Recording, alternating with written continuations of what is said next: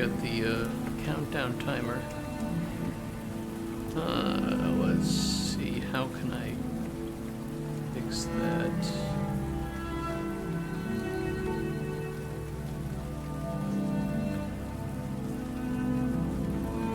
Shit.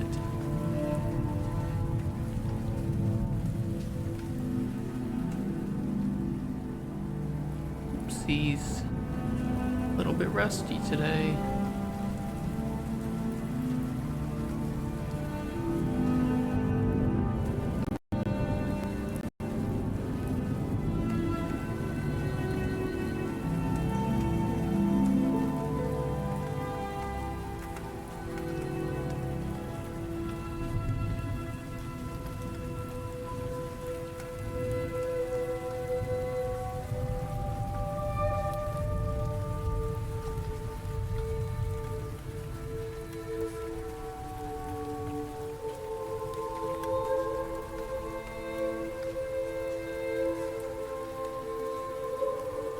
There.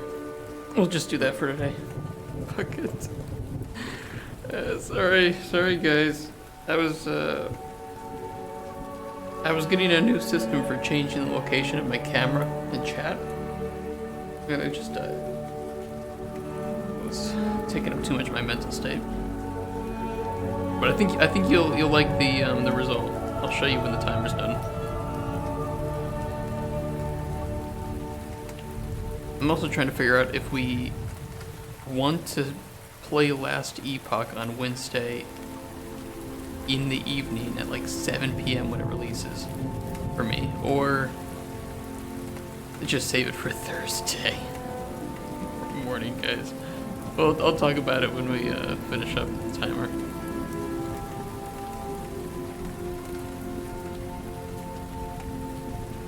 Don't be too excited. But it will help a bit. I didn't think it would take as long as it did. I was trying to get it finished.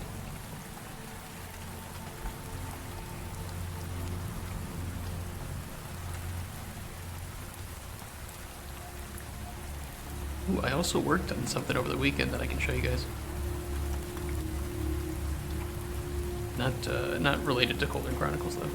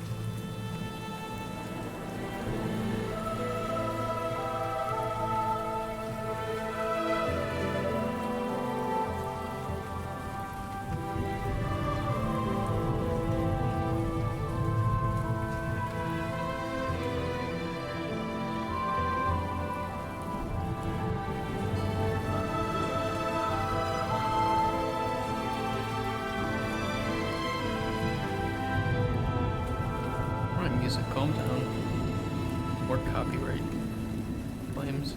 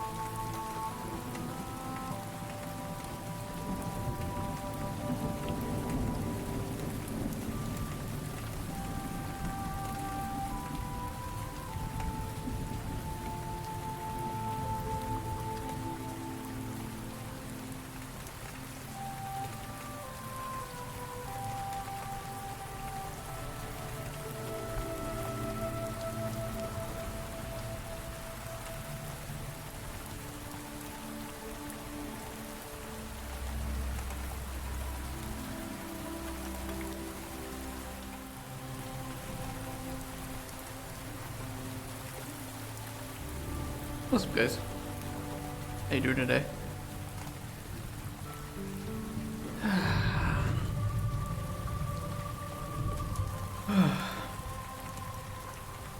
Mondays, right?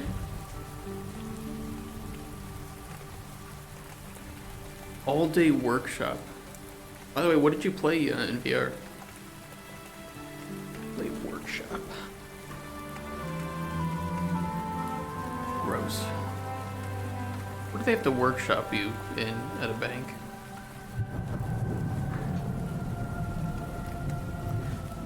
But I'll tell you guys a bit what happened. Okay, so I had kind of a busy weekend, extended weekend, right? Legendary Tales and RPG of sorts. Ooh, okay, that's pretty cool.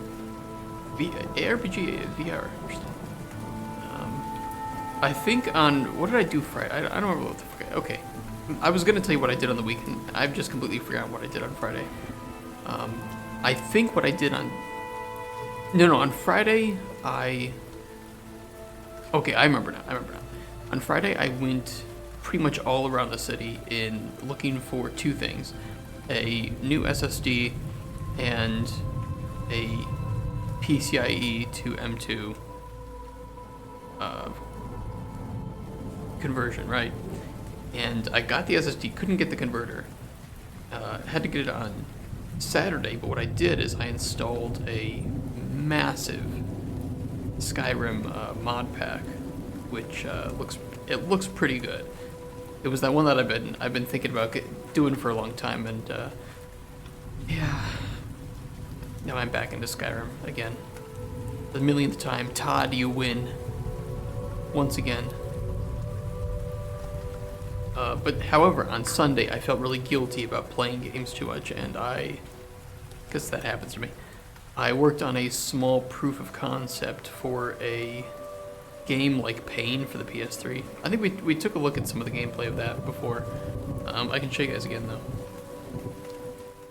And I can show you something new that I've set up for cam and chat overlays. Let me see, where's Pain? Just so you guys are familiar with it. Remember this game we were looking at?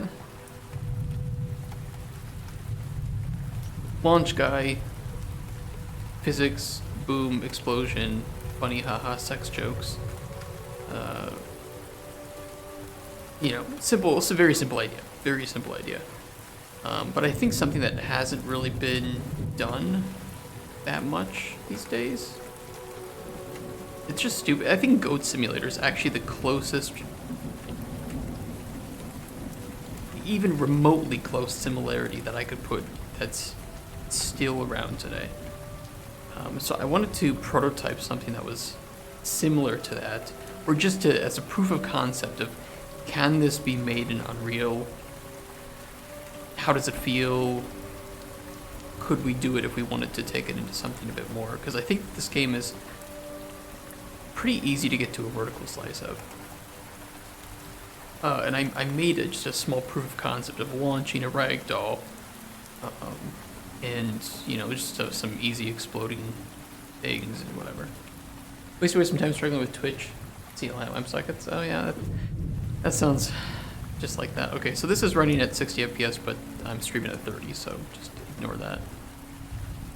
But I created just a simple launch ragdoll, and that what they call the ooch system in this game. So after you've launched and you hit something, so you're not a ragdoll initially, but you become a ragdoll when you hit something.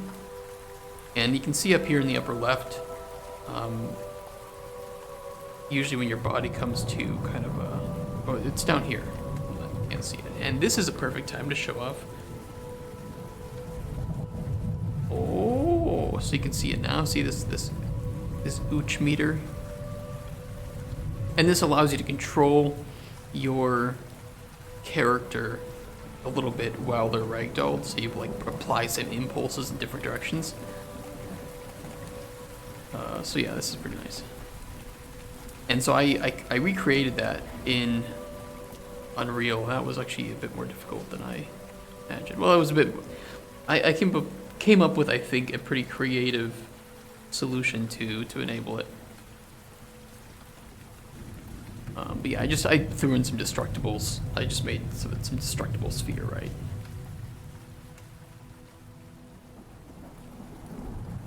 Pretty basic idea, but I think that the proof of concept was successful, and it allowed me to work with the two things I haven't really done much with, which is destructible meshes and ragdolling, and I would say also the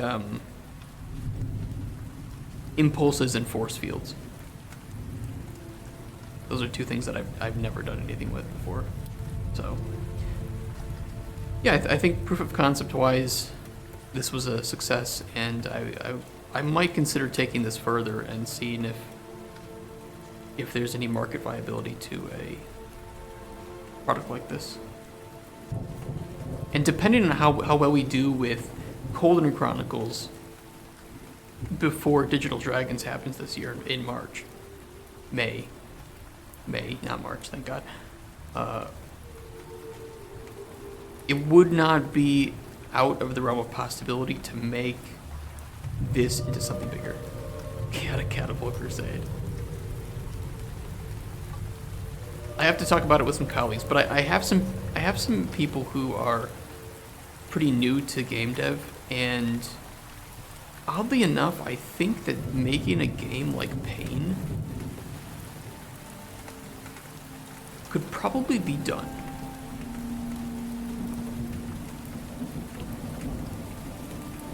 And I want to do it. I want to do it because I think that there is a market to this. There are plenty of people in this video from 2 years ago who are, very nostalgic about this game, who want it remastered, who want to see it again, who are playing it again. It's a niche market, but I think this is still a very relevant concept. That I think nowadays with an engine like Unreal is very possible to do. Very much simpler to do a lot of the physics with Unreal now. So, yeah.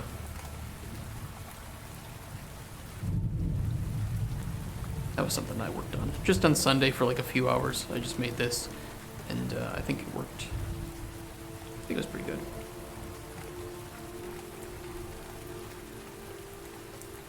Oddly enough, for the impulses that I apply, the OOCH system as they call it, I have a rotating scene group of radial force fields that rotate with the camera, so as the camera's moving, so do these, and then based on what buttons the player is pressing, it sends the impulse to the right field. And that way, whenever you're pressing like OOCH forward, it's always going to be relevant to your camera position.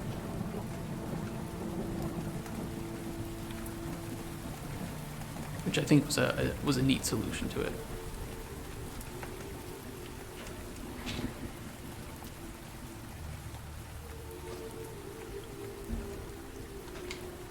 But yeah, I gotta talk about that. Keep hearing different words. Huge.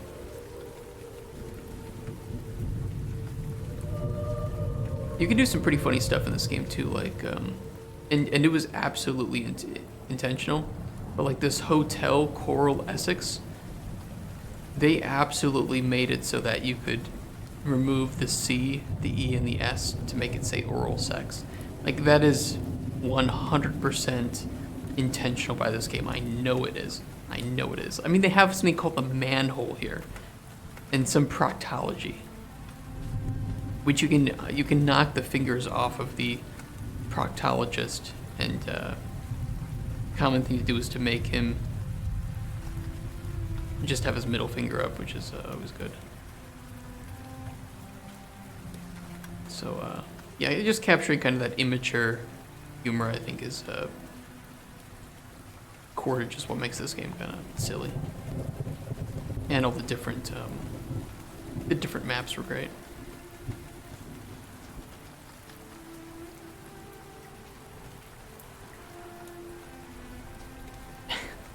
Fucking game. Okay, what else? I don't think I have anything new to say. Oh yeah, regarding the schedule that I want to do, because Last Epoch releases really late on Wednesday, I think we'll just start playing it on Thursday. And maybe do some stuff over the weekend. But I will wait till Friday to feel how that is. I'll tell you how it is. I mean, I already know how it is. I played it. It's good, is what it is. Very good. There was a funny video of like why Diablo 4 players would hate Last Epoch.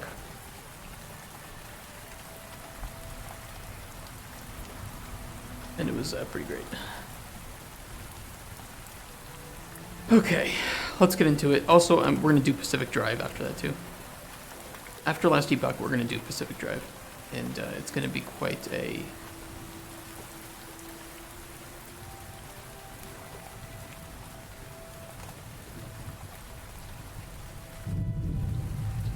Okay, at least that, okay? Okay, fair? Is that fair?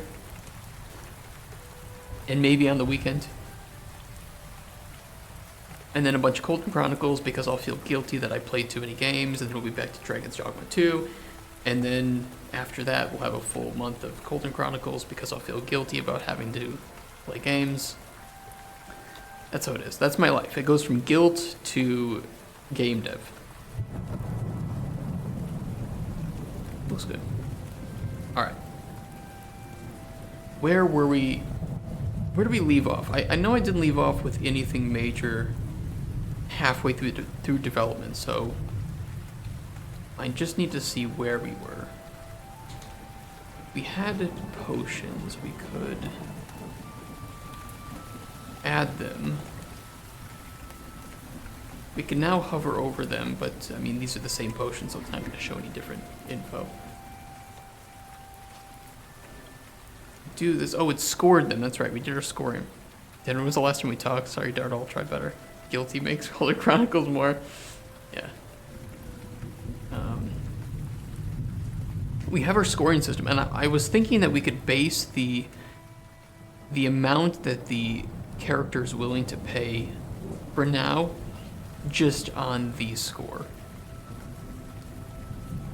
Because again, this is about showing potential publishers and investors that you will get something in return for giving potions. And then I can say in the full game, you'll be able to lie about what's in there, to, you know, intentionally give them the wrong thing if you want.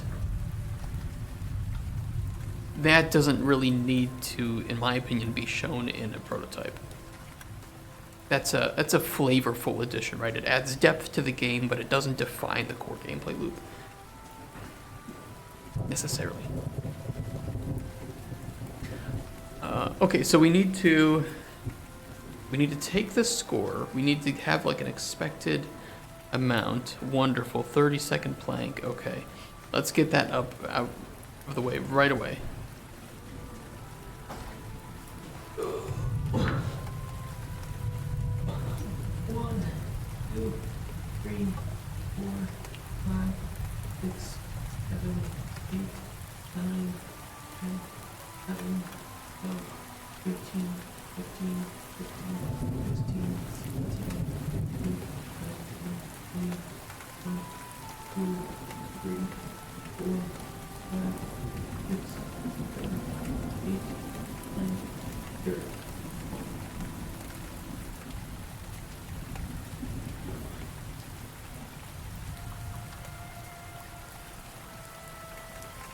Wonderful. Okay, for now we hard code an expected price that the NPC is going to pay for a certain potion, and then we just do, I guess, a lerp between a high and low number, maybe plus minus 15 gold or whatever. We just do a maximum price and we lerp the maximum price, between 0 and the maximum price for a potion based on its score. I think that'll be really easy to get implemented. After 2-day workshop, we'll start doing the exercises with you to make sure you don't cheat. I'm not cheating. I can definitely tell you that.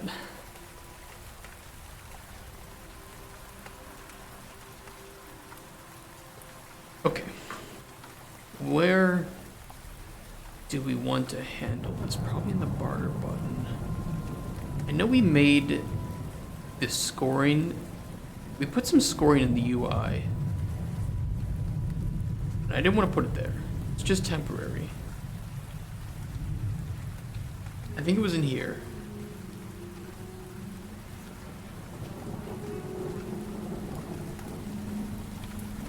Yeah, placeholder for testing. Okay, good. I'm glad I mentioned that here. You guys will have to forgive me. I really just...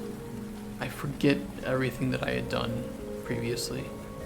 So it takes me a moment to get caught up with what we were doing and where we had left off. Put it that way. Offer clear secondary potions. Okay, we clear all potions. We score them. We print the scores. Cool, cool, cool.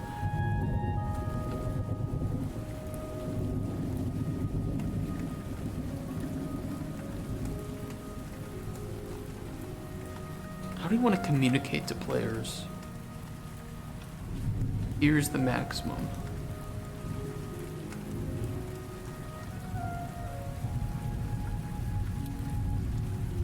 I could put in a new chat, like a new option for the dialogue. Or just at least new text where he says, you know, I'm willing to pay this much for shit, right? Yeah, good luck on your workshop. See you when you get back. It's a 2-day workshop, Jesus.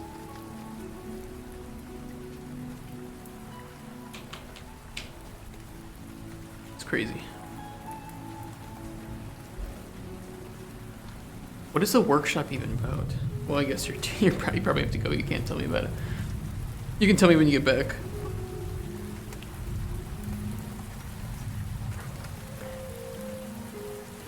I went to a Lebanese restaurant too on Sunday. Saturday. It was on Saturday. It's very progressive, Lebanese. That's when the girls kiss. We like it.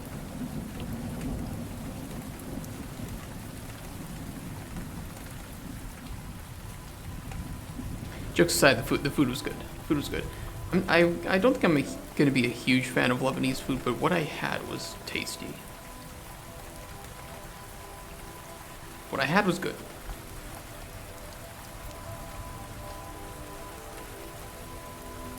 Let's take the inputs. We could make another function that takes the maximum.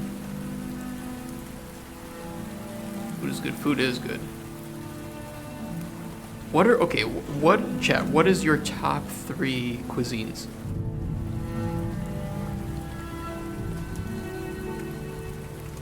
What are your top 3 cuisines, and then your favorite food within that cuisine?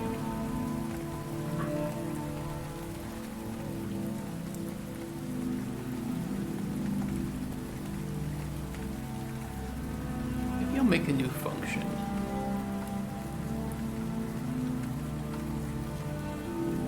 Chicken wings. Chicken wings are good. Analyze potion scores.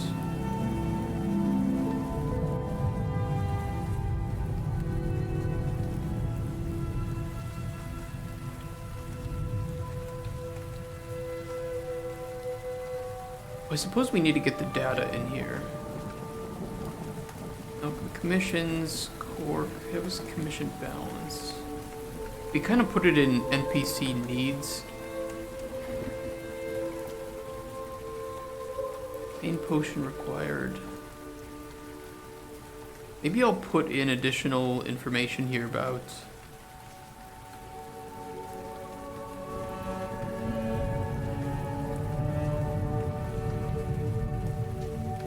Asian food is always good when I try it, like Japanese food, Thai, Chinese. Yeah, I'm a pretty big fan of most Asian cuisine. I think Chinese food would have to be my favorite. Although Indian food is also really good. I don't know.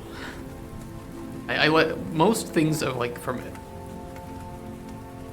Most Chinese dishes or Indian dishes for sure. I like. Yeah, Indian food's just it's goated. I mean, and Italian is always good. I think for me, it's like Italian, and if we don't include like our home food, because like I'm obviously enjoy a lot of American dishes, I'd probably have to say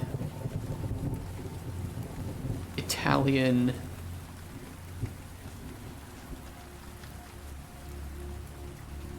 Chinese, the Indian food, my top three. Ooh, okay, hold on. Italian, Indian, Mexican. Poutine is really good. Yeah, see, that's something that I would expect to actually come out of America. Poutine.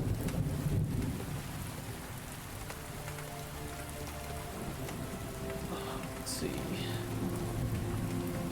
Main potion max.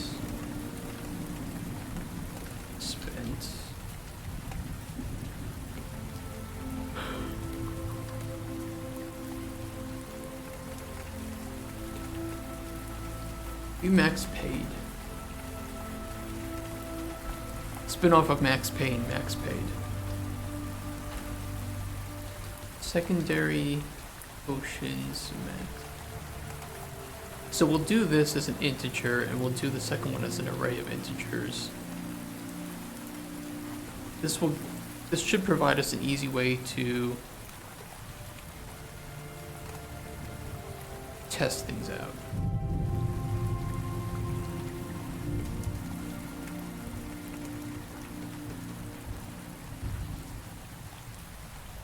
Fine. Should be fine.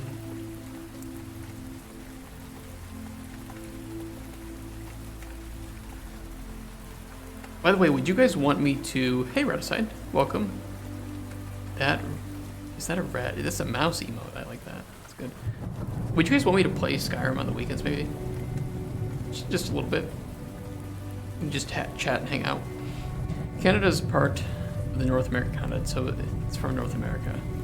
Is poutine really, did that originate in Canada? I almost said Canadian.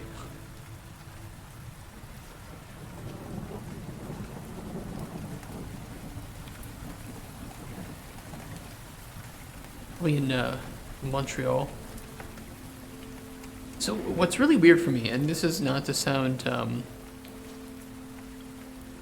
weird, but people from Montreal who are French Canadian, it's very odd how their English is actually sometimes, I don't know, it's lacking.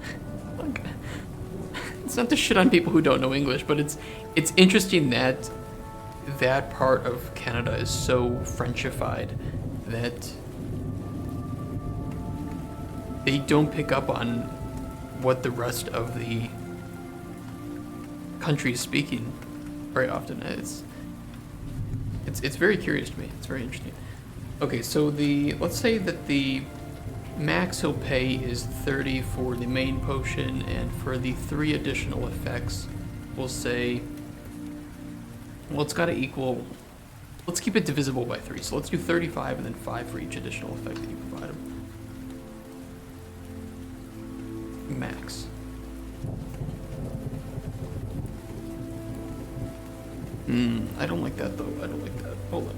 I gotta rethink about that. Because we do the secondary effects based on...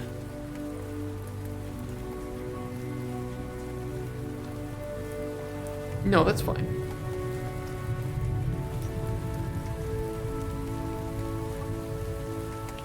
This should be fine. Canadian French is very different from French. Quebec, as far as I'm aware, hates being Was Quebec where French Canada is like centered around? Furthermore, hates being part of Canada. It's divided on becoming its own country. Oh.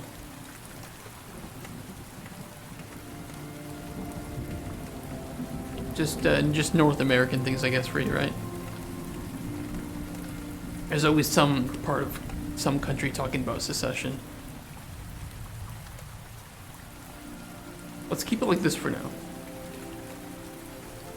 We'll do.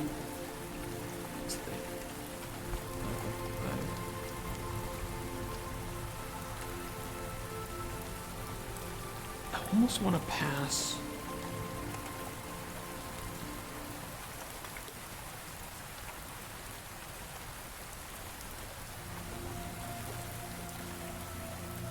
I almost want to pass an array of booleans out to another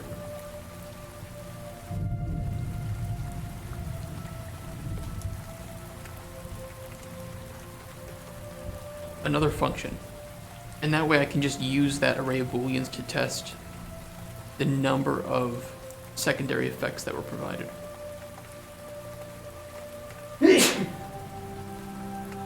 Sorry. Quebec is French. Canadian. French is the first language there, and English is the second. Yeah, that's so interesting. I mean, Canada is pretty large, so it, you know, the size at least makes sense, but it's still crazy.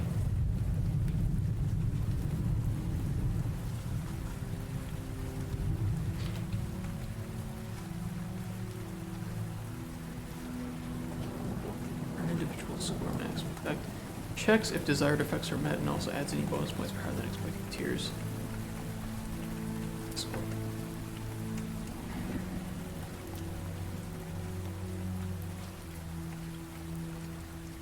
Yeah, let's see. Let's do an array of booleans.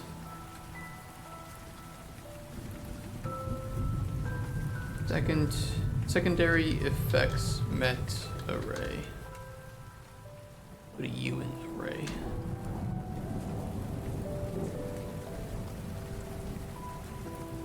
Get add.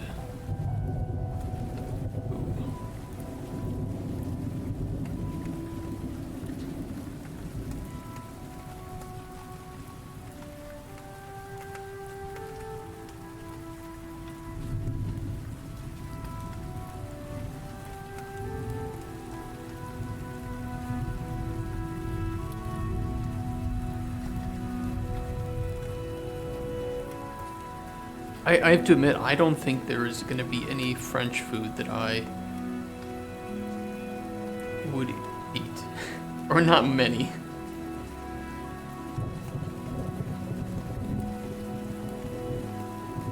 Maybe smell like the soups and stews. I'm a big soup and stew person. But I guess I would say like popular French dishes. I'm not sure that there are many that really interest me.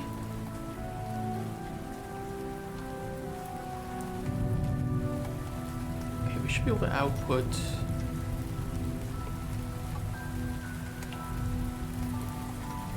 secondary effects met, and that is as an array.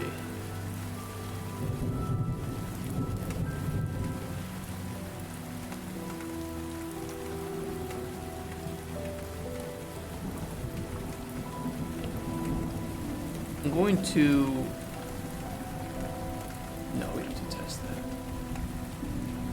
another weird Canadian treat that you have in winter. What?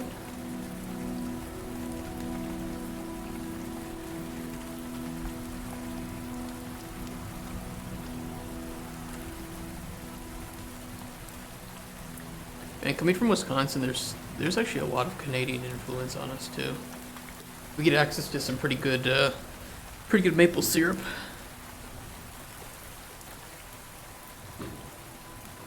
Gotta love the Canadians for that.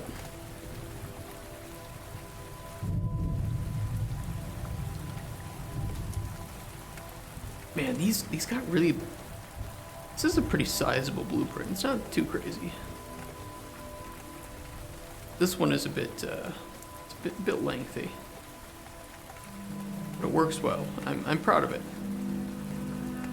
Alright, let's make another function here called...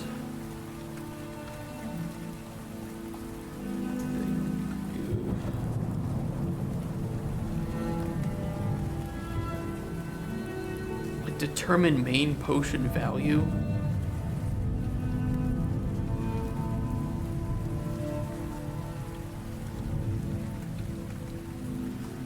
Only problem is if we stored in a function library, it could get a little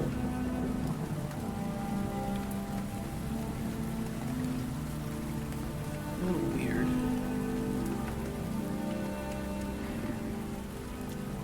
What it's called.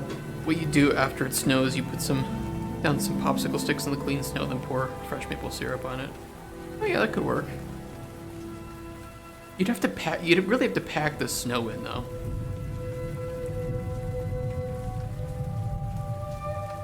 But you could do it. You could absolutely do it. Like you wouldn't want to pack it in too much, but you would want to pack it in enough so that when it freezes, it won't immediately fall apart. But yeah, that would taste pretty good.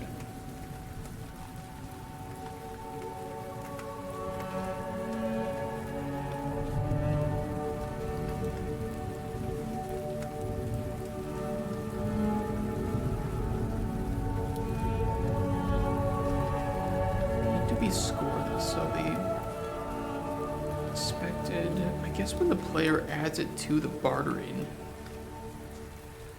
The thing is, the player doesn't choose whether or not it's a main potion. It has to be when the player decides whether it's a main potion or not. But it has to be when the player puts in an amount. Presses confirm, adds it, and we show whether or not this is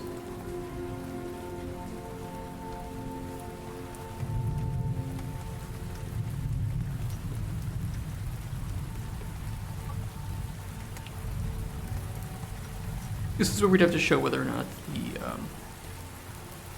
the expected value is good or not. You guys can't really see it, but anyway. Damn you!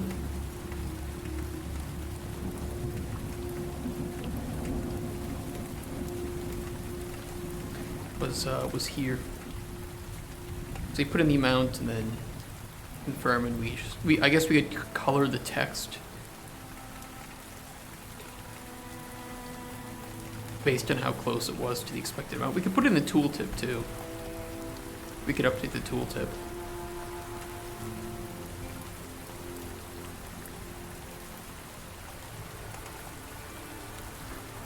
Seen it done on TV once, always wanted to try it. Yeah, I don't think I've ever done that, but it now that you mention it, I think it would be very viable, very viable.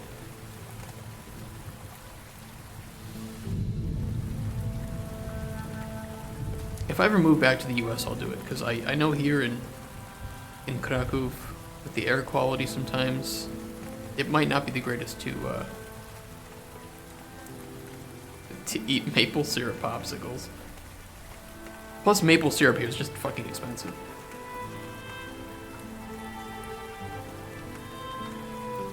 It's so expensive here.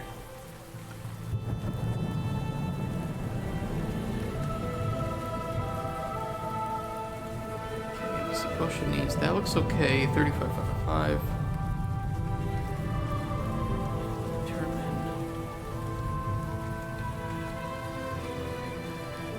Determine main potion worth. I guess just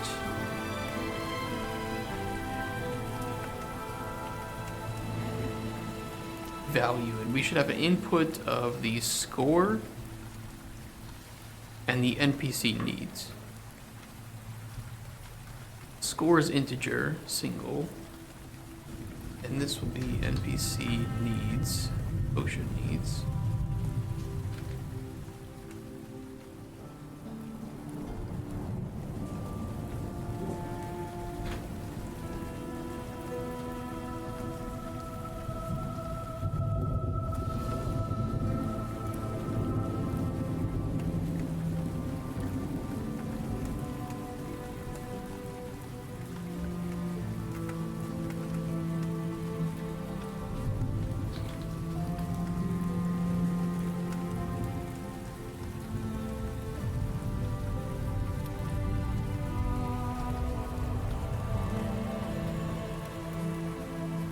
Hold on, I gotta check something. Couple bots.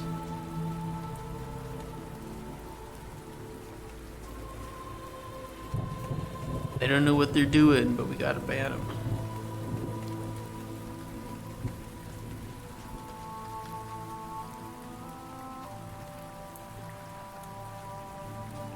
Hopefully I don't accidentally hit one of you real people, but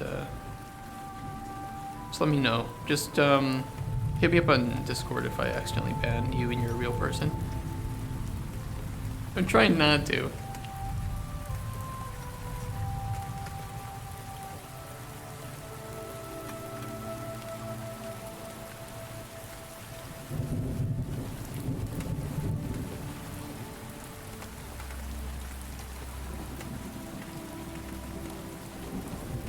Definitely.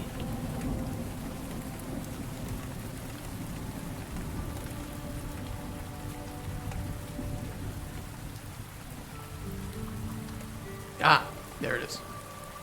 Gotcha. Gotcha, bitch.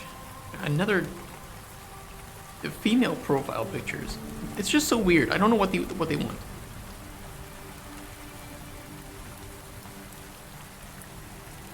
Okay, and I think that's pretty decent.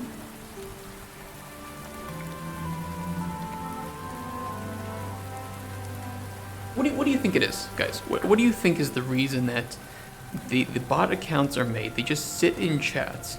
They don't do anything, as far as I can tell. They don't even follow. They have oftentimes quite a few badges, and they just sit there with like female profile pictures, but they do nothing. What is the purpose?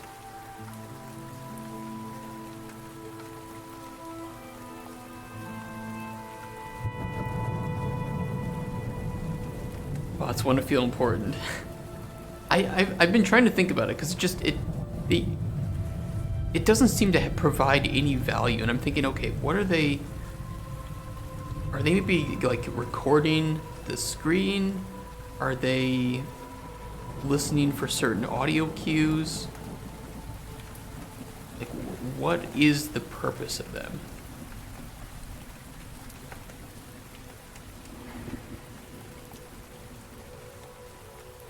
I think we do a lerp. We need to normalize, so we need to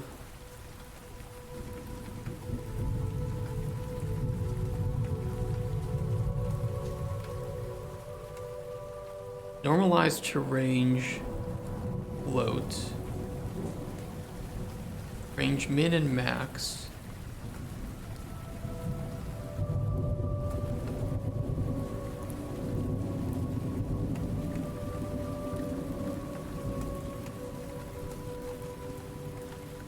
Yes. So the potion, oh shit, we need one more thing. We need to make sure that this works regardless of balance. I need to, hold on. Get data table row. Commission balance main. Definitely nothing, yeah, it's, you're not wrong.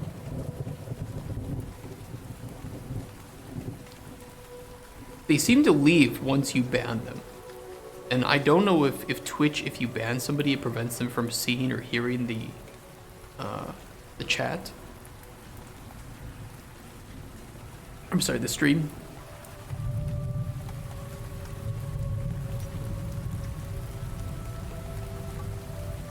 Penalties, bonuses.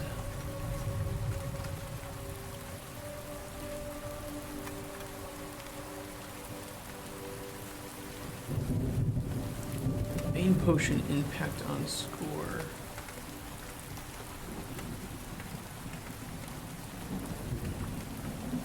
We almost need to take the maximum, multiply it by the main.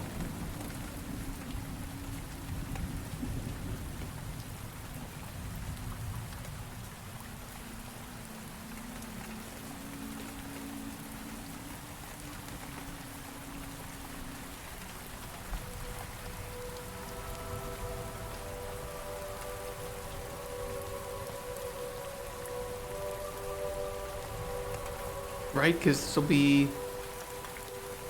Times 30. No, wait, 100 times 7.5.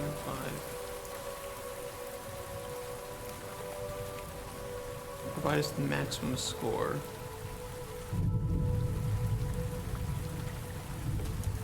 And then we normalize to range which values.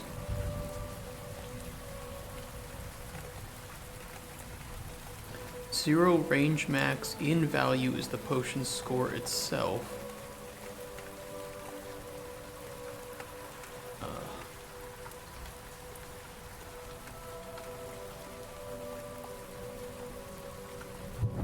So what this will do, or should do, is take in the potion score and normalize it between a range of well, the return value is between 0 and 1, right? Which is perfect for a lerp. But we need to normalize that between a range of 0 and whatever the potion's maximum possible score is, which, you know, in the long term. Because if the player can only score a maximum of, you know, 35 points on that potion, then technically the maximum is 35, not 100.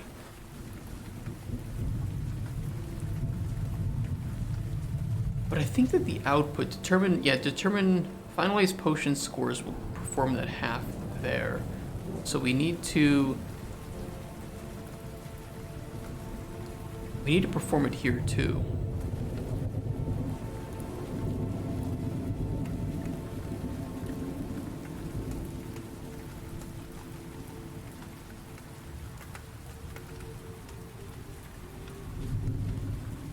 Right?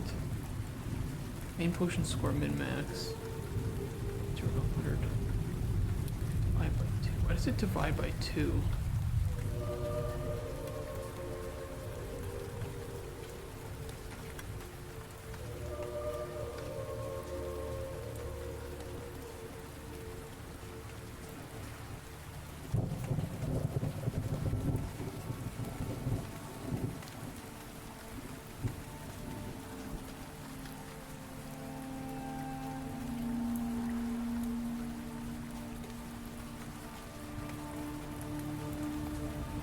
Wait, I'm a little confused.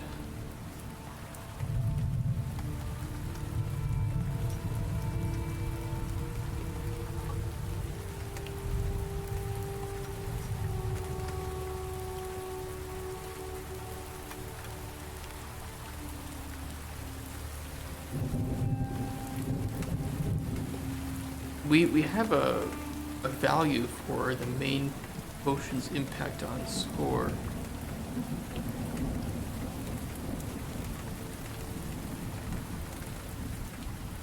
But why does it feel like we don't use that? This here.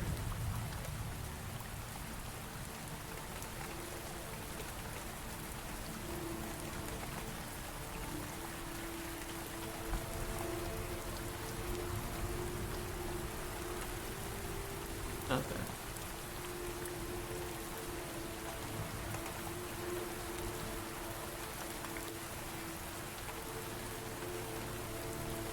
Main potion base satisfaction. Oh, we do.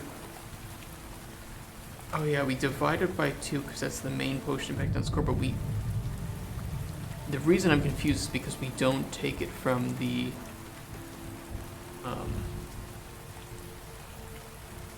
data table, and we should. Yeah, we absolutely should. I don't know. I must have been in a rush. Because otherwise, if we change that value, then nothing will actually happen with it. It won't have any effect. Okay, so instead of a divide by 2, we need to multiply it. And then do a quick round.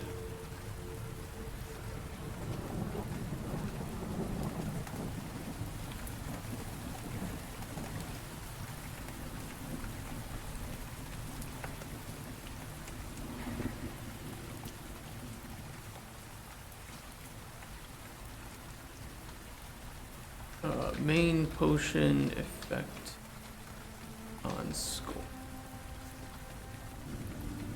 Or mental.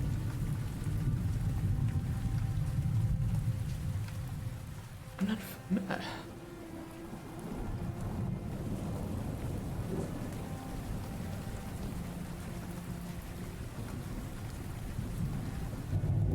Something feels weird.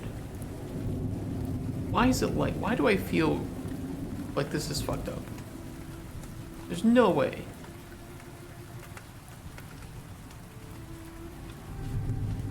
Plus... We'll score mental, we'll score math.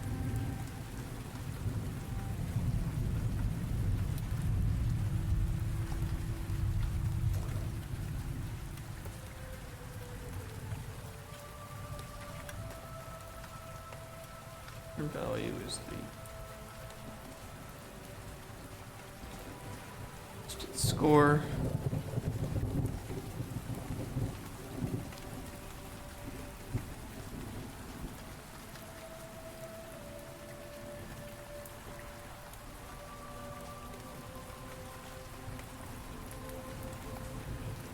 Total score min, total score max.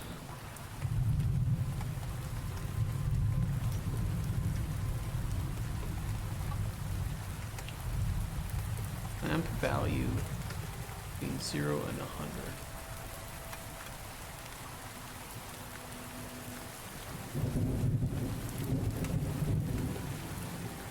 I'm so confused right now. So confused. Did we do things properly or not? Is my question here.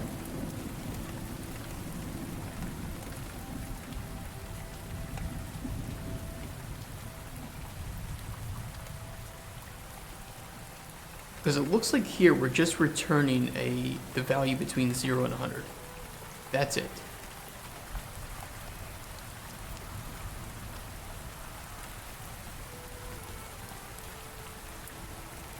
I don't believe we have anywhere in here the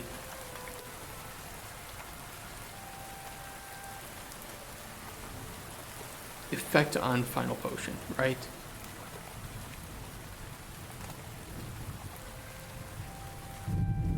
Here, however, we do determine the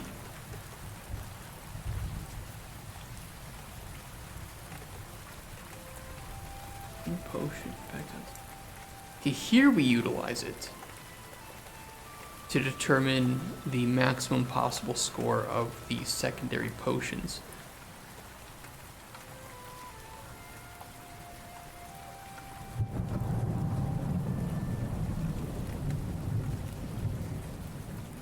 And so in here, we need to take the main potion score, perform the adjustment, so just half the score, in our case, because that's the balance. But it's going to get the data table value row value. And then add it to with the secondary potion score, which is already adjusted. Which is weird that we don't adjust the score in the main poke, but whatever. And then we clamp it. We add it. We clamp it between 0 and 100. And that's your final score.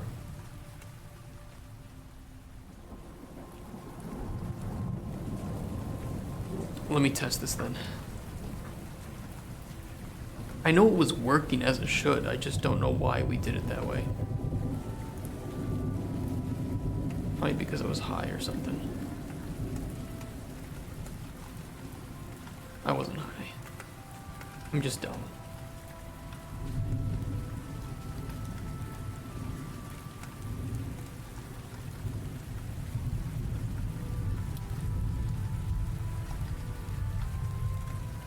Okay, we'll grab these. What potions does he need? He needs mana, health, sweet taste.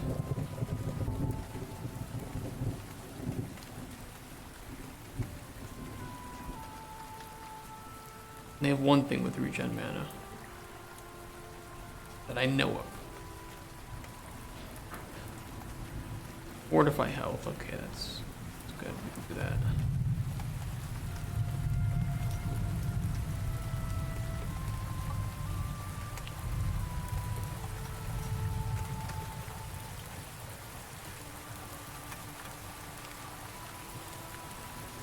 I don't know. Sweet enough.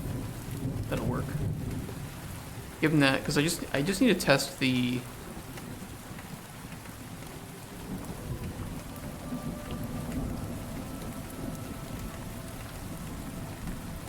I just need to test the scoring system.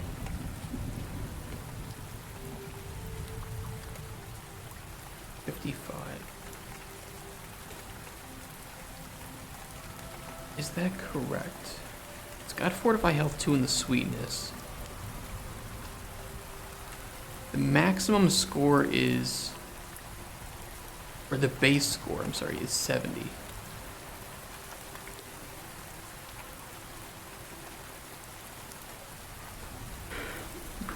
And we only had one missing effect and we had no negative effects. So main potion missing effect penalty is 15, so that's correct. It is scoring it properly. Here it should output half of that. Not showing.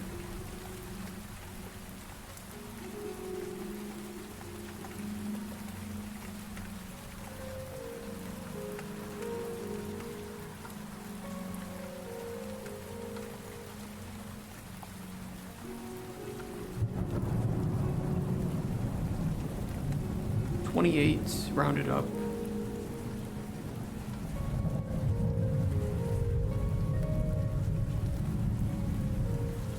Rounded up. Interesting. Okay, it's fine. I mean, that should be correct. That should be correct. 28. Yeah, we didn't have it hooked up to the balance data table, which I don't know why I wouldn't have done that, but I guess it's okay. I guess I just got confused over nothing. Story of my life.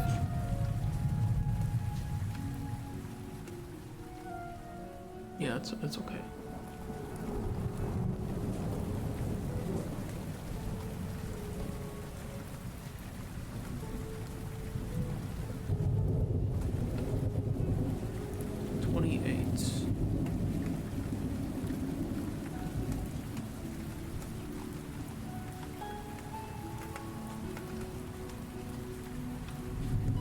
Okay, yeah, that looks good.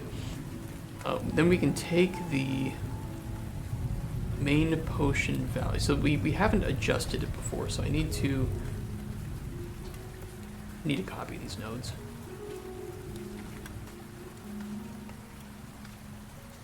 Main potion score.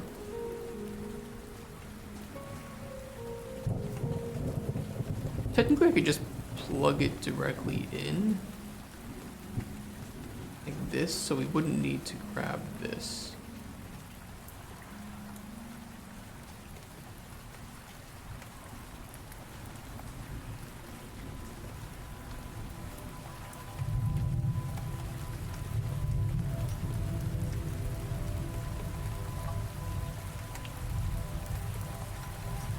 Looks a bit awkward, but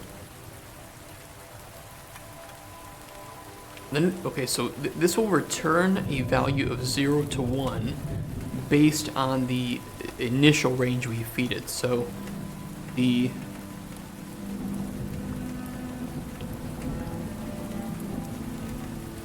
not actually the adjusted score that we want to put in, right? It would be the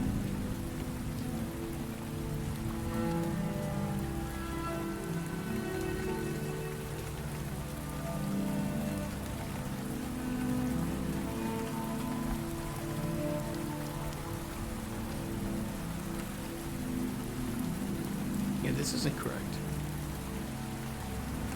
0, 1 between, I would say the base threshold or the maximum possible divided by the impact.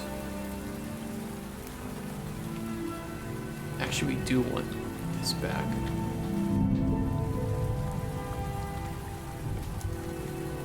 The reason being is that the main potion score maximum would be 100 divided by, so the value itself would actually be relevant here. That's the range max. The adjusted score is precisely what we want to hook into value. That's correct. That looks better.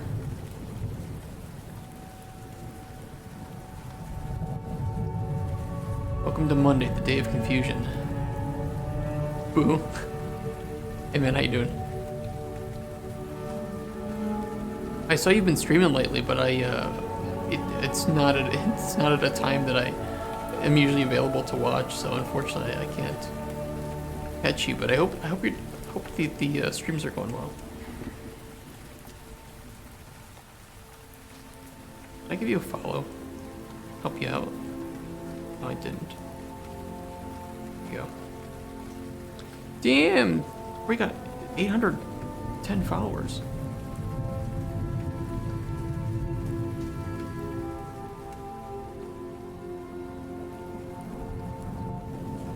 You've definitely been streaming for a while then. Okay, I haven't streamed in 2 days. Not been well. Ooh, cold flu, I think. Oh shit. I hope that's all it is. Nothing, nothing worse is what I mean. Are you staying warm and fed? Gotta eat. Always gotta eat. That's good. Good. Hope you feel better soon then.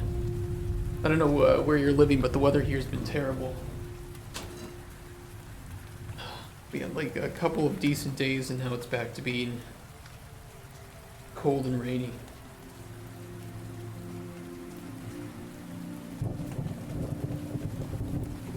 Terrible month for weather. Can we normalize to range? That'll give us the alpha. Now we want to lerp between, well, this is where we need the potion needs. I'm gonna pull it over here. Get potion needs.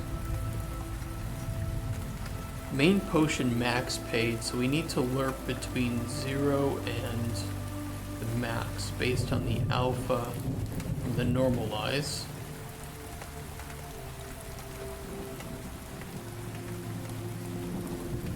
I can explain visually what this is going to do, because it might look a little confusing. But I've been alright for the last 2 weeks, but having a massive draft to the hole in my front door was like that for the last 1.5 before it got repaired. Oh jeez. Yeah, that doesn't help. Full winter stuff got me. Sounds like it. So we take... First we get the potion's current position on a range between 0 and, of course, 0, and the maximum possible score halved, which is exactly what it's going to provide to the final scoring. So it would be between 0 and, in our case, 70 times 0.5, so 35.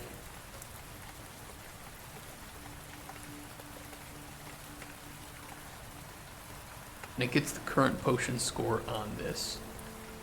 And then it translates this 1-to-1 to a range between 0 and 1.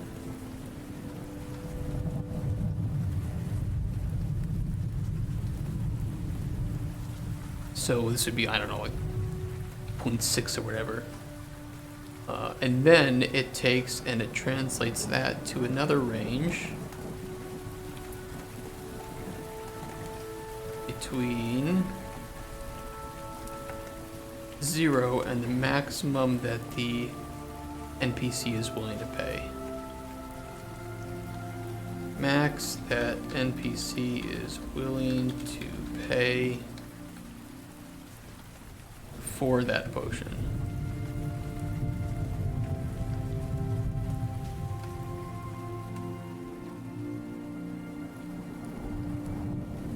which is, in our case, I think another 35, actually, ironically. And this is the golden range, right? Can't complain, it's been like about 14 years without having a cold or flu. Yeah, I guess you were overdue for it, right? And then what we can do, so once we have this golden value, we can do like a plus minus amount on here, and this will allow me to control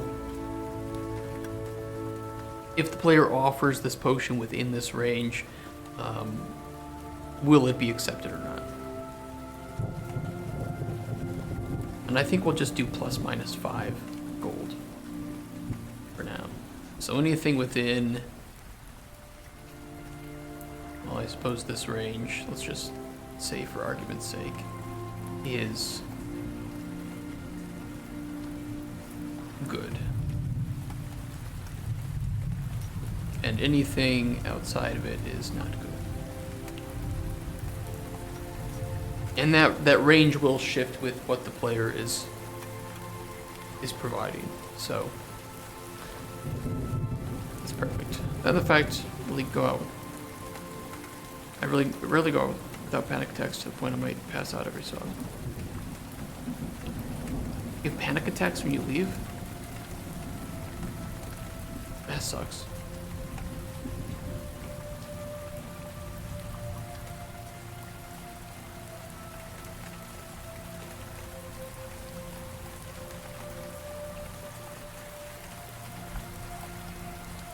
So if we test this, we could feed in a fake potion, and potion needs to test this.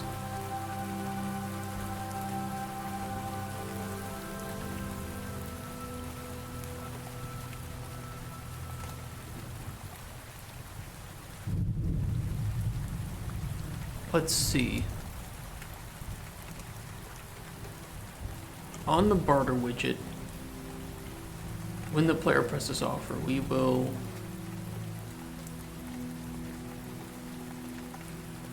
determine main potion value with the main potion score. Let's say that at 28 from before, and then the main potion, or the potion needs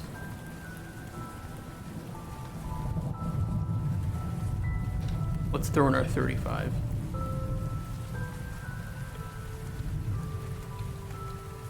And we can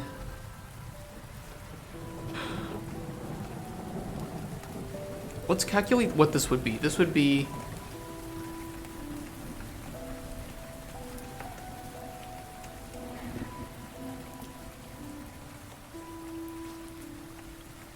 actually, why do we do it like this? Can we just divide it? Could we, well, I think there's two ways we can do this actually. We can take the score maximum and multiply it by the potion impact on score, or take the base satisfaction amount. No, it has to be this. It has to be this.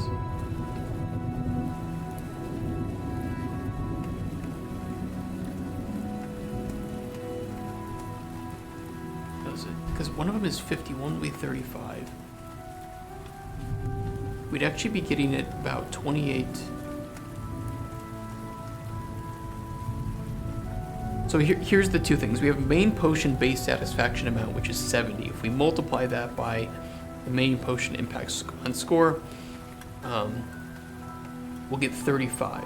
Do we want to determine whether or not, if the base amount being satisfied is worth the full price, or do we say that the maximum will be paid is the first option? I think is more generous to the player. The second option, where we do it based on 50, which is the maximum score divided by, or in this case multiplied by, the main potion impact on score,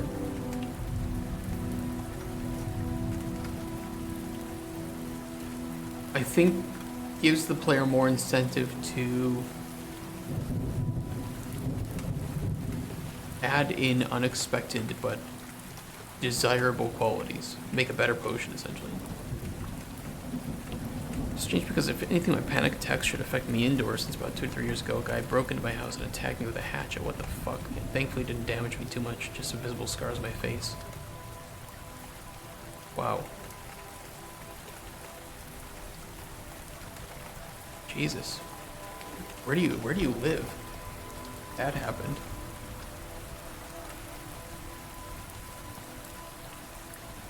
UK? What the fuck?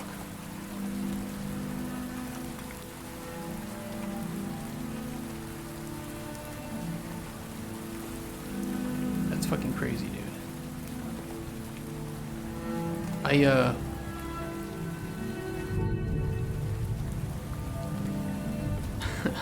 I'm always, you know, you never know when that shit's gonna happen, right? You never know. And that's why I'm kind of wanting to live in a state in the U.S. that allows for, that has the castle doctrine laws, they're called.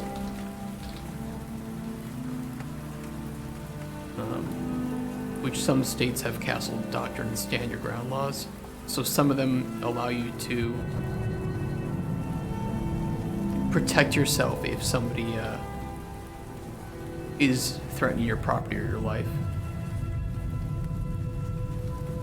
But it's weird, I didn't even know his name until he was in the paper. Also, the first time I met the guy, he was like, he's got out of jail for manslaughter.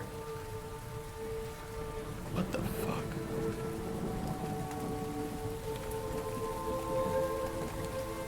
I mean, was this at like night?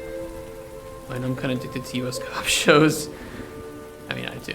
I watch a lot of like body cam footage, especially with like drunk people. They're just so funny. But yeah, if I moved back to the US, I want to live someplace with that. I mean, for the most part, though, even then, even if like the nice thing about the US court system, and there's always flaws, right? There's tons of flaws too, but even if you didn't have stand your ground laws in the US and somebody broke into your house and threatened you, or, you know, was like swinging an axe at you and you shot them, a jury would never convict you. Absolutely not.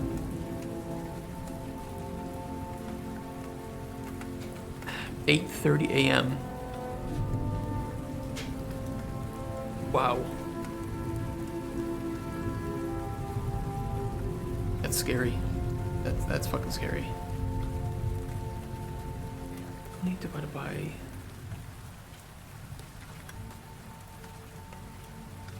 That should be 0.56. And then we would lerp between...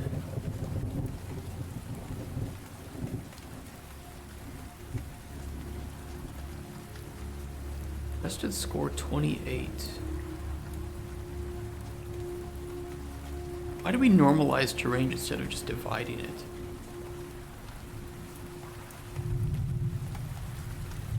I don't know, let me see what it is. Let me just see what it does.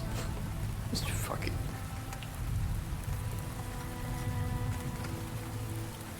I think we needed toadstool and something, so let me just grab a toadstool. I don't remember what the other thing was that provided fortify health. This.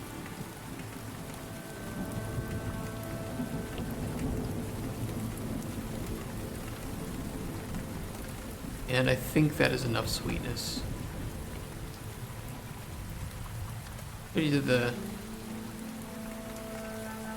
shining to my bathroom door with me holding it. That's where I got my scars from, because it nicked me. Thankfully, that'd be much worse, yeah. But this in my face was crimson, Jesus Christ. That's scary. Why can't I... Oh.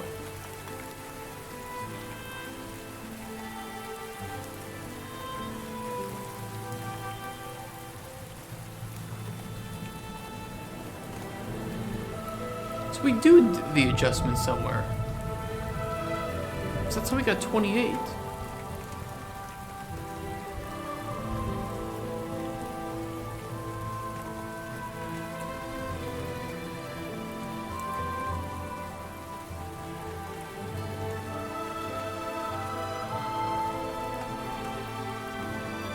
Well, I guess this would come from the main potion effect on score, so we would just...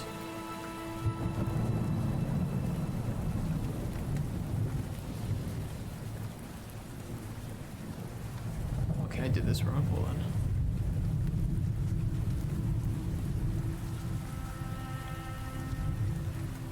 We need to put in 56, because we do the halving again. Me today. He forced me on my home and made me walk past a main road telling people to take me to police. The police found me and nicked him. Jesus Christ. Over here we can't hurt, defend ourselves like in the States. Yeah, that always made me mad for you guys. Just hearing stories about people defending themselves and then getting in trouble for it.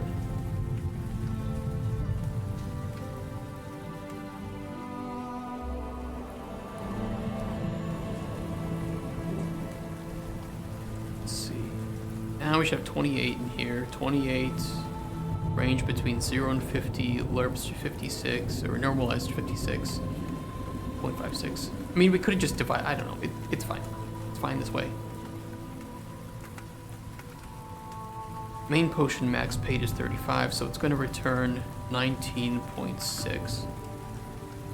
So that's what the NPC is going to want to pay. We can round it, let's just say round to nearest.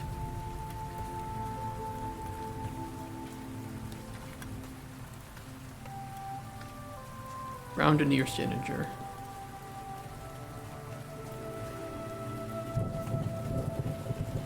If worst issue, yeah, I've heard that.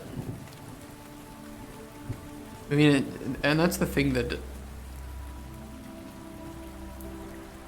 because, you know, here in Poland, there are a lot of people who don't understand, like, the gun laws in the U.S., and, you know, there are very fair arguments against a lot of the laws or issues, but I think really it's just, it's an issue. If people want to hurt somebody, they're going to find a way to do it, regardless of what they use. Whether it's a knife, a car, a gun, anything. Yeah, no, I know what you're saying, and it's just... Everybody seems to focus on the tool being used and not the people that are doing it, right? I'd rather be... Yeah, that's... It depends, especially what with, just because in most cases, a civilian... Let's just say this, in most cases, a bullet is going to actually do a lot less damage to you than a knife or a fucking hatchet. Jesus Christ.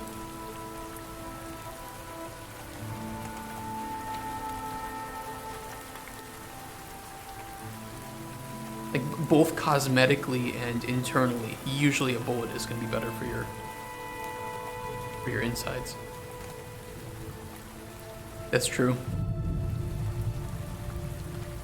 That's true, and it also assumes that the person is up close and personal with you, which, yeah.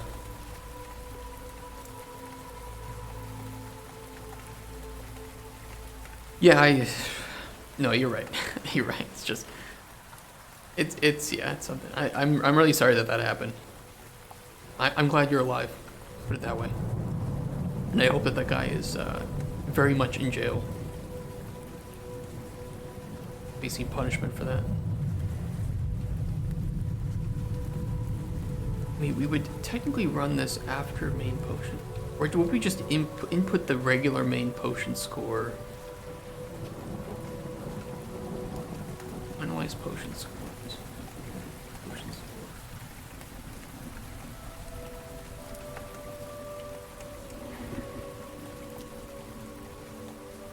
He's in a psychiatric hospital.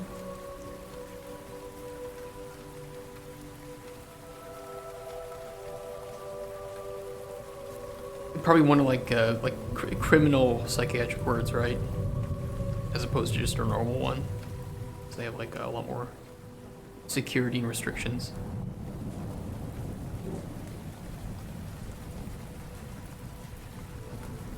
What, the loony bins?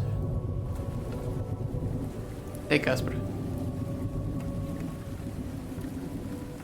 That's the one? Yeah. You have an idea? Oh shit. Is it a game idea? We have too many game ideas, Cuthbert. We have to make some of these games, you know? Let's add loot boxes and do NFTs. No. I don't like this idea. Yeah, no loot boxes.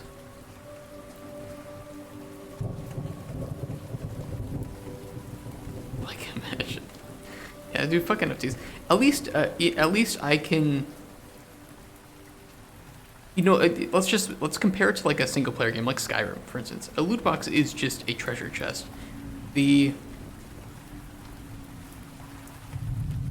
I wouldn't mind making a game with loot boxes as long as they weren't paid for with real money. As if it was just like a roguelike or something, right? Where technically it's a loot box. I think loot box specifically means the ones that you have to pay real money with, right? But I do think there is some gray area between the loot box that can be bought with real money and one that is absolutely not bought with real money. Hey, Floopy Dragons. I need some NPC can buy potion boxes from you. Alchemy as a service. No. Alchemy as a service. Christ. I like it. Only way I'd make a game with loot boxes is a joke game that takes the piss out of loot boxes. Exactly, yeah, same.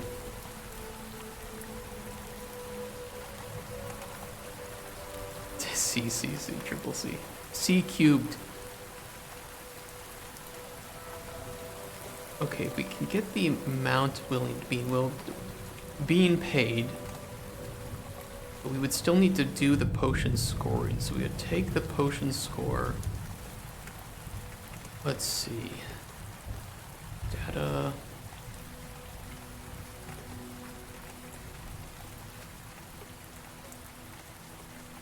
What am I thinking of?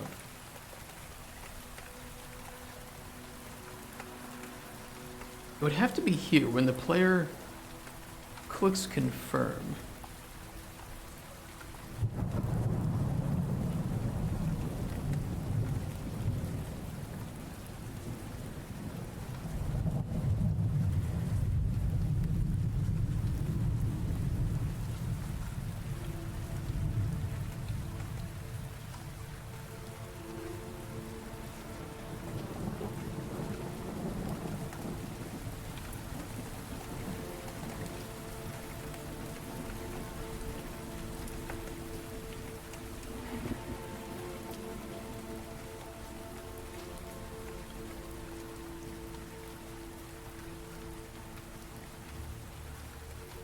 Make a game you have to pay and buy DLC. Yeah, we've been talking about that in Microraptor 2. And even one where we would have NFTs that you bought in the first game, that you bought, right? And in the first game they would lose all their value. And then in the second game it would be some dystopian future where you use those NFTs that have no value to try and buy food. You can't, just like stupid shit like that. But you know, these are just these. I don't think these games have any marketable value. They're just kind of dumb ideas to take the piss, like you said, take the piss out of NFTs. Potion boxes. Yeah, exactly. You see that? Cuthbert, did you see that pain proof of concept I made?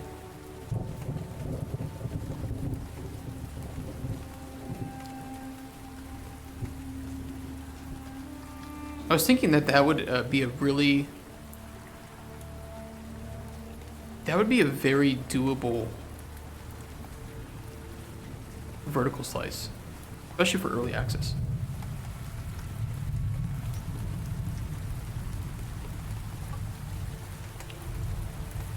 Want to see the new thing? Yeah. Show me what you did to your game.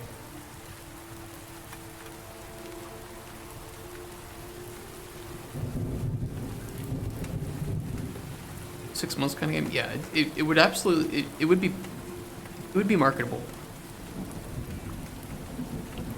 I'll see how far we get with Cauldron Chronicles.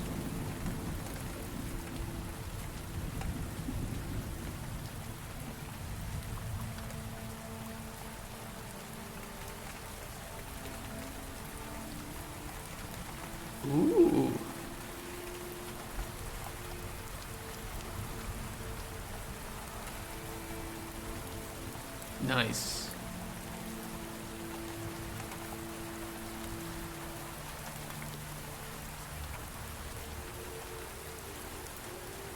I like it. I like it. I like how all your actions change the world's color.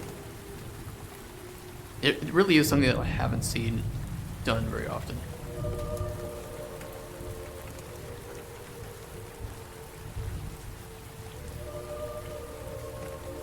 Like you are actually restoring something.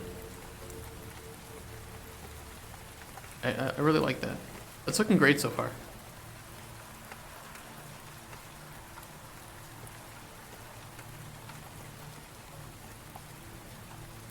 It's looking really good. Making me jealous. Bloody hard work though, yeah it is. That's the thing, you know, it's there's so much difficult work that players just kind of take for granted, and it's fine. It's not their fault, right? Like, I don't know what goes into making some beautiful cake that I eat, right? And then when you learn about it, it's like, wow, I did not know this much work went into this thing. Penate spent 2,030 hours of the engine. Wow. 2,030. Fuck. I'll have to figure out how much time we spend making Cauldron Chronicles. Half of it is just me forgetting what I was doing. Like right now. Score value. When the player confirms the bartering, we send the information to the widget. That will be this widget. And let's see what else.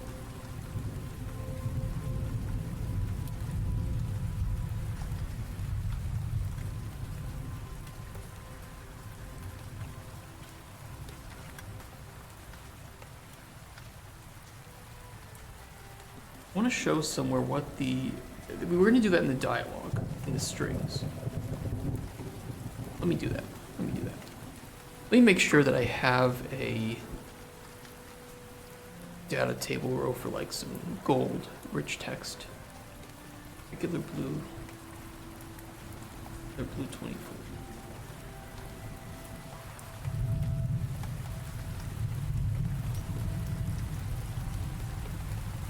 Dimensions are weird. Everything becomes more special when you find out the process of how the thing... Yeah, I absolutely agree. That's why I like the old TV show, How It's Made. Love it. It's a total of 85 days if I use the engine every single day without stopping. Jesus. The one that said you wanted to think about having voice actors. I would think about it, but only for vertical slice, not for prototype. Okay, let's do regular gold 24, not 243.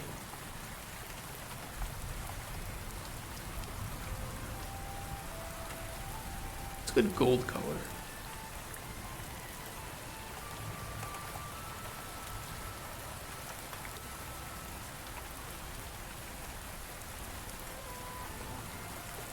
It's a pretty good gold color. Oh, It's Made is one of my favorite shows. Yeah, it's always great. I found out that my there's one of them that goes into a process of like a metal finishing, and one of my dad's products is visible within a shot of How It's Made.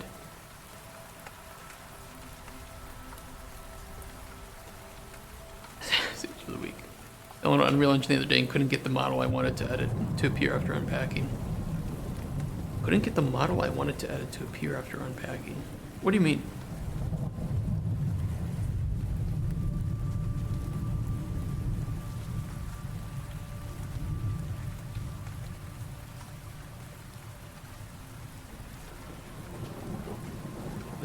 What more are we planning to use this for?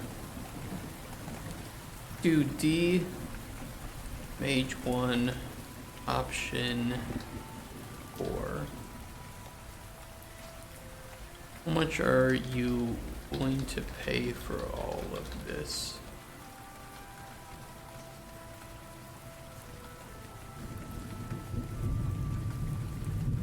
I wanted to do it this way. Calm down, Woobot. Odds for model of Spyro. Were you importing the model of Spyro into Unreal? From like somewhere else? You can give me a link too. If you have a link to like the model download or whatever, or send the model file to me on Discord, I can try to help. Let's see. Max I could do for the potion is 35.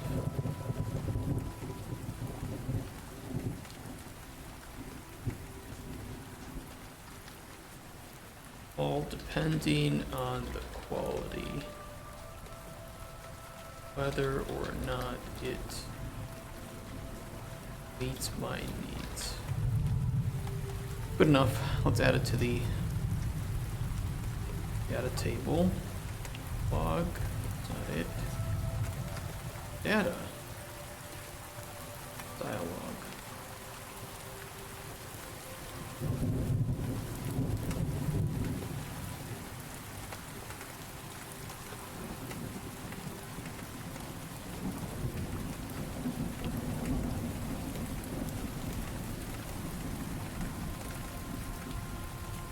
And then let's re-import the strings.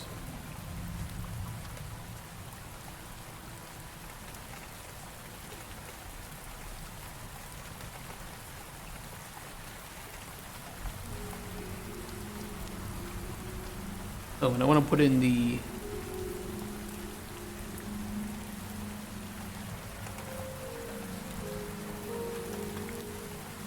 rich text.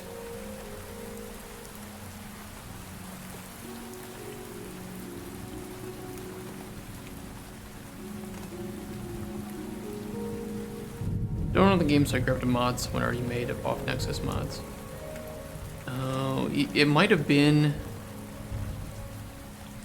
It was probably a some special file type for some other mod, right? Not gold.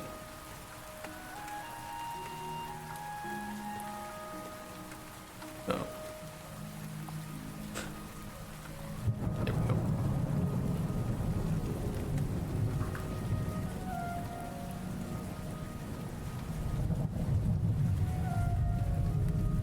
Max we can do for the potion is low, it's all dependent on quality, whether or not it meets my needs.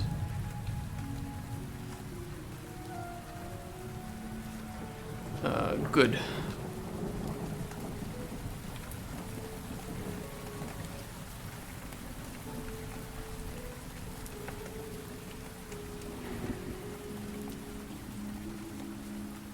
What were you trying to do with Spyro in Unreal?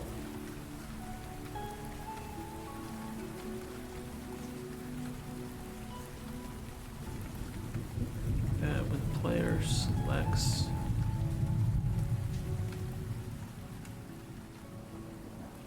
move potion from barter.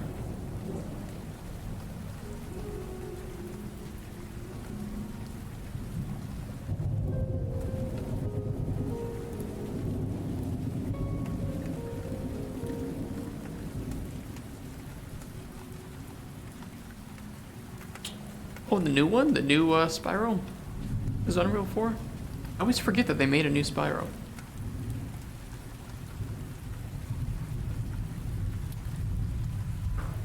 How long ago was that? Only feels like a couple of years ago, right? 2019. More than a couple of years. I didn't know this was in Unreal.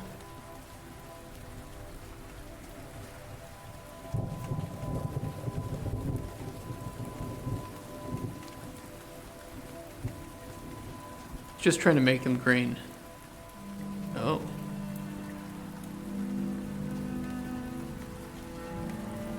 I don't really know how. I mean, I guess you could just do the texture, right? You wouldn't have to mess with the model.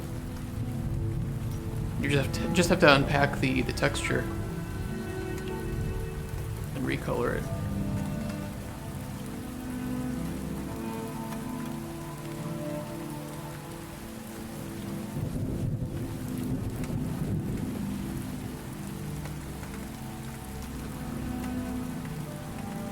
Restore score there. Barter value. We have the barter value. The potion data. We would need to.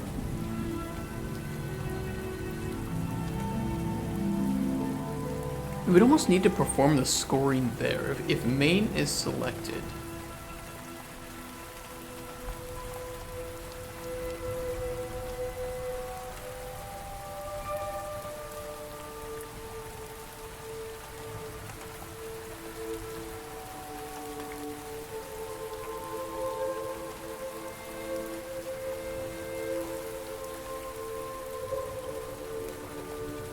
It'd be kind of annoying to do it that way, but it would work.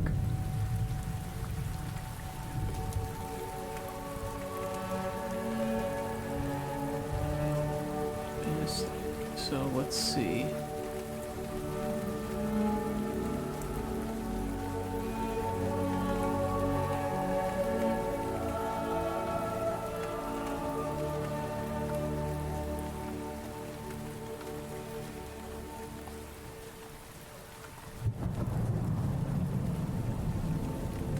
Score main potion needs. Potion data and commission data. Well, we could do it that way. So on setup widget, we could.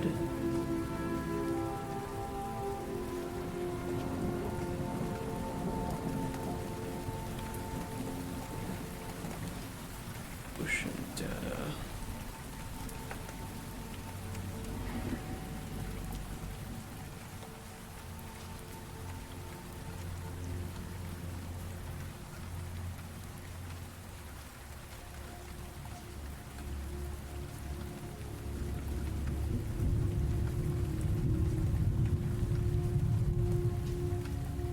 Yeah, unpacked it, but Unreal doesn't recognize it doesn't appear in content when it's moved there. What kind of file is it?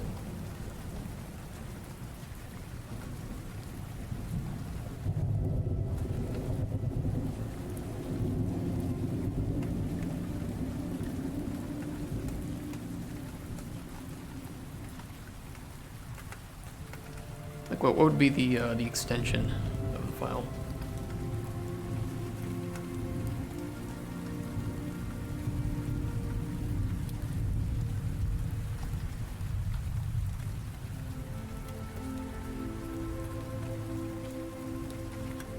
U bulk UX EXP. Well, for sure the U asset is correct. U bulk and U EXP. Is it just one file or is it multiple?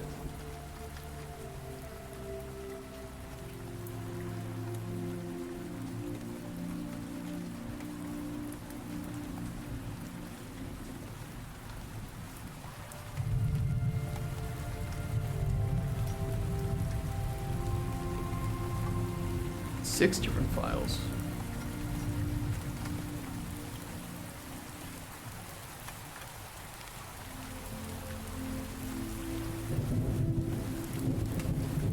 That's pretty weird. Not commission, NPC, potion needs.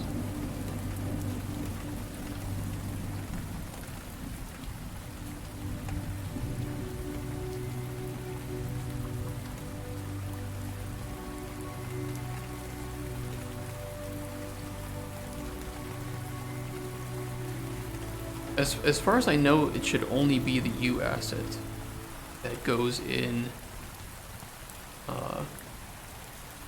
into the content folder.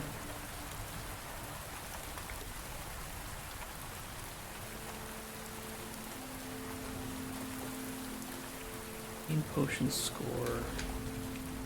Determine main potion value.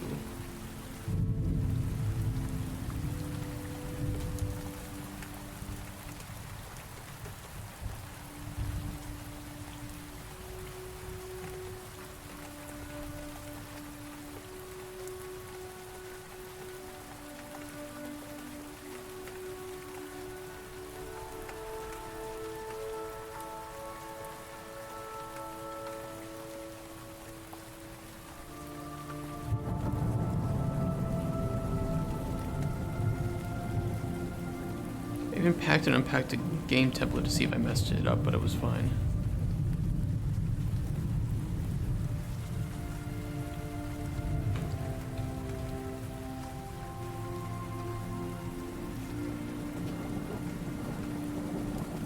I mean, as far as I know, it would just be the... I don't know if anything else is stored.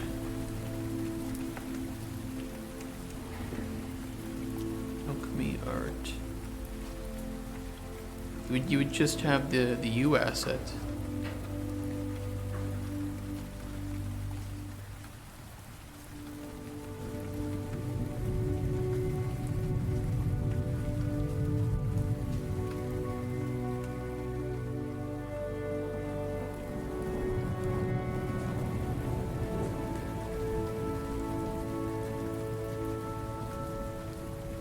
For specifically a model.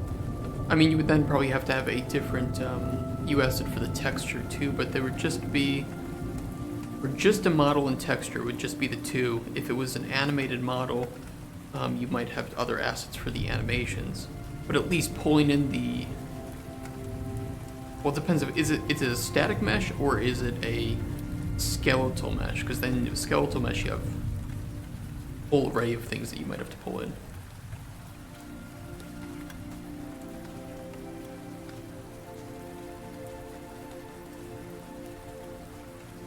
I'm no expert on the artistic side of stuff, though, so I might... Who knows? Who knows?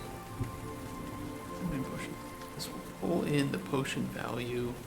We then need to...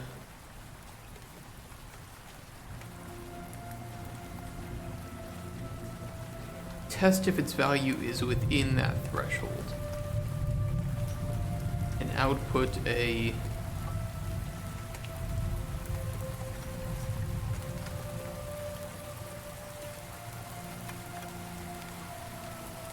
Let's see.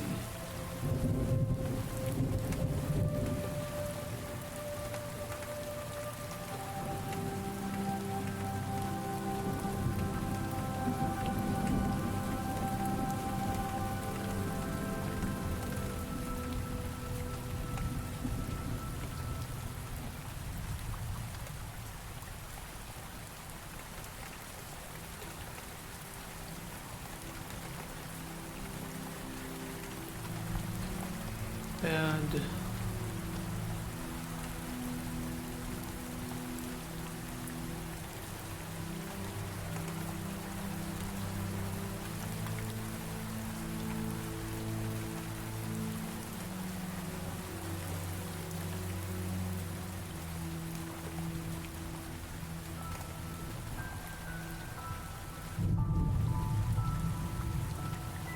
I don't know if it says, just says Spyro body.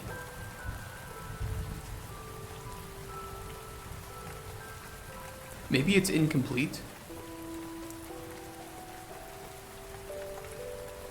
Maybe you need some of like the base files as well, because it might just modify some of them and not all of them, so it's not enough for Unreal to determine. You could also try to use the import feature from Unreal. I don't know where it is. Well, you would need to have, I guess, a project where you could export it from. It may be impossible. You could try to, I guess, reach out to the creator of the mod and see. I don't know. Because there's a lot of, there aren't many cases where just copying over UAsset files will work without problem. Most of the time it fails because of some older hierarchy needs or lack of other files or metadata. But if you can open it up in any other project, you can then export it to a different project.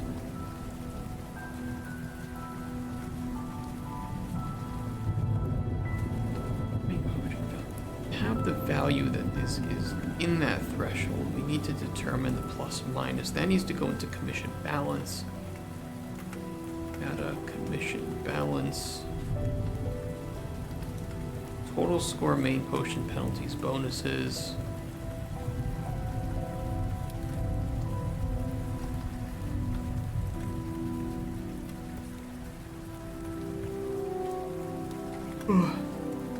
New structure. ST commission balance.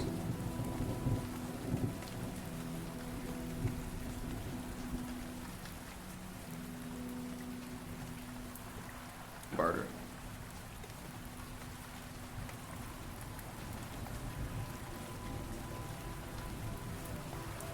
Two integers, let's see. Allowed threshold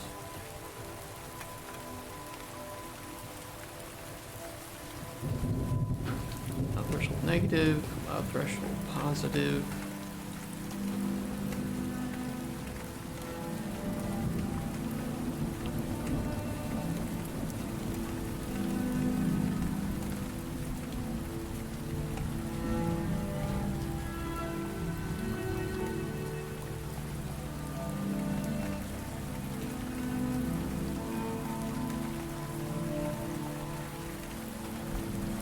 That shouldn't cause any issues. It's fine.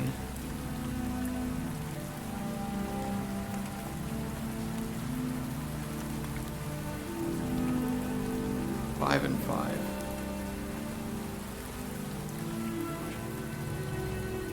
Do we want to, in here, return?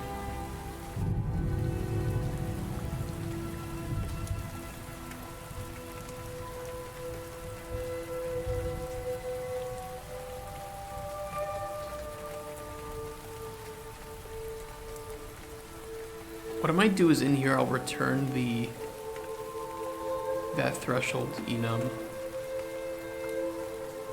Because remember, our main focus is just how quickly can we test this? Proof of concept. Does it work? Does it make sense? We're only going to have one NPC in the prototype.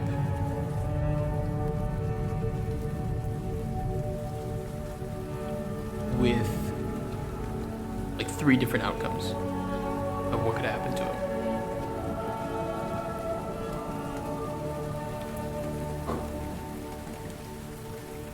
That's enough to illustrate the wider idea without going too deep into it. Because with a game this size, if you know, one of the reasons on on Steam you see those games with, that take months or some new update that isn't that big to come out, or they're in early access for like a billion years. It's usually because they built up a prototype and kept building on that, and so they have to do a shit ton of refactoring to their old code. That's what we want to avoid by doing this properly.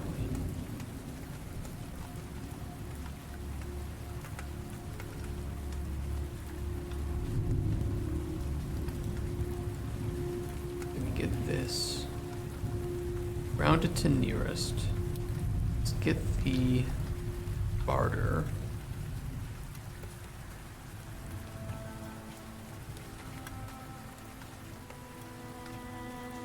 Let's see. Optimal barter amount. Let's set up a return node of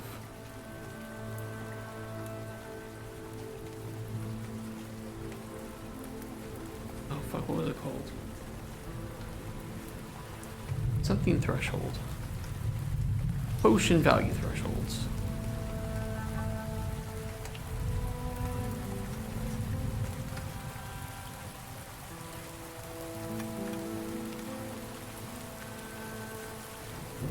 Let's wait on that.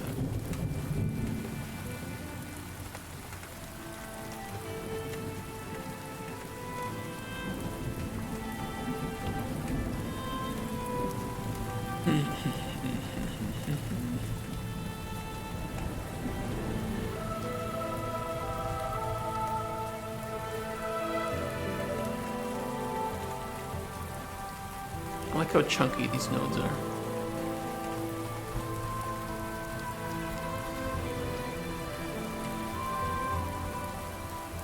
Okay, we have the optimal amount, which means anything. We have three thresholds, right?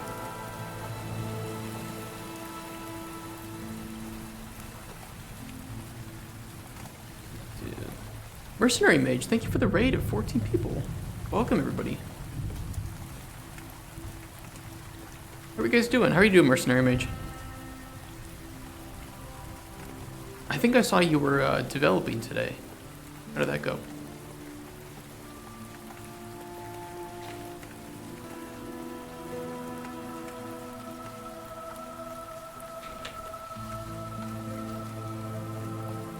We have our optimal thresholds about what green. About here. And then we have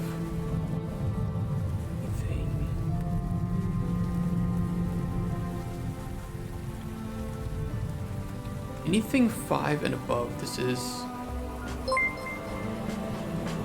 Shy Guy Kites VT, thank you for the follow.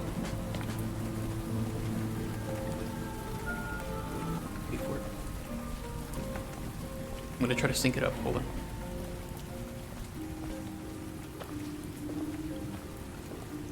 Hello. Ah, I got it perfectly. Ooh, perfect. I did it. But welcome everybody. We are developing Cauldron Chronicles. I'm currently in paint though, because I'm trying to visualize this. We have an optimal threshold. Anything. This is green,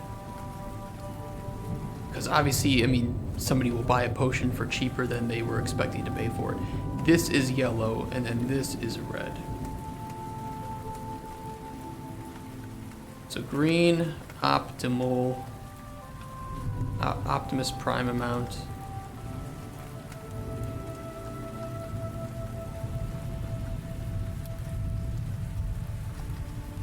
Right here. And then anything with the plus threshold is yellow, and then anything over that, over the Optimus Prime amount plus that positive threshold, is red, and that is not acceptable by the individual. Which means we don't need an allowed threshold negative, but whatever. Okay, is optimal butter amount is the main potions.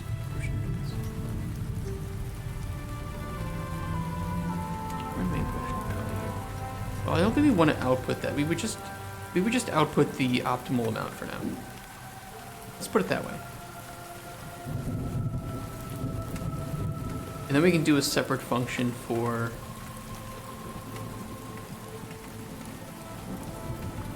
don't want to do it that way.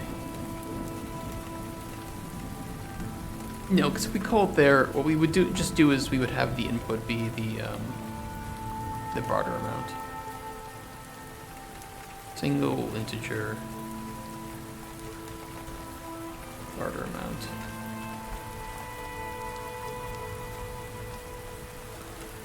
Yep. Alright, let me get those nodes back then. Balance, break.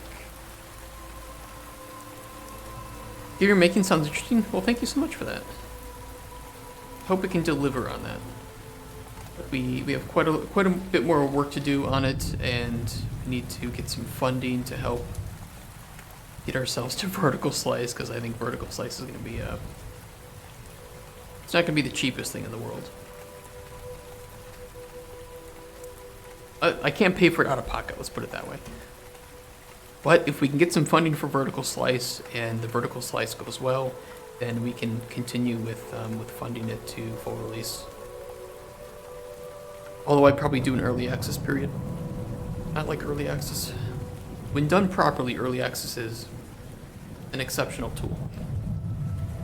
It provides some pretty useful mid-production funding. My favorite game series would be Atelier, so I'd definitely feel it absolutely would, yeah. Subnautica GDC talks are 10 to 10 for this point. I think all Subnautica GDC talks were just really interesting to me.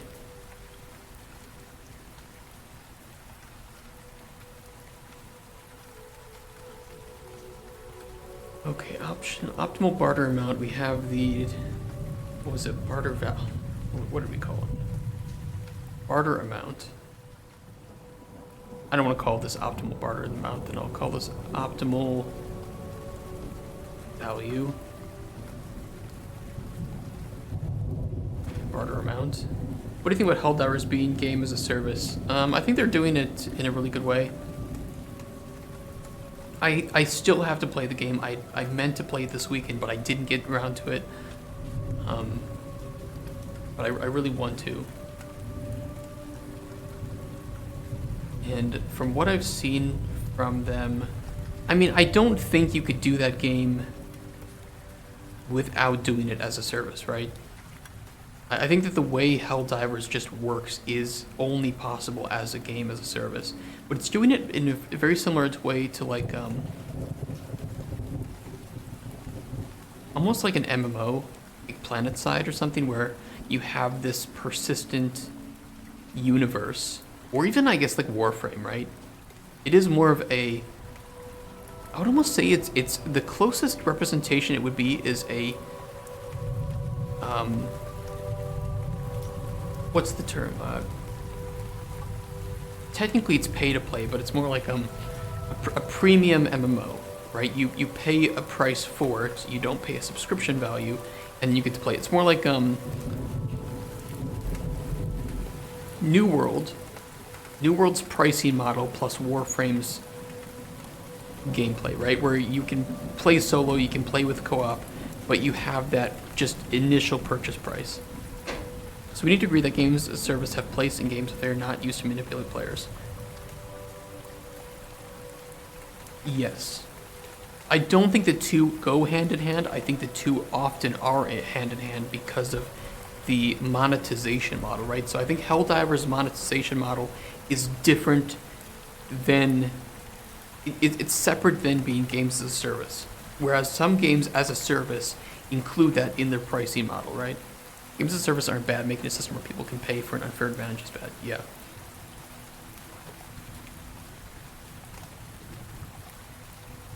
I think Helldivers is closest to like PlanetSide and Warframe in terms of gameplay, but the pricing model is closest to New World.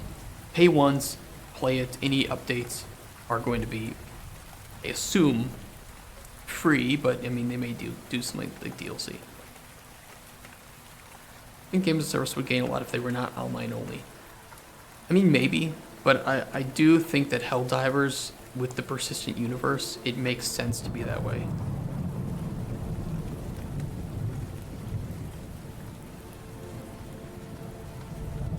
And I think players are fine with that.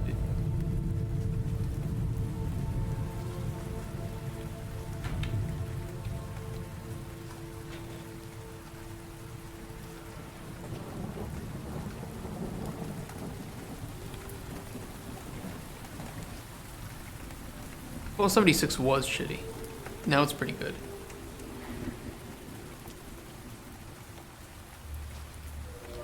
Yeah. I mean, I think that the issue with Fallout 76 was that they were using the creation engine to make a multiplayer game. And it was a studio that had never worked in creation engine before.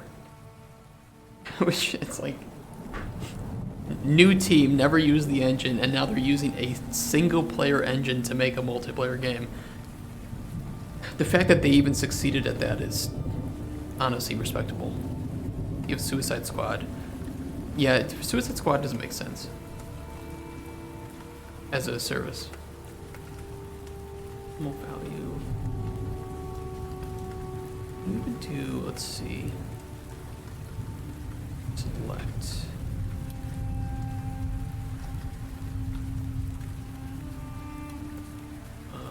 Boolean. What was it? If the barter amount is less than or equal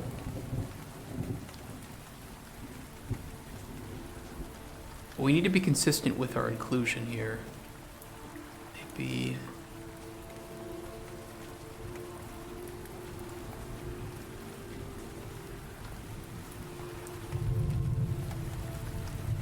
do less than.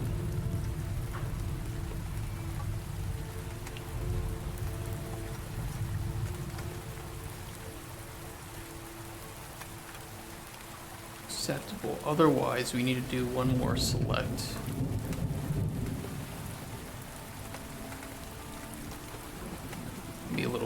It's be a little weird. Stick with me on this one. Get awkward. Where's that? If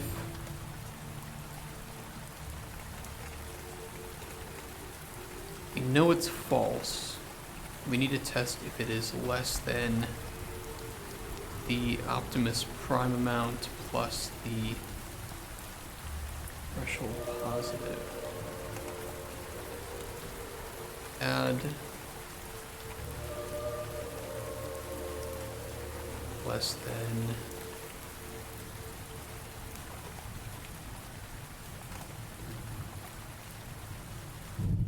my favorite, math nodes. Never get any spaghetti with math nodes in Unreal 2.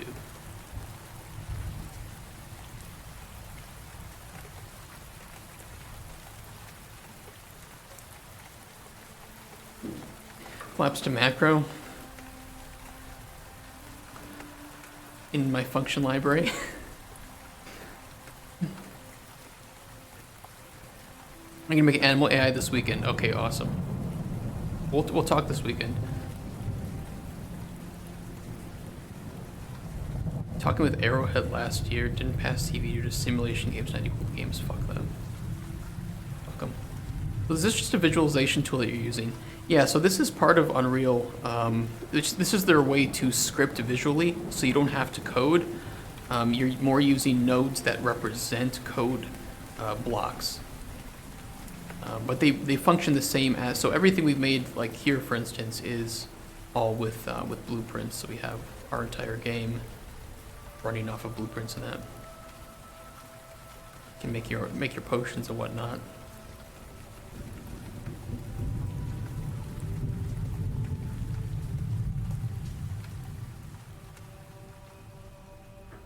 Yeah, no plugins needed for it.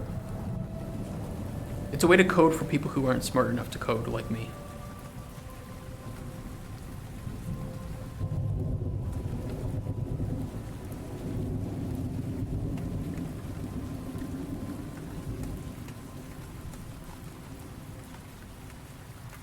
Okay, it's less than just false. We need to check if it's less than, and if this is true, we do okay. False is bad. Perfect. We return this value. Rude. Let down.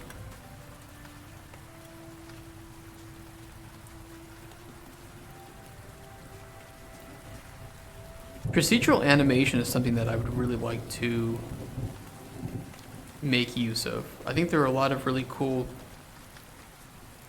games where you can control like an animal, and these animals would be really possible to script them. Don't need to be self-deprecating. You're definitely very smart. Well, thank you for that. Yeah, I appreciate that. I try to remain humble, and I do that by self-deprecating humor. I worked with a lot of very egotistical people, and yeah, I don't like to be that way. Potion.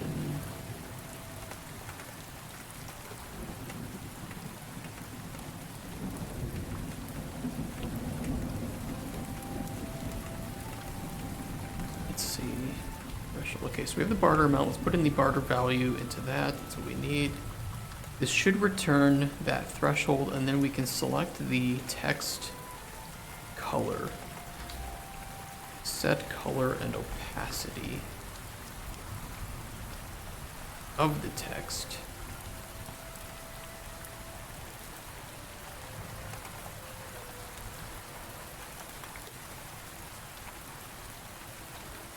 Break, slate brush.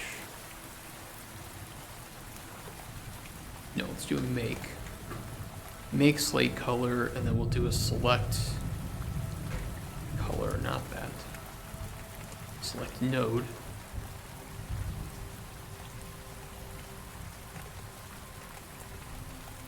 Tried to do it a couple times. Found this guy that did a very good job of teaching you, and he knows his stuff. So put that in the education channel on our Discord. That'd be nice. But yeah, talk to you later. We'll talk about the AI stuff with the animals.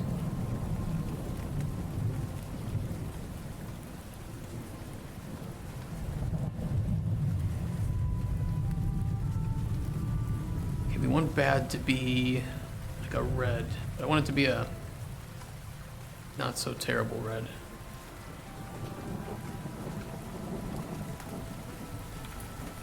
It's too bright red, it's kind of hard to read, to be honest.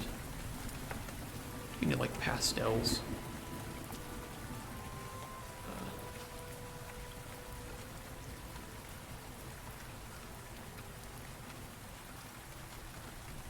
What's a good green color? Pretty good. Pretty good. Okay, if this works, it'll first determine the potion score, and then it will determine if the value that you're asking for is within range of the expectations. I haven't run into anyone I would call egotistical yet, though I did just kind of start my first software job. That is pretty lucky. I mean, it also depends too on who they're hiring. I think good hiring managers, or people in charge of hiring, let's just say, will vet people for their personality and for their skills. But you know, some places can only take what they can get, right? They don't have a lot of money to spend, so they kind of just they hire somebody who has the skills and they don't care about the culture or their personality. But I think you absolutely need to care about company culture.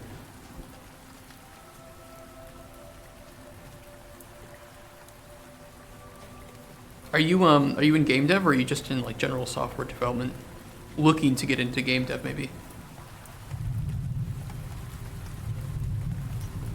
I make this potion. Wait, I need honey. No, I need the toadstool.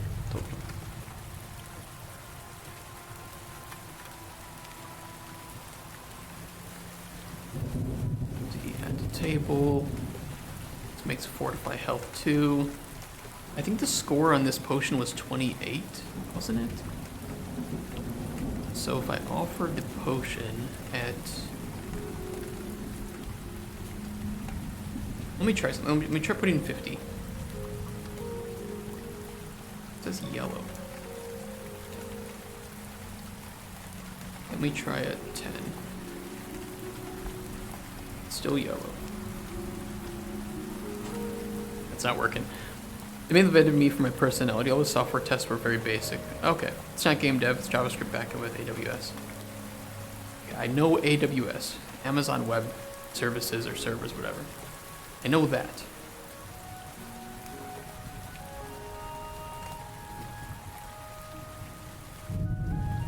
Let me see.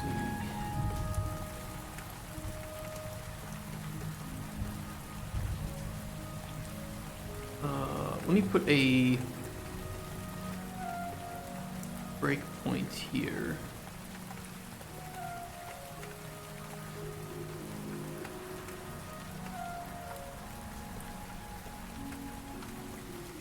Before starting it, I'd never touched either. What? How do people get so lucky with jobs like that? It's like, at least for game design. Oh my god.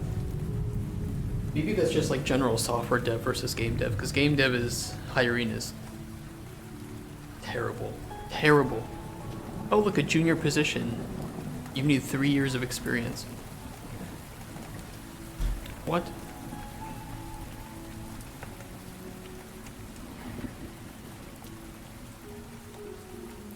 Why didn't that trigger?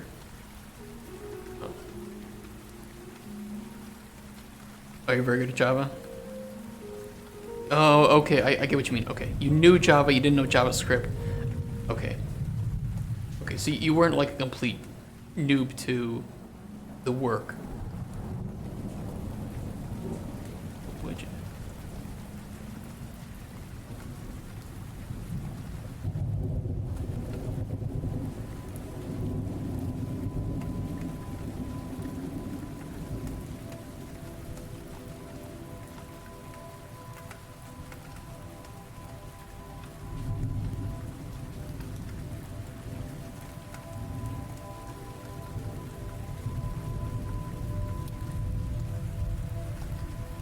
Oh, I know what's going on.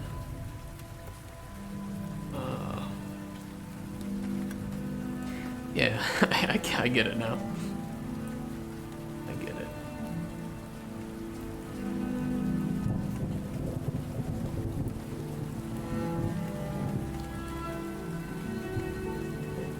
Oh, that's it should trigger.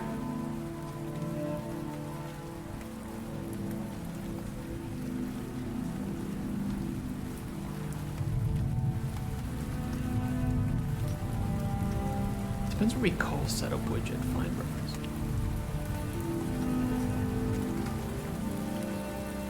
The potion to barter was.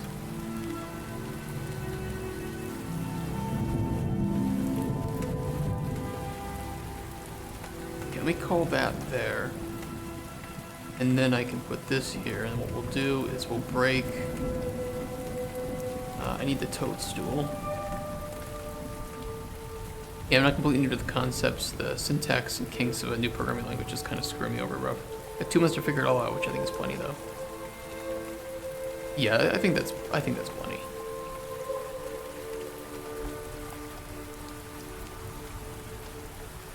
I've heard everybody who works with Java, though, says the same thing about JavaScript.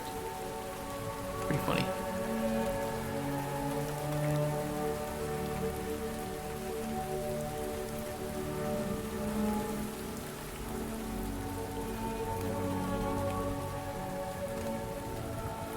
Pretty loud. It's better. Let's see, 50. Okay. You've hit that here. Perfect. Barter value 50, score. Shouldn't be 0.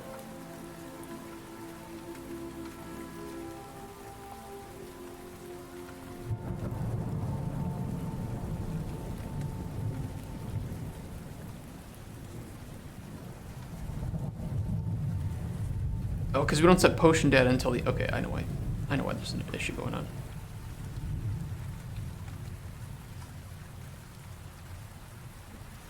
We didn't actually feed in any potion data until at the end we can set it up here.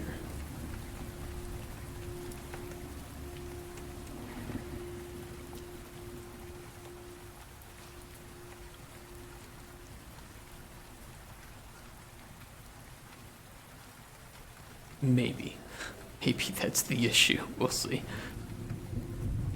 This JavaScript is just so different. Like, it doesn't feel like object-oriented programming. Most things are implied, it seems. I don't know what that means.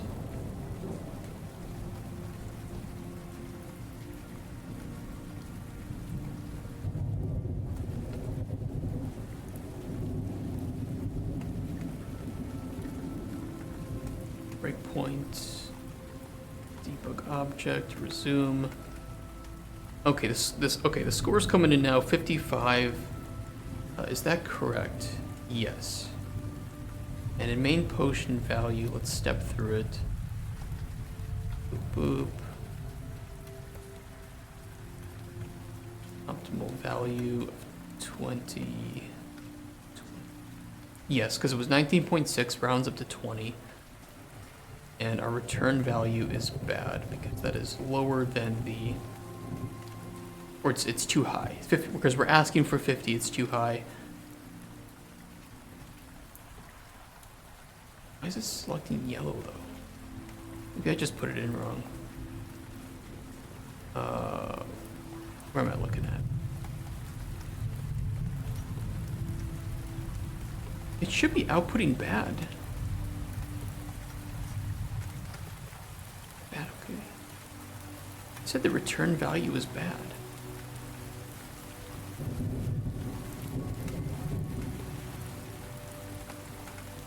Trying to add two numbers will screw you. They're strings now, and you gotta parse the ins out of the string for no reason at all before it. Okay, that's pretty fucked up, yeah.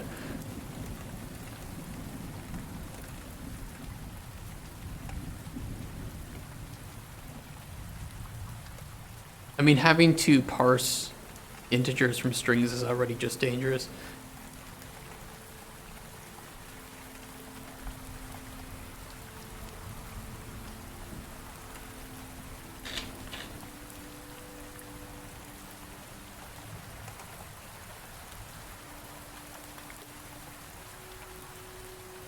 I don't get it. I don't get why that was returning bad.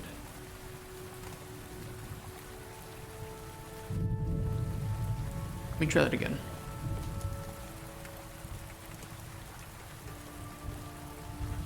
I could also just print it. Okay, if this doesn't, if I don't see it here, I'm just gonna print string after each of those to see if I can figure out what they're actually outputting.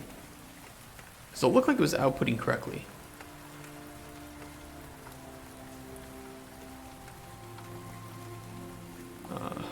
Main potion, yeah, okay.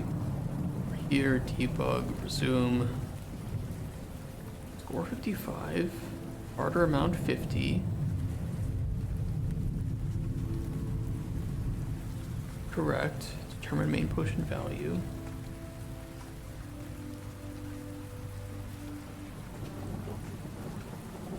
He's only willing to pay 20 max. Yep, what do you get when you add an int to a float? You get a string and now it's concatenated because that's not... Really? There's no way, dude. That's so fucked up.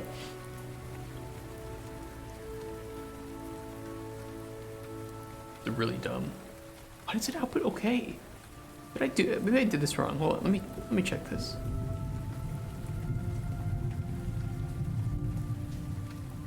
If the barter amount is less than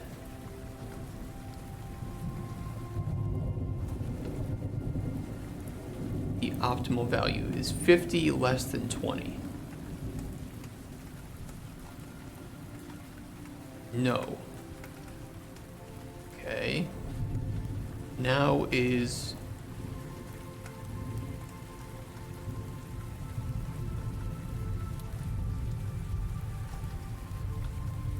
Oh, I think I see the issue. I think this is supposed to be plugged to up here. I think that was the problem. Let me remove these. Oopsies.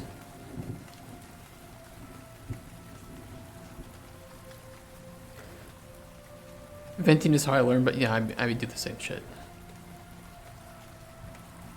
I know that I've worked with some people in the past who probably just think that I complain all the time. But it's like, complaining is how I fix problems. Because other people don't complain, and then nothing gets solved. So I complain because that's how I say that there's an issue, and then we solve it. Okay, 50 is too low. Technically 20 should be green. Or no, 20 should be okay. It's because it's not inclusive. Well, let me see if 19 is okay. 19 should be green. Yes, it's a really dark green. You guys can't see it. Hold on. I'm gonna show you what I look. Look what I can do. Chem. Oh, upper left. Now you can see when I type it in. Okay, so 19 is green. I want 20 to be, because 20 is the optimal value. 20 should be green as well, but it's showing up as yellow. 25 should still be yellow. But if we're just doing less than, it's probably going to show up a red. Yeah. Even though it's okay. So we need to do... Just need to fix the way that our operators are being handled.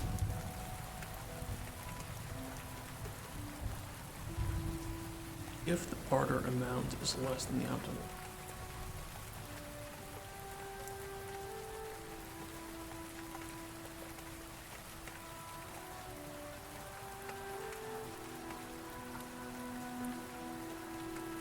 But I forgot, with 19 was red, 20 was yellow, 20 should be green.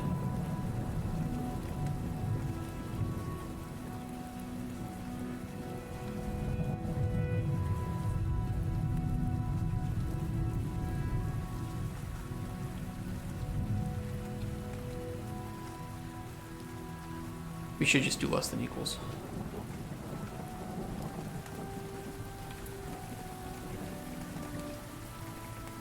Equal.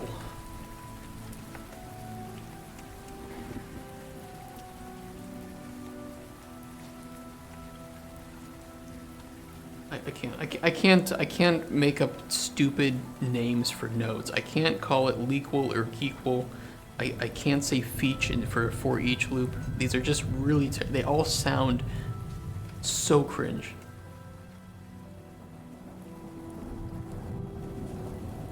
Grab a equal node here.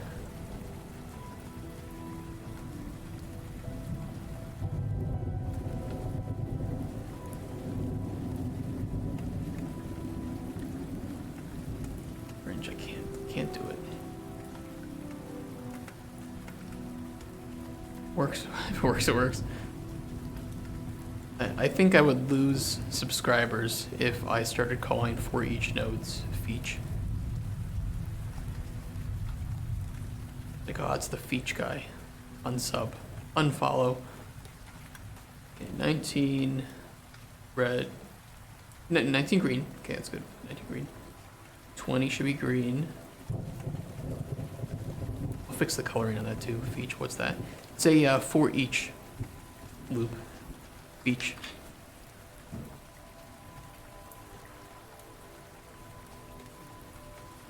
And if you're rolling your eyes and you're like, Jesus, that's so fucking stupid, you're right, it is. But now that I've started calling it that, I can't stop. Good. 26, anything over 26 should be red. 999. Yeah. I do 0. Okay, it just has 0, okay.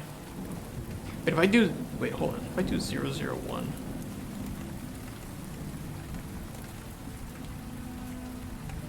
Okay, it's correct. Setter does not carry over well in text. It just sounds dumb. It's not even like a good dad joke, right? It's not even a joke. It's literally just pure cringe to call it feach.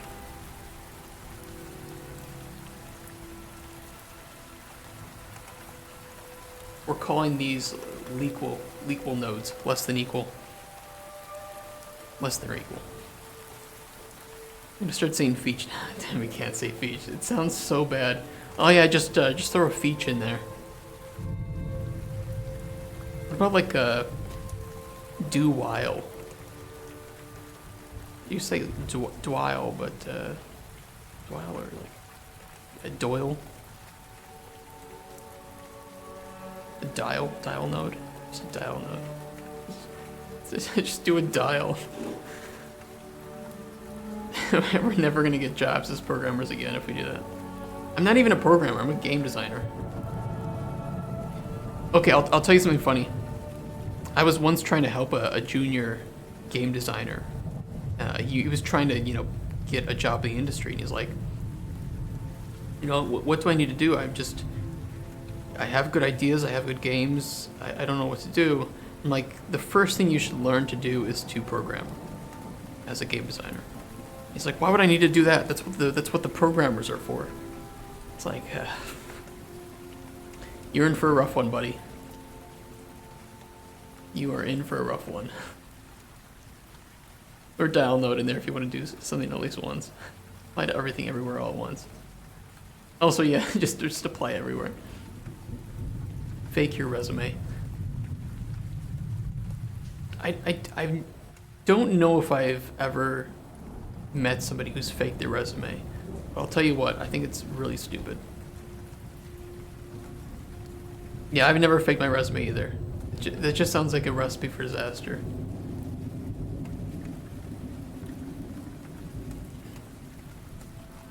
Okay, do we want to store in this widget the threshold?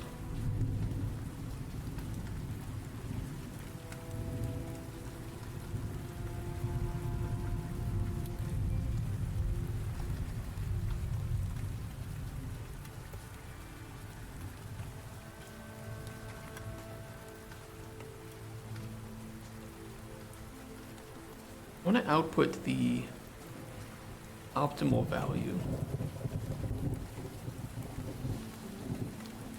Main potion optimal value. I exaggerated it.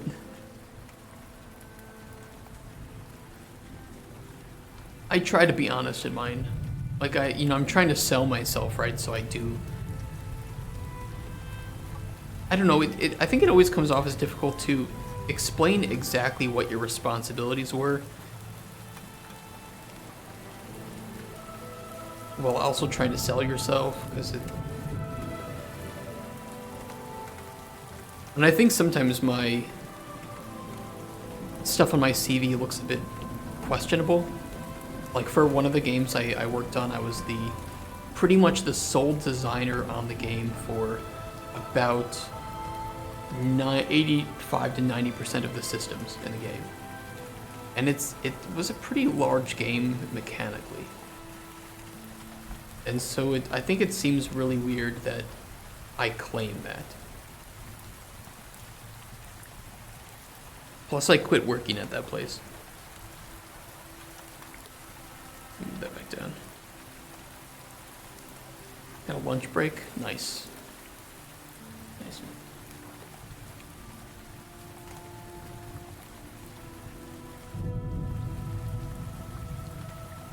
Main potion up. Ew.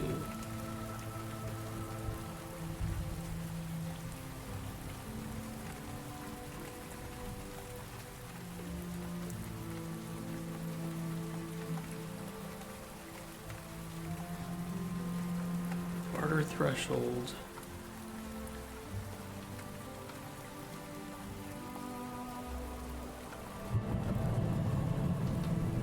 Optimal value.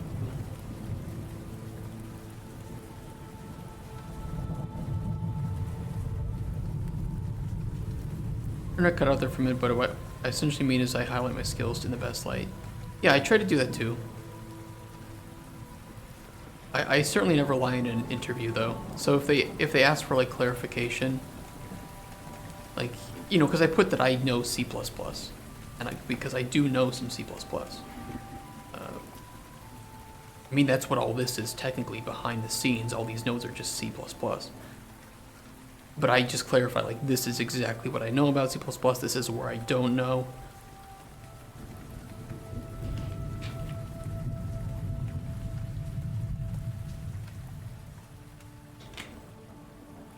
I think my issue lately was that I was applying to technical designer jobs where you do need to know scripting, and I didn't have anything to showcase that.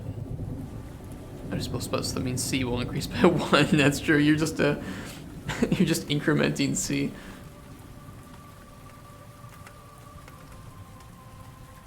You should name your variable something other than C though.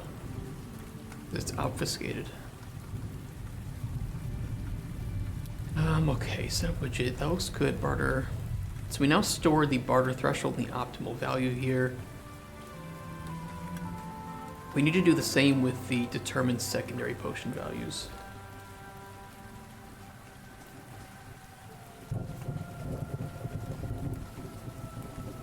That should be interesting. Got my current job by showing the source code to my MLP mod plugin in Java.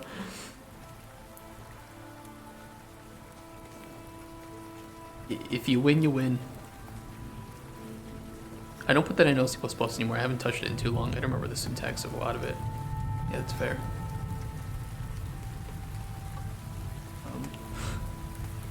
I am in the function itself, and I can call the function from within the function. That's totally not a recipe for disaster at all. That's absolutely not going to result in any infinite loops. Suppose no programmer remembers everything. If you can Google it, you know it.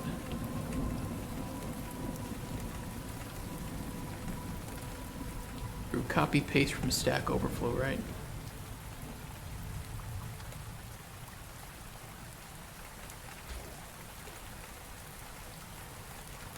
Potion, secondary potions. I'm gonna have to do some featuring here.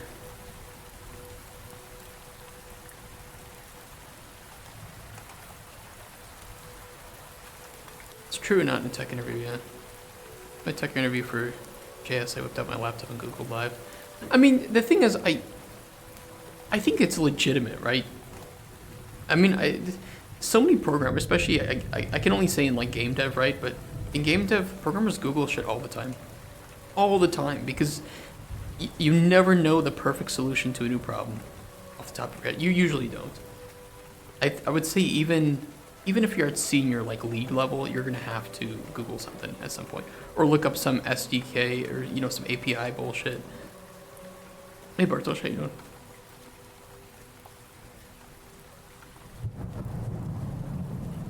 What else do we want to pull into here? We don't need the score. Or do we need the score?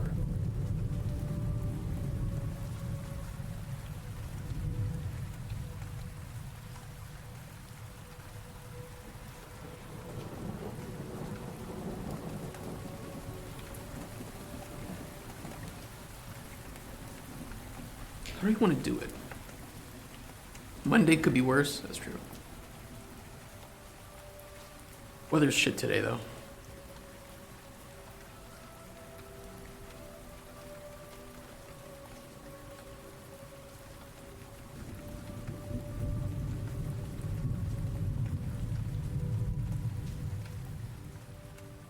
How do we want to pass this information? So my go-to is refer to official documentation instead of Googling in a tech interview. That's if official documentation exists, though, which it doesn't always.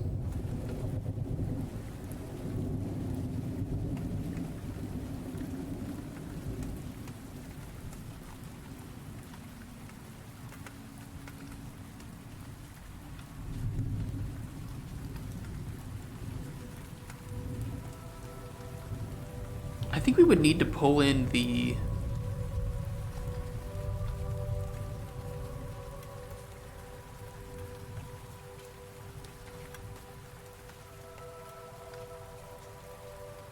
max score. Let me see what we call it here. Max score per effect.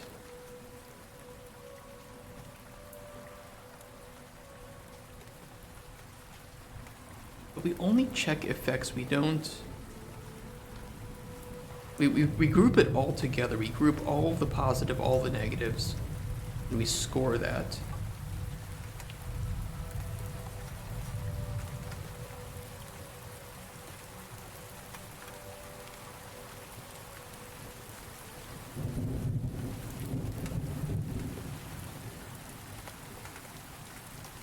What's our data look like?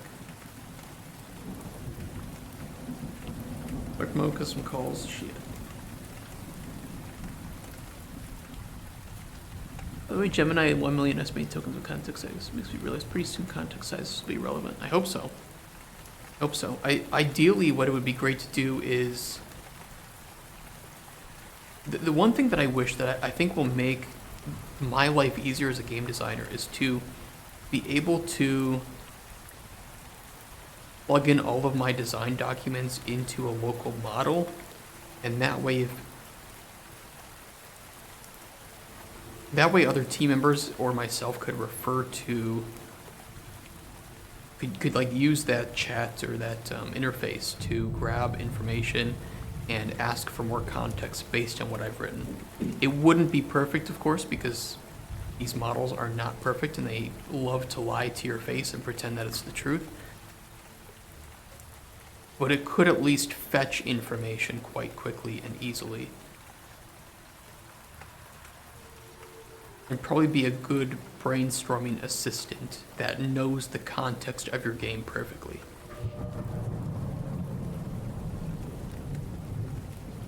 Dirty potions, man. We need to add all of this up. Because that's per effect.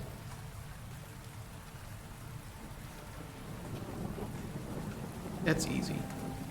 That's not what I'm worried about. But we take the score, we take the max possible score, and we take the current score. We do the lerp. The normalize and lerp.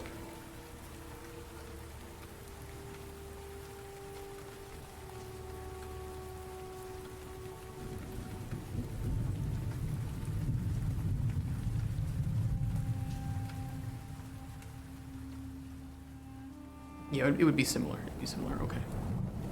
Let's see. But that doesn't necessarily work because we score... Okay, so here's the issue is that we score secondary potions as a whole, but when you put them into the barter widget, we show them individually. So we need what? We would need some...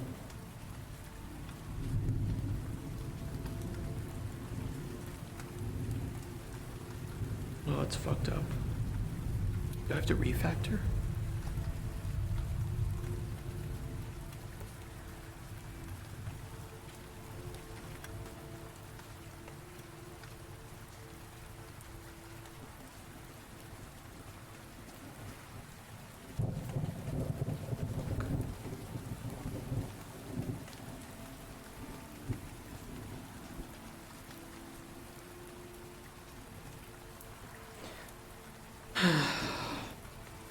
Either have to refactor or make a new function to just score one single secondary potion, which seems really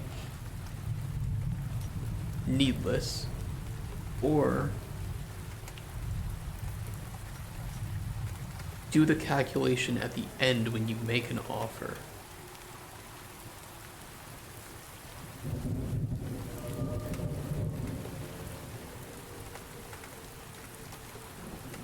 Either way, the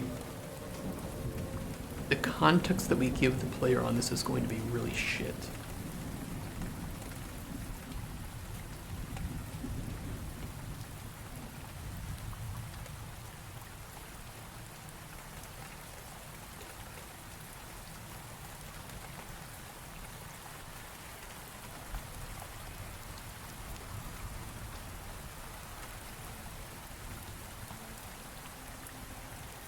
This is gonna look really bad like this.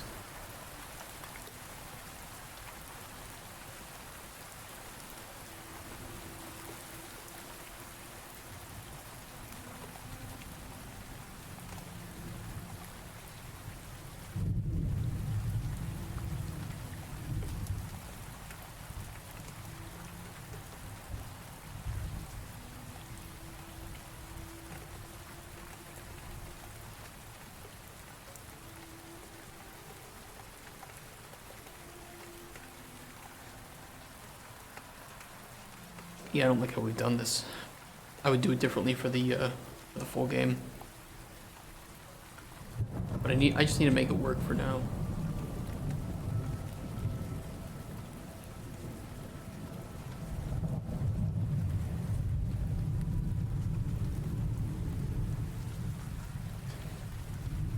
I don't want to make another scoring function.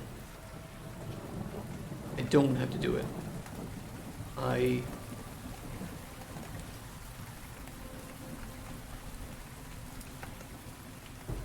can probably just change it so that we don't do the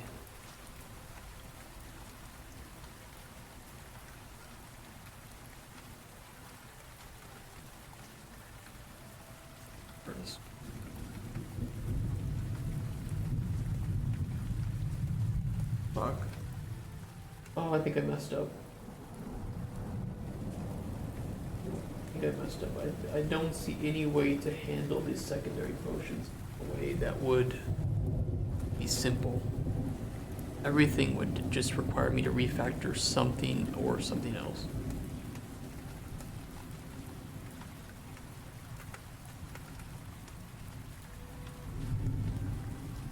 It's because we lump in all the secondary potions together.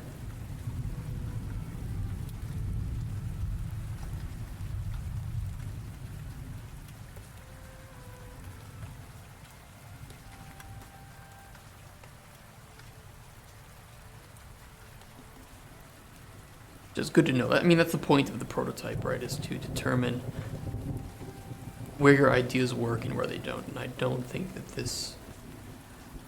I think the scoring system works fine. I think determining the value of potions probably, based on the score, probably is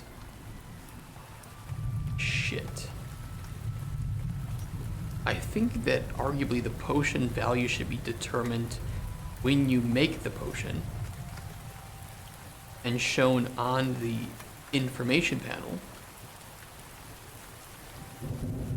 And then we determine what the NPC is willing to pay for it based on that value. So in that way, we store the value separately and it's separate to the scoring system.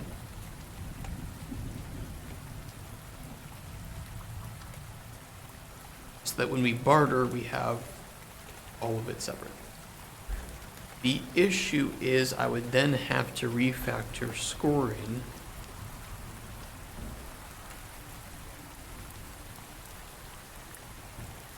based on, I guess, data for effects and how much they add or detract to a potion. It would be entirely separate. I think that would be the way that I would do it for the full game. I think for the prototype, what we have now is probably okay, because refactoring is not going to... I don't think will provide a value worthwhile to the investment of time. I think this is just a learning experience of, we fucked up. For the full game, we were going to do it a different way.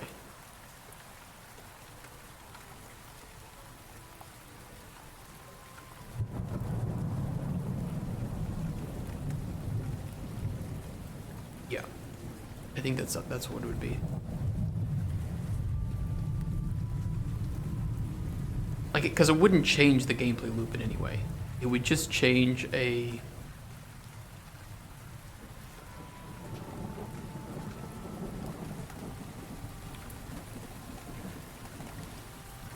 It would help the player's experience.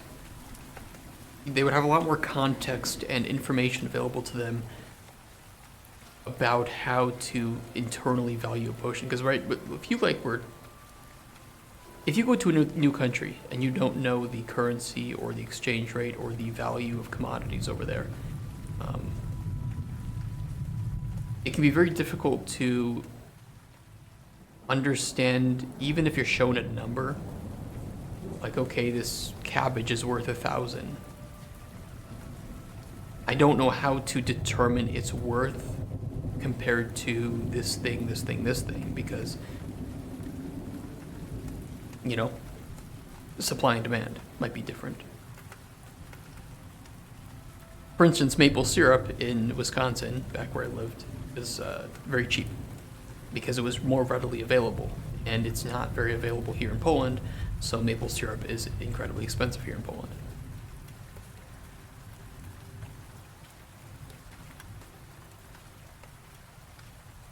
Yeah, this is going to be easily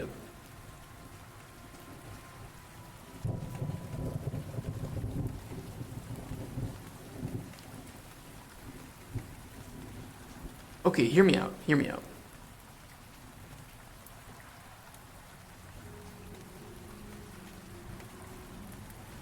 What if we just don't give a shit? We're not gonna have anything in the prototype to spend money on anyway.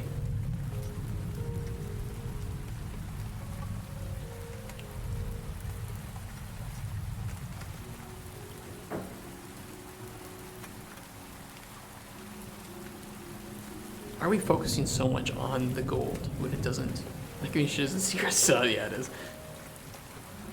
Then again, as I say that, it would be like, well, it would be really easy to implement a market NPC, right? Like a merchant NPC that comes by and sells some random ingredients. I mean, that would be really fucking easy to do.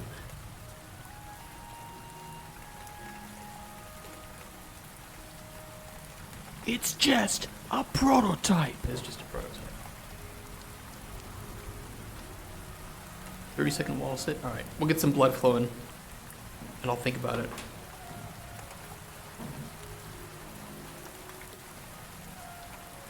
I hear a sound.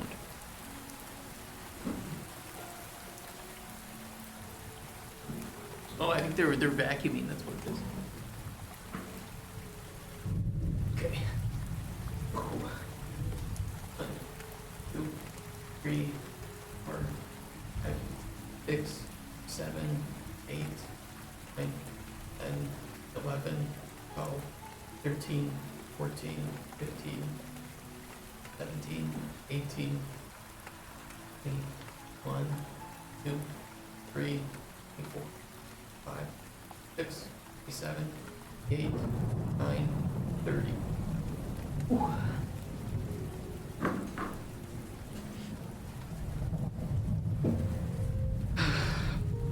Okay.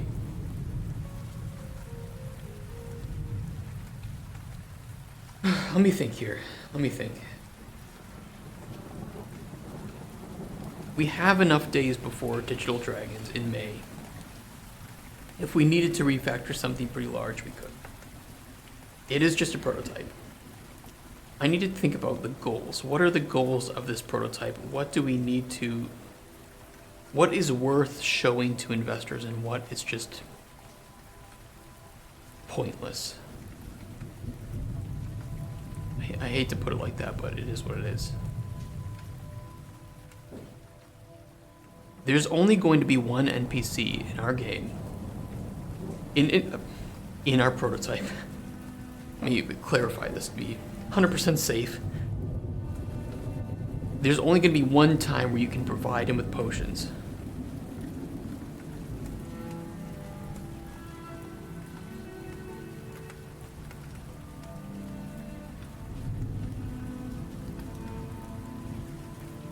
We just need to script it. If I spend my entire time refactoring, we have the scoring system working fine. So I need some bullshit simple way to take the score that we have for these secondary potions and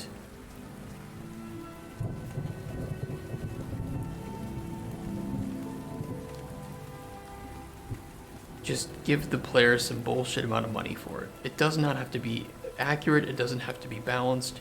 It just needs to be a clip that I can show to a publisher and say, you can give other potions, they give you money too, you spend money on this shit. Like, you know, maximum 20 seconds of a pitch is going to be spent on this.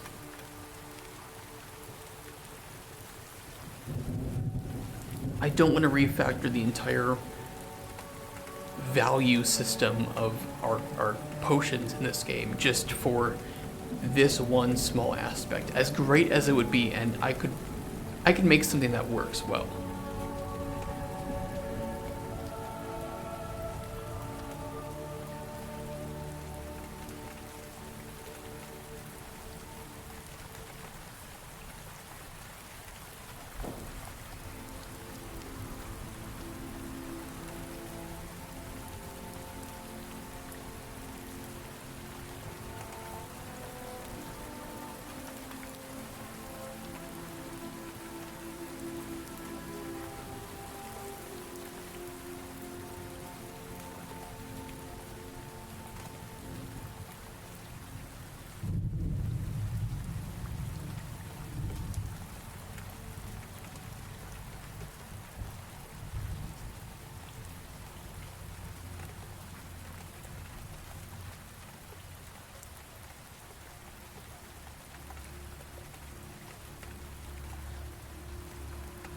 I'm open to suggestions too about how we can just quickly get through this hurdle.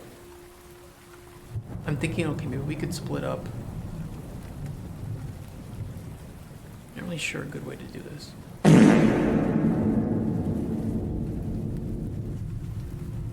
Good stuff. Good stuff. Thank you, Together. That scared me. That's payback for all the gunshots you send me. Main poke. You gotta laugh and a scare, yeah. I think farts are always funny. Farts will never not be funny. The thing is that the main potion scoring and value system is working right now. It's just these secondary potions.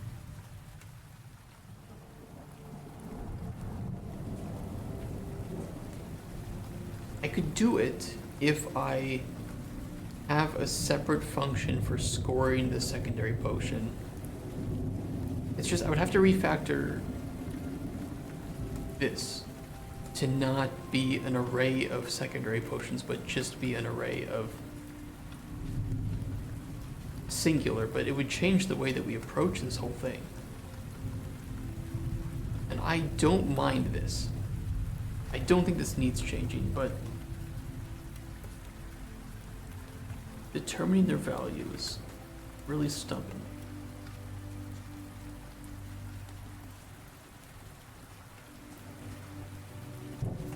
And mainly because we show that we have you barter individually for them, right? That's really the main issue, is because you can barter for each potion individually.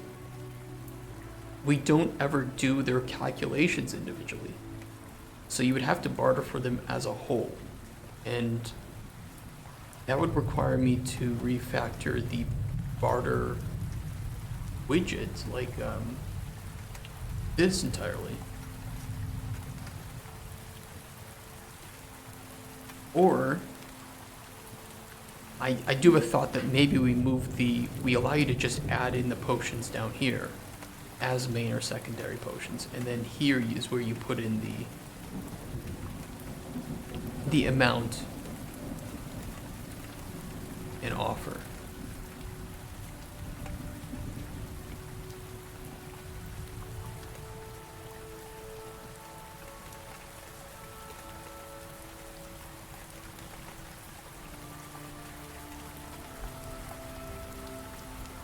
But that would actually require a good bit of refactoring too.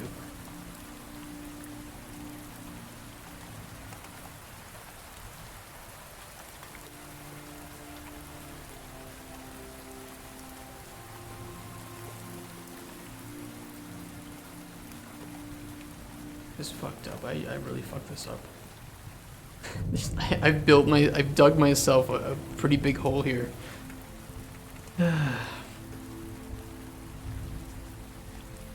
I don't think I even have a simple way to fake this.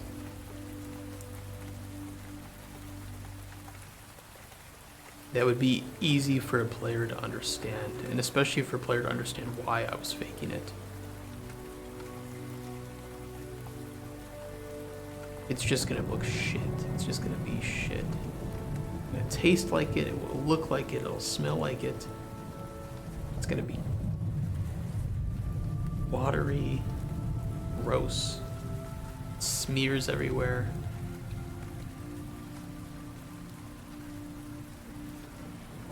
Not gonna be good.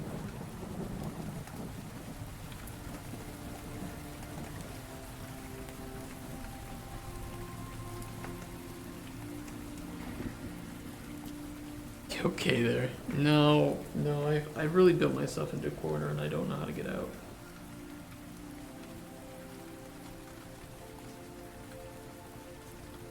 Coprophilia coming out.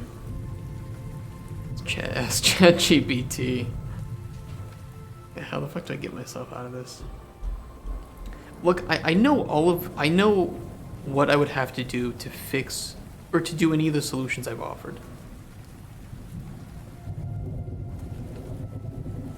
I don't know. I mean, I'd have to explain the individual characteristics because I have like multiple ways out, but they're all really bad. They would all require pretty big refactors to different systems that I don't want to refactor right now.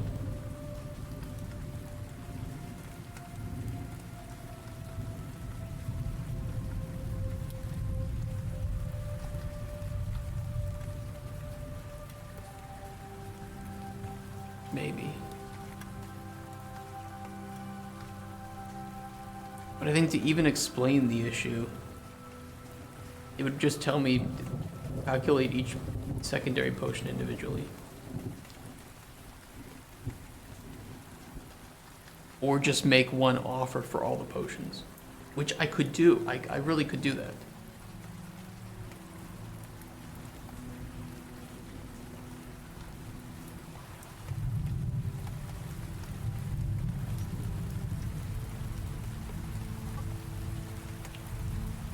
I would just have to refactor how this is looked at and all these. No, it shouldn't be. It shouldn't be. It really shouldn't be. The scoring system works. My scoring system is fine. I don't think I would have, if I moved the whole barter thing to just. I wouldn't even need this. I wouldn't need this if you could just. If you just had potion value. The client paid that value and you got that value. That would be it. But in order to do that, I would have to determine potion value at the time of creation, which means I would have to go through, I would have to make a whole new system of valuing a potion based on the effects and the flavor, which doesn't exactly make sense for the circumstance, right? Because I think the value is subjective by the person who's buying it. If you don't need a rake, you're not going to buy a rake, and you're not going to give money for somebody who comes to your door trying to sell you a rake. So the value has to be determined at the time based on the NPC that you're showing it to and what they're asking for. Which is why we do the scoring system. The scoring system then determines the value, or helps determine the value of the potions that they want. And it works for the main potion. It works fine. It's acceptable, let's put it that way. But the secondary potions are different, especially in the way that we score them. We take all of their effects, positive and negative, we just put them in a whole array. And then we just do a quick test to see if the desired effect is there, and if it isn't, we penalize, and then any negative effects or any undesired effects we penalize too. And it's a very easy way to quickly determine, based on a flexible number of secondary potions, what their value to the client is. But because that, the only way that we could determine a value for them would be to value them together, because we score them together. But you obviously determine the barter amount on each potion individually.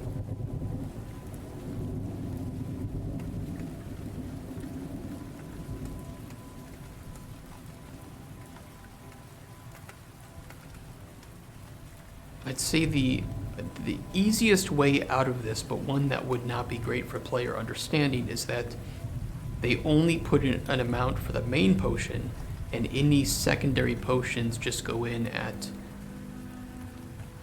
like a question mark price, and then when you press the offer button,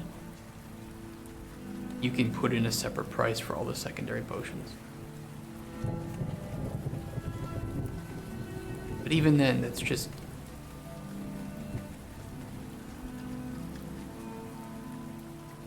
bad.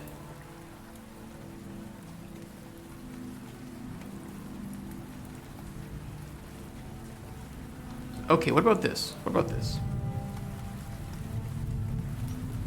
What about this? We get rid of this. And you just throw potions in, and then you click offer. It doesn't show total, right? Total's not there. It just says offer. You then get an itemized, you get a panel with itemization. Main potion, put in your price. And then secondary potion, and we like just, I don't know, overlap the icons or whatever a little bit. Times, 4. And you put in the price, total.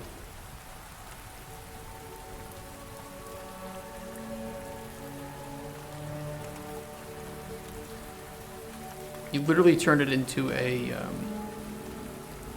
invoice.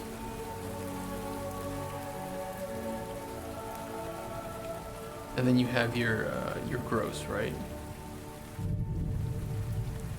Your gross total, whatever it is.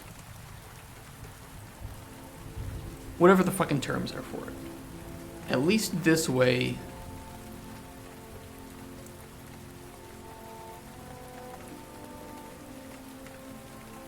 you can just price them all together. And it would kind of make sense. And this would be unchangeable. This would just be the addition of these. So you wouldn't change this. You would just change these two.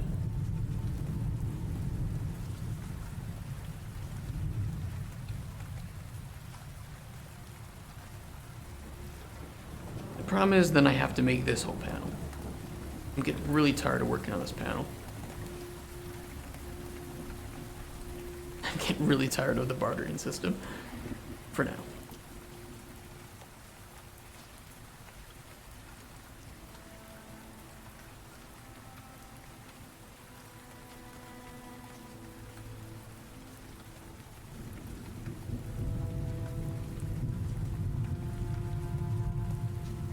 Or I just don't give a fuck.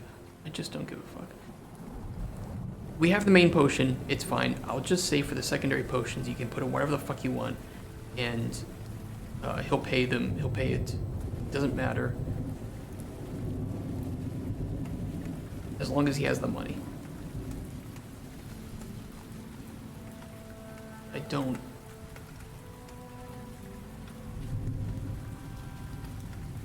care. I think that's better.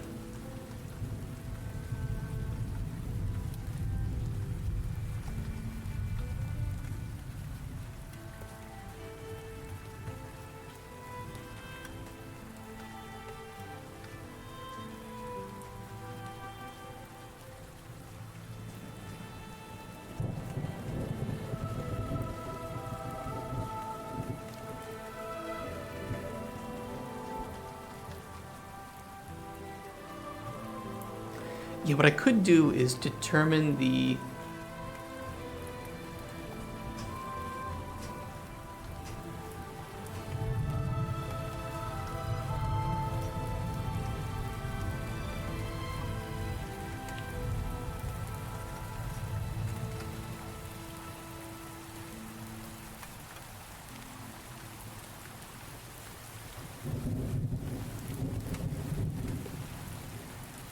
Push mode 20 by 5. What I do is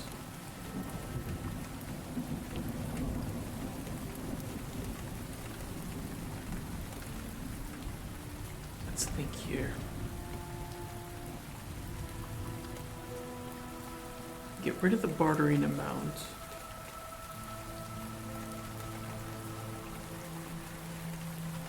Or just if it's listed as a secondary potion, we just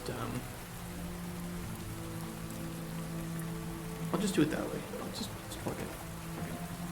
Fuck it.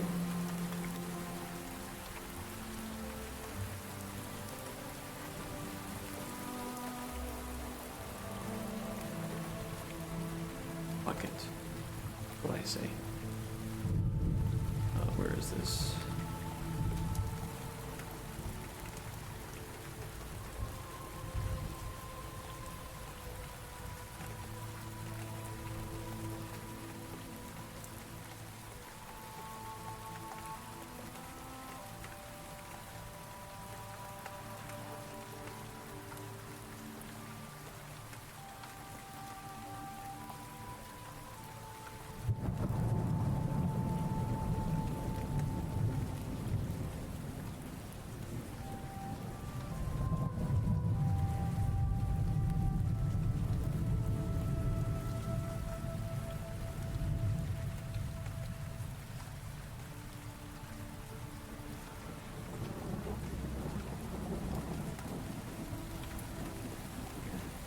Secondary potions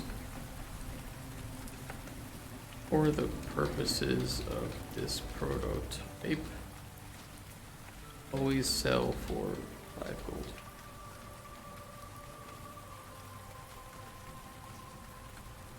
If anyone has a problem with that, oh well. What I say. Because I ain't changing it.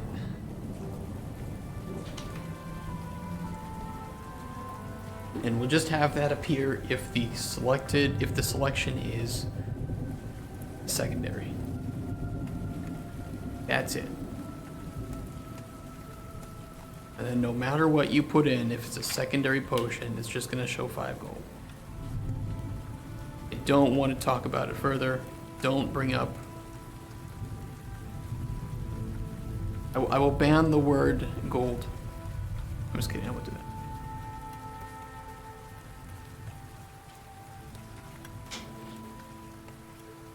I'm just kidding.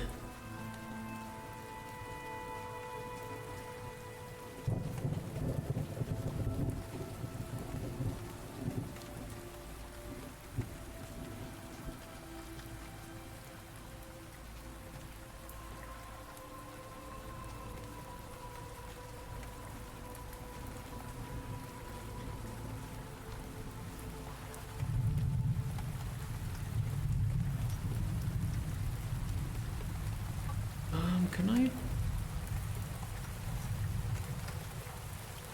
Yeah, I can. Let me just do it that way. Do secondary potion warning.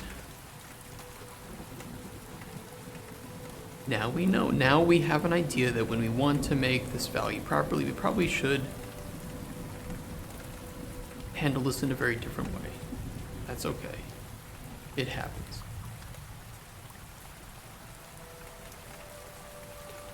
Barter pop-up. I don't have anything on Switch. Let me see. On selection changed. If it's equal to that one.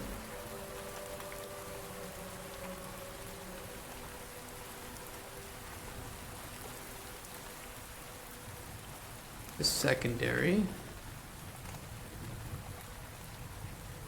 Get secondary potion warning. Or I will just do set visibility and do a switch. Select, sorry. Okay, let's do it that way.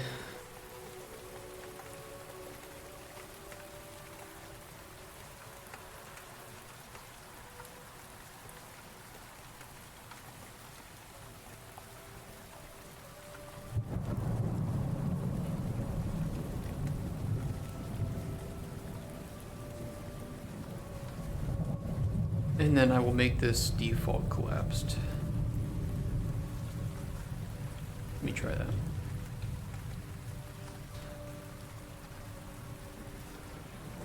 So frustrated with this.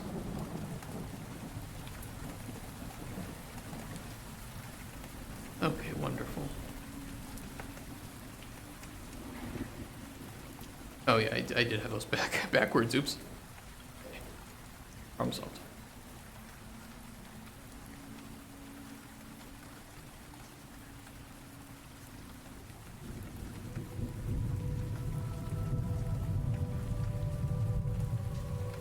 Good enough.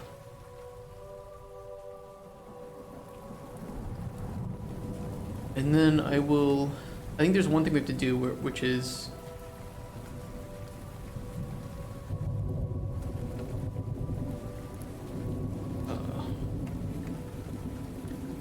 I don't know if it'll automatically show up or not. Confirm. Oh, it will always go into secondary, okay. Don't really tell the player anything about it though. So I gotta fix that. Like they won't know the reason why it is automatically going into 5 gold. It doesn't matter.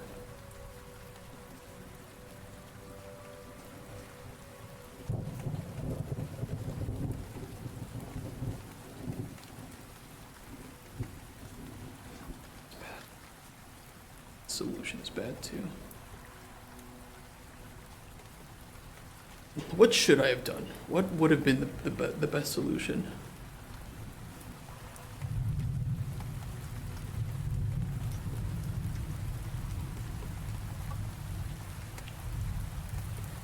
Maybe just something more in depth than typing in a number. I think the whole idea of just typing in the number is kind of lame. It's not very immersive.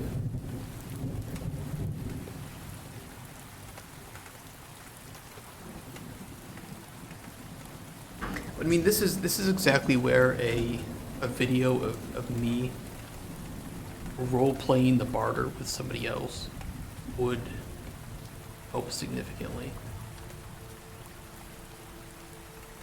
And it would be worth creating a prototype that was that in-depth, but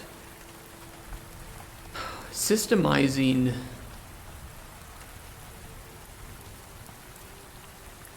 very organic, lifelike situations like that where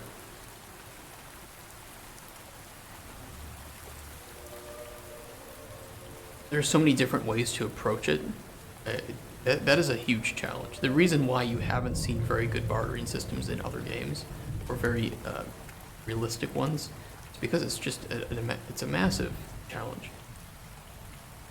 But it's a challenge that one day I would like to break. I'd like to do it.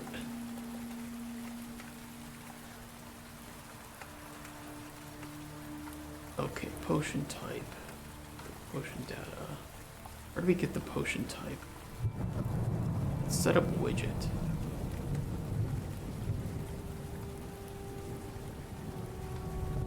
Set up pan. Not it. Or potion. Oh, we probably make the...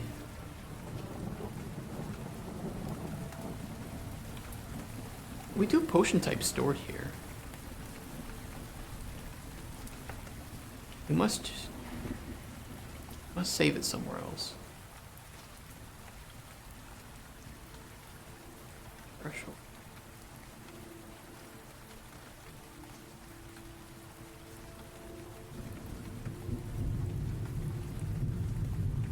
Mission potion type. Switch on commission types. You only want to do this if the potion type is main, otherwise we just want to go straight to here.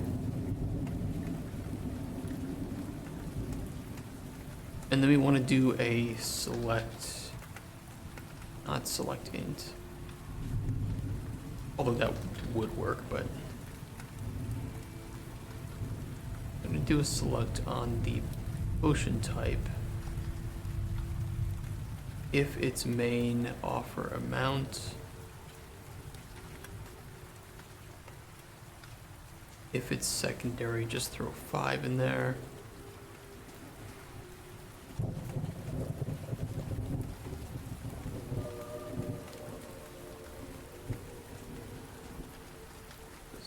Dumb, but I'm gonna do another switch here.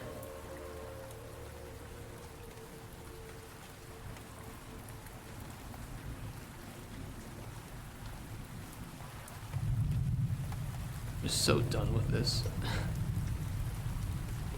Good enough.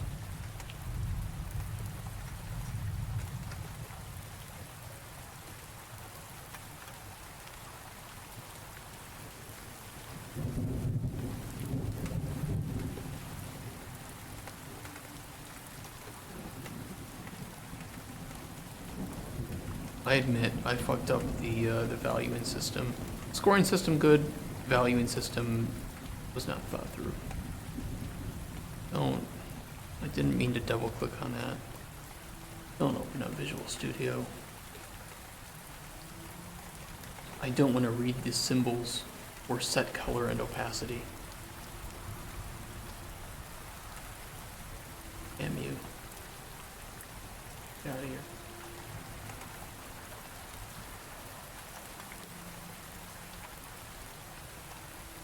Move all of this over.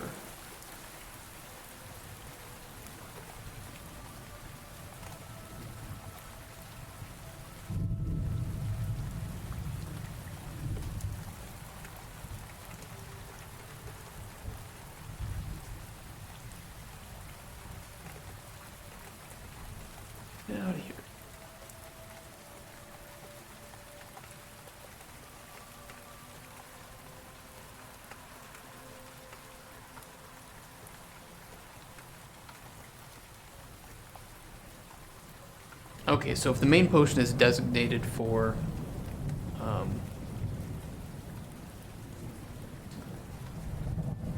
well, if it's a main potion, if it's designated as that, it should do the coloring and the calculation. If not, it should just skip that. So this will be brew, finish, that, add in a test potion, barter here at 21, should be yellow, which is perfect. Add this in. Should have set that to 5, or did I set 0? No, it should be 5.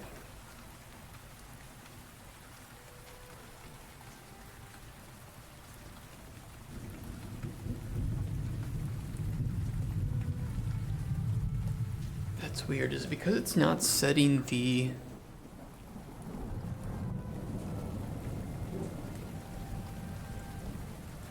Why would it be skipping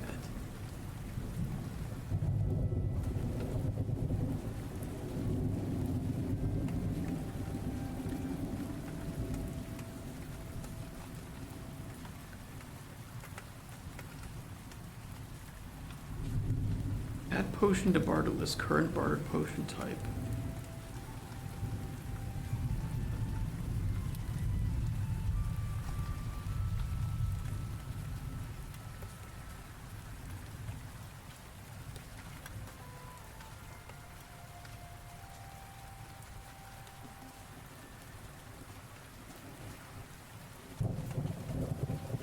Yeah, it should be setting that to secondary.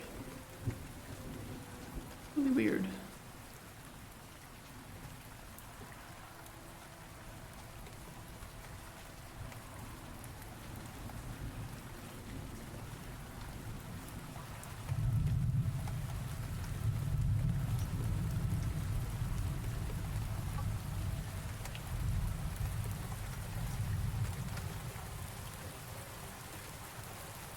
Oh, it's because we don't set potion type until afterwards. We need to set that, we need to set that before. Just an issue of timing.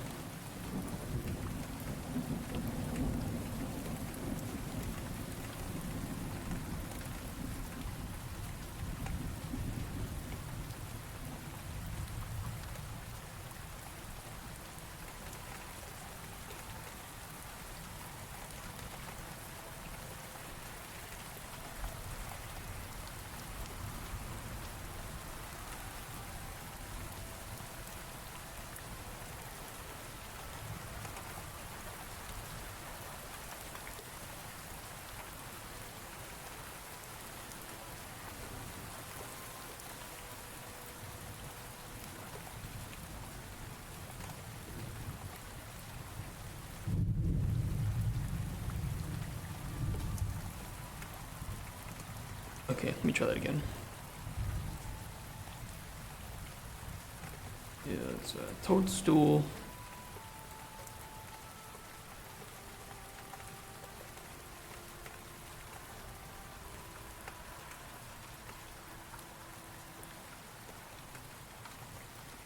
Okay, add a test potion. And draw DC 21. Yellow, this should just go in at 5. No matter what you type in, it should override. Don't do that. It should override to 5. It still says 99.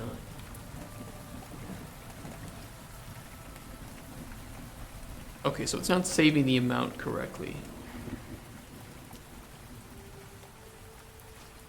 It's showing it correctly, it's not saving it correctly.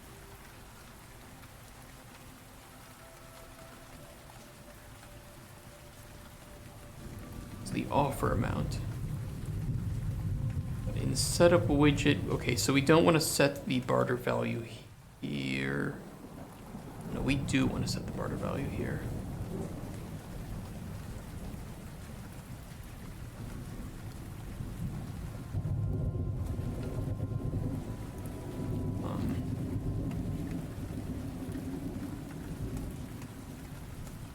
Value.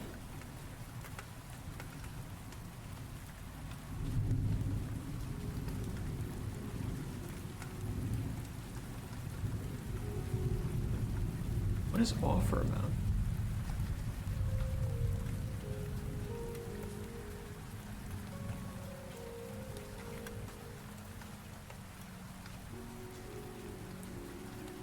Why don't we just plug that in directly? Gee, I don't know why we did that. Oh, because we set it as a variable within the widget. Okay, yeah. We can just plug this in here. I don't know why we need that.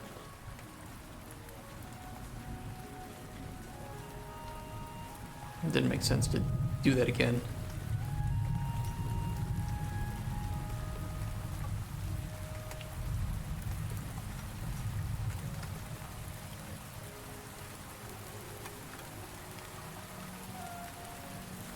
Test potion. Hey, Mr. Jumpy. 2 main. If we set that as secondary, it should just override 5. Perfect.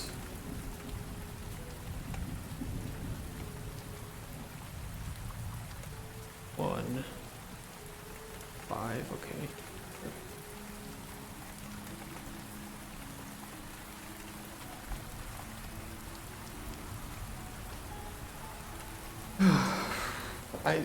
It is what it is, right? Like, it is what it is.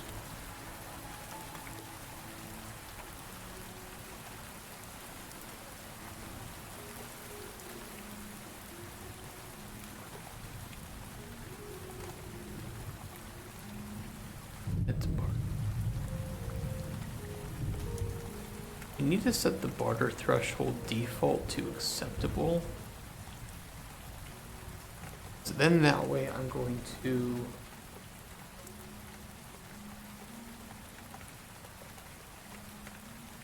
when the player presses the offer button,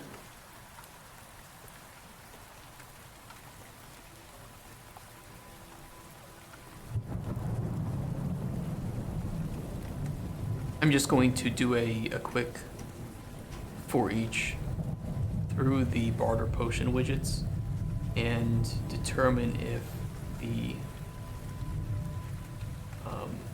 two things. Are all of the potions in there either acceptable or okay? And then lastly, does the NPC actually have enough money to pay for that? And yeah, that's what I'll do. It is what it is.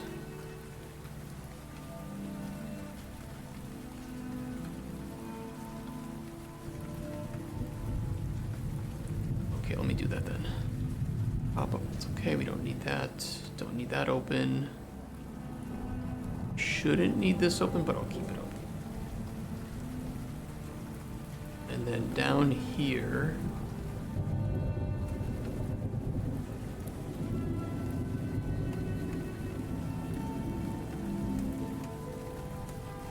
clear secondary potions.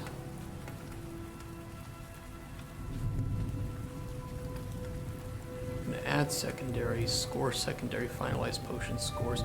You can finalize the score, that's fine. I still like to know. I still like to know that. Final potions score.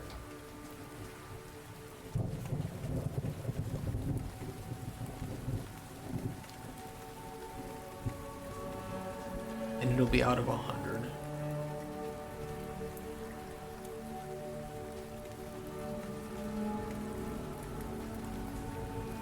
Look, I don't mind doing the scoring right now. It certainly isn't a problem. Score main potion. 1, 2.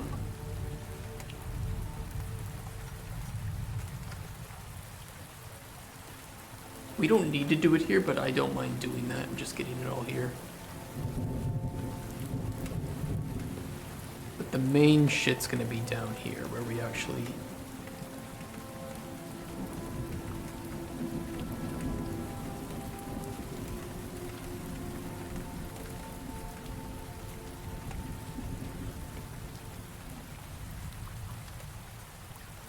yeah, we're gonna do this again. Probably should be in a function, but I don't care. I don't care enough. What's it called? Yeah, get barter threshold.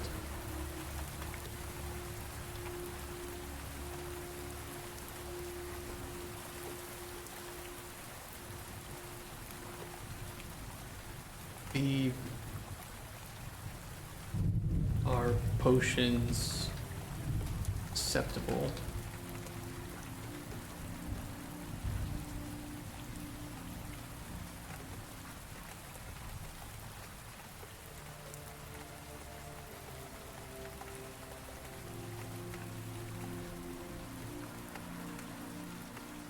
First, we need to test if there are actually any potions in there. I think if there are any potions in there, we just don't do anything. But I'll do that up here. I'll do...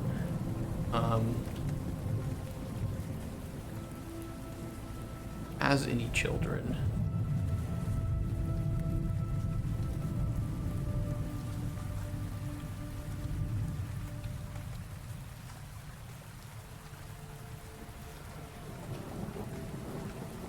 We'll just do that.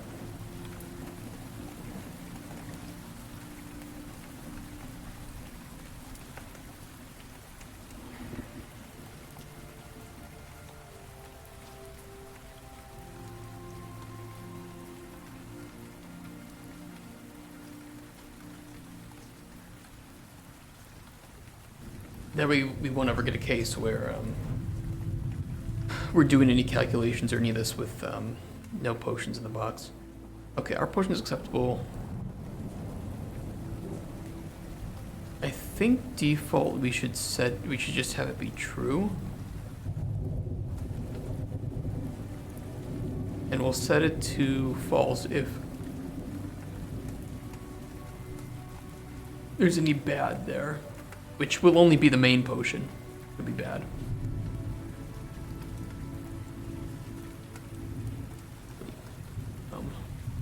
Can't do a for each here, so I'd have to just get children. For each with break. Because if we hit false, we want to break.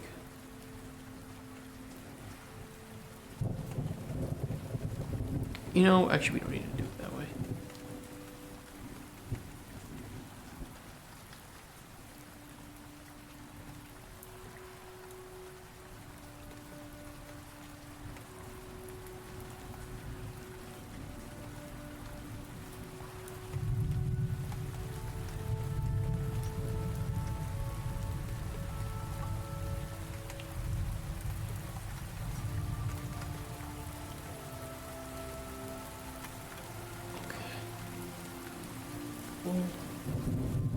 And then we just determine if the NPC can actually pay it.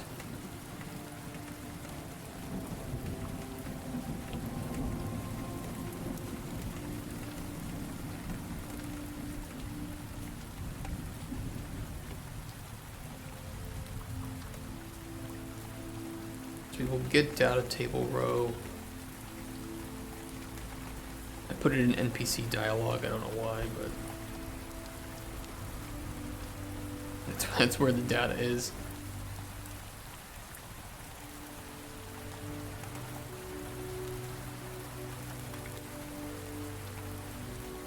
We don't have the value. Okay, what was that? Barter value.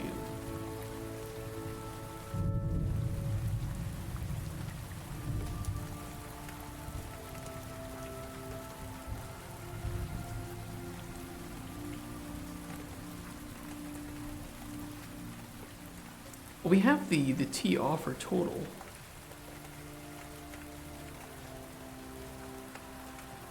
It technically is alphanumeric, so... Or I'm sorry, just numeric.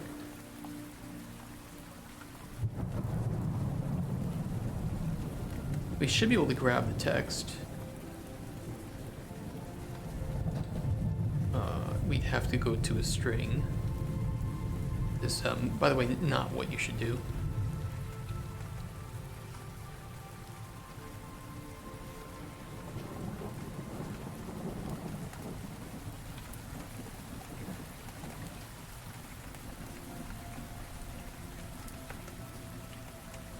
So you know it is in pretty much every single case not the right thing to do to change text to a string and then string to an integer.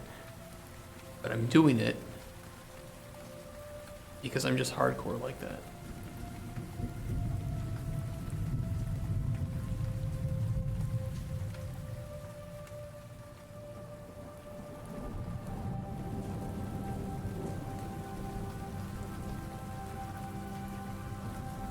If it is less than or equal to the starting gold,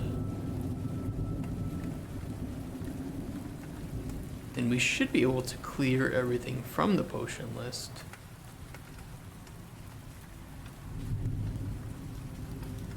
And I can make a new bit of data and function for the player's gold, although we don't have anywhere to show that right now, but it is what it is, right?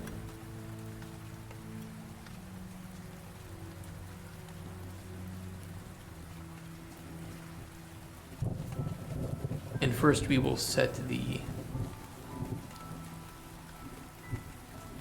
That shouldn't be where we do it. The...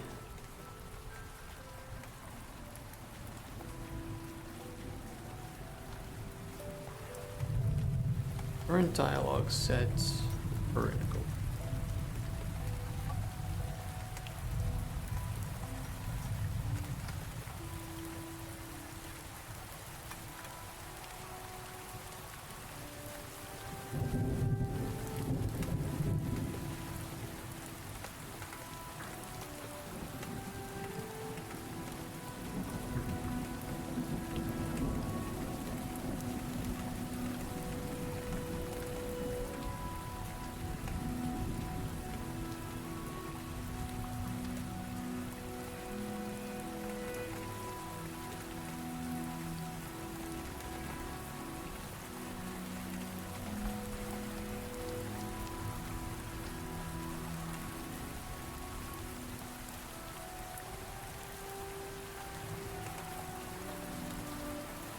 Okay, and starting gold to current gold set. That way we can grab him and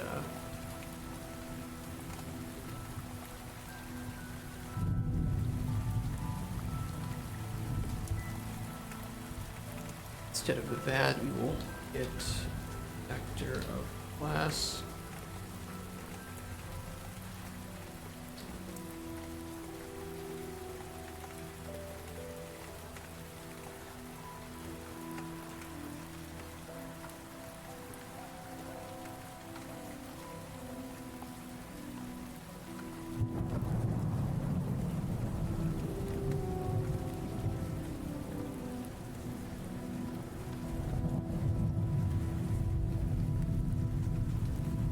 And technically we can then set his movement point update and make him not interactable anymore.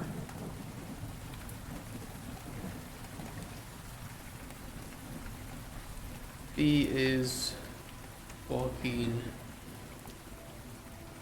out. Oh.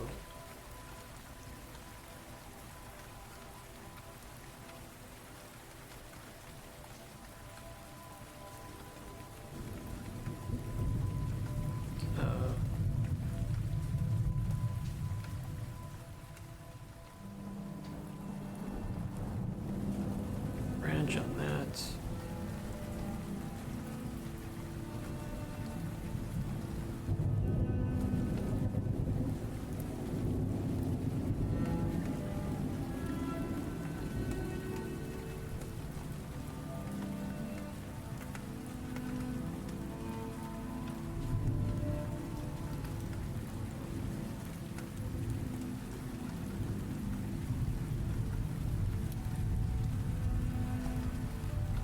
Yeah, weird. I didn't know it was set up properly. Why?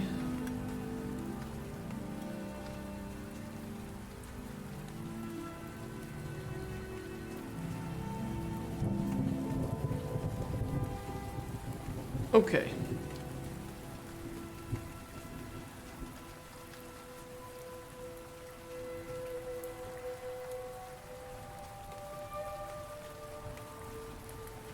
Or just say B is interactable.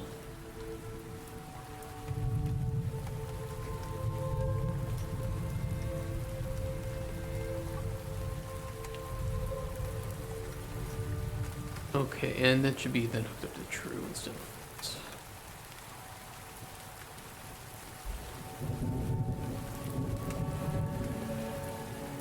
Yeah, oh boy, okay. Alright. We're almost there. We almost have the basics, bare bones. We're gonna get it done today.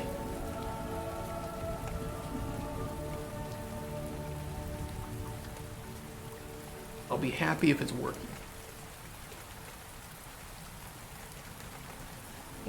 True, gold. We want to send some information to him to...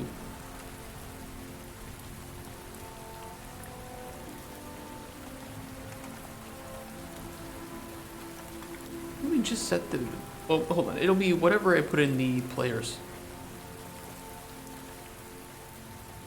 Not here. First person, blueprints.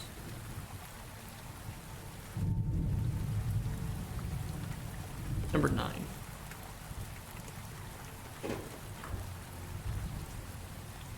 This can move points.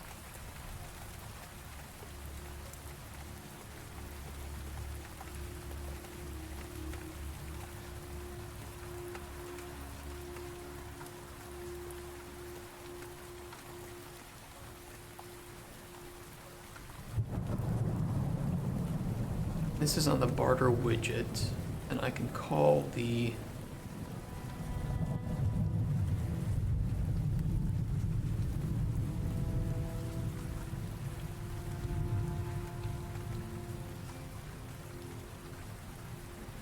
Oh yeah, because we have it on the potion, we have the close on the potion inventory.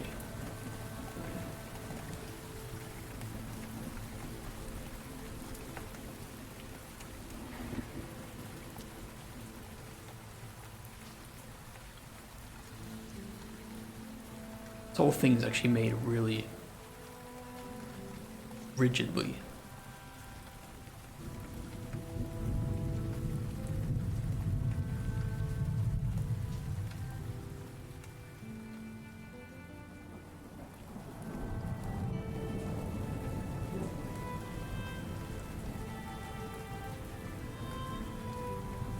Torty.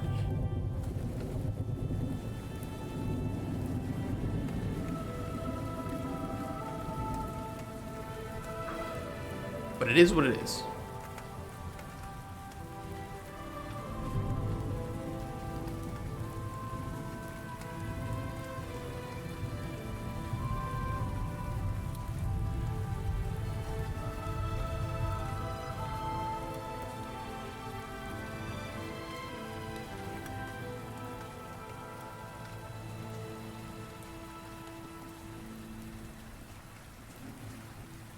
So we're gonna make it so that he can only be interacted with when he actually gets to your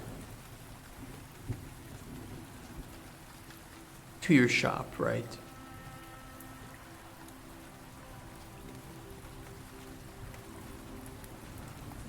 And you can only barter with him when he's there. To your hut.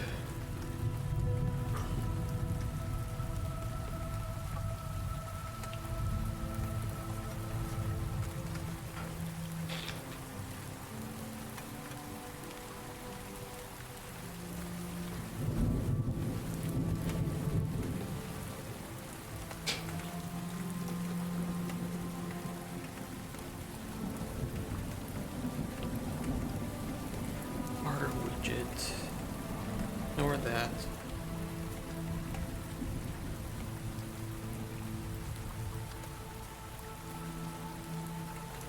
Yeah, technically, I think right now, if you were to just provide him with an acceptable once he gets to this point, I think we have the other points set up, right? Let me check. Yeah. Point type spawn, point type hut. Be here. Pretty sure if we play it and we give him just any potion,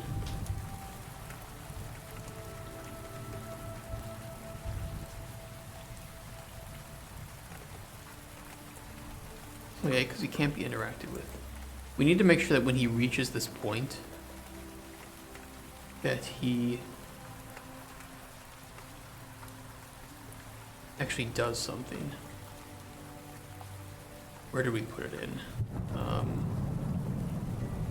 The update point.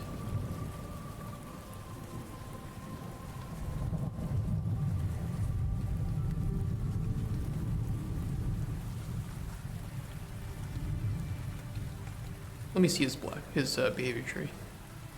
Move to update point. Okay, so that will switch the points. We need to send information to the elf to actually be select.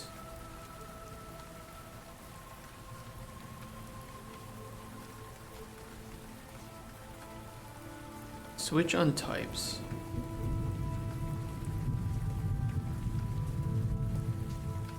Super quickly, I need to do that.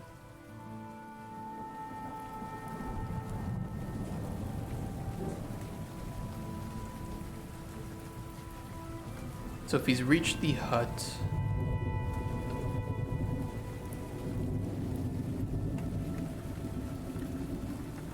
get actor of class, elf AI.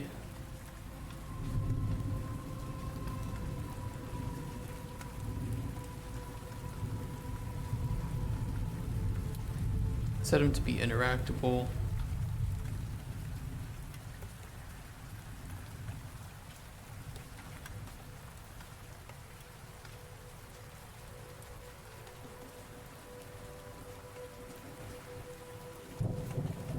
That should do it. And then keep going with this. Although we probably want to set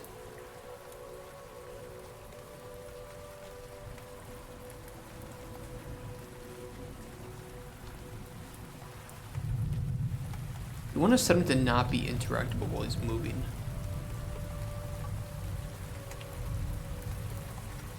Which should primarily be the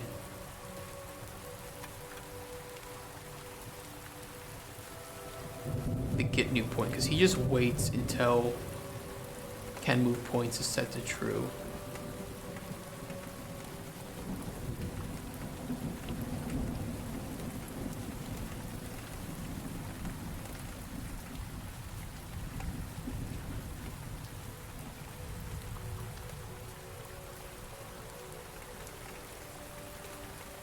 So he should be not interactable at all. Nothing's happening. Then when he reaches this point,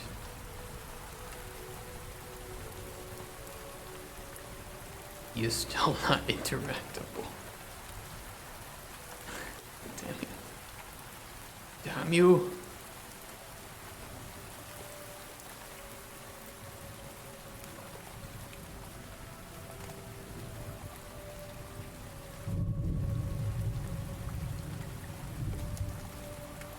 Wait, we don't switch it yet.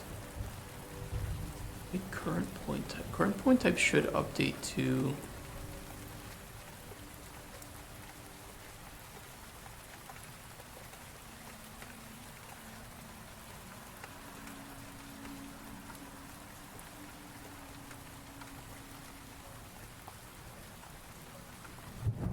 What is the default? We do have current location type, but current point type is current location type.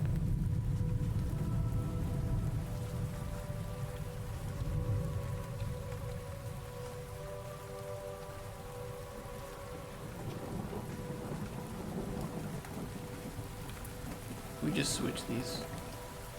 Maybe there's something weird in the logic of how I do this.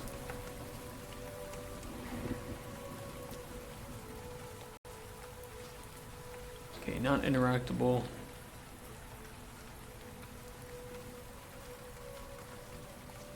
Interactable. And if we give him Oh, he's not interactable anymore. Why?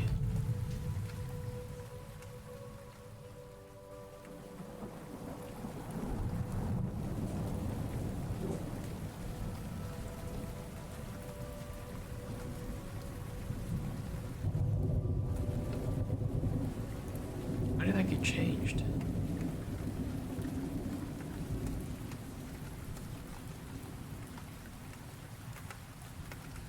Let me watch his behavior tree.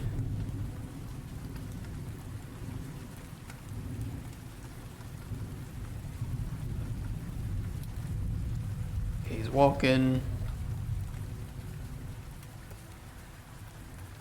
Yeah, it's not set. We interact.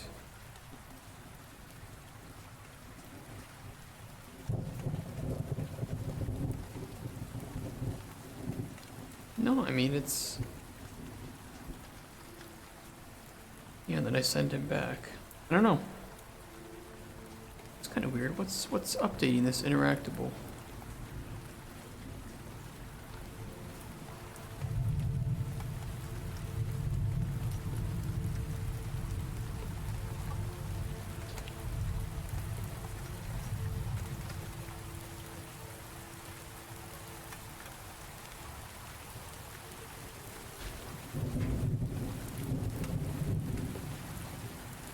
Unless it was something that I didn't hear, and I think I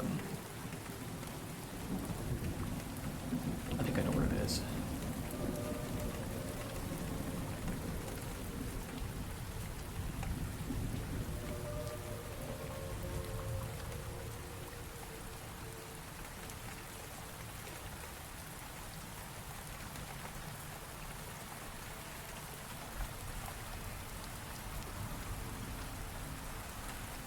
Ignore that. False false.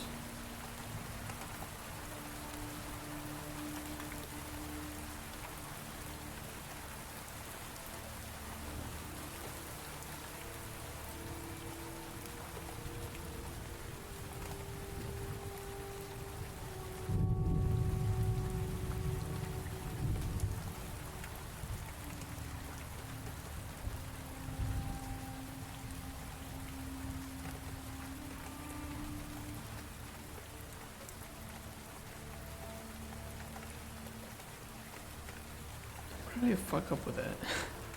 I did something to that widget. In an effort to fix something, I don't think I fixed it. I think I just made it worse.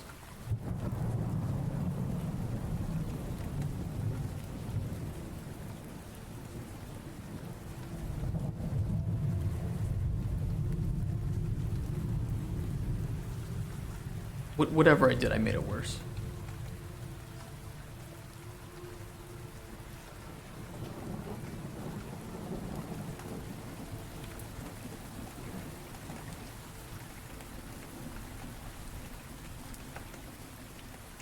Better. Okay. That's not the right button. This button. Give a potion. Fine, offer it, and he should walk back. He's not interactable. Nothing we can do. He's gonna walk all the way away. Okay, that's working. We don't close the widget right now. Weird.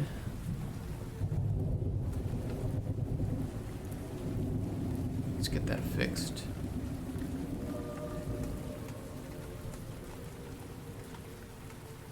We need to close the potion inventory widget, which is a exit potion inventory, and that happens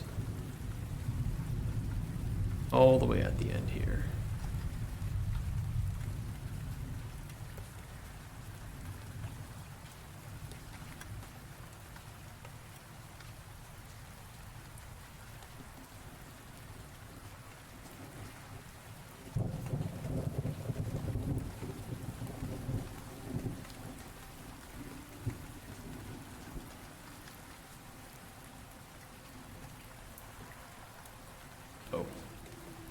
It would help if we actually put in the class first.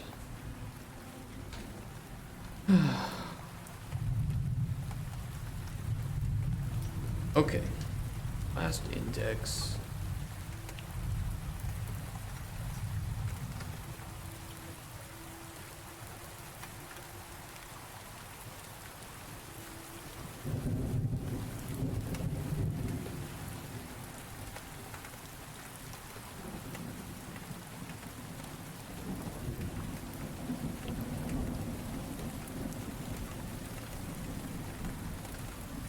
And I think that should set all of the inputs back to the way they should be. Scoring will be fine. We could store the potion score in the NPC stuff here.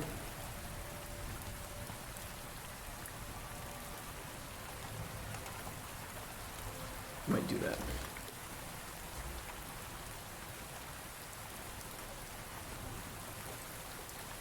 Where do we get the potion score? In here. I don't think we store it. We have main potion score. And we have a clamped score. Just call this final potion score.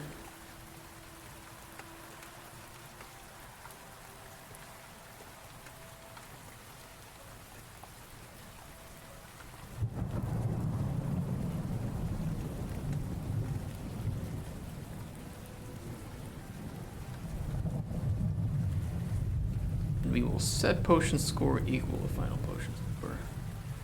That way, the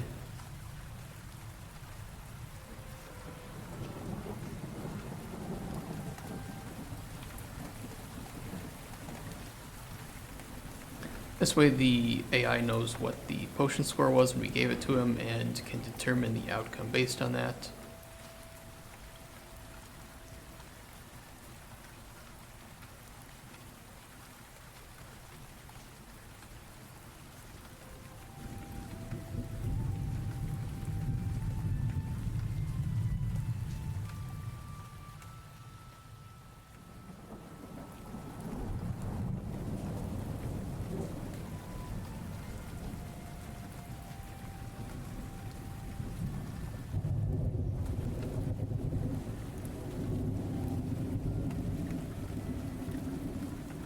Alright, can't be interacted with.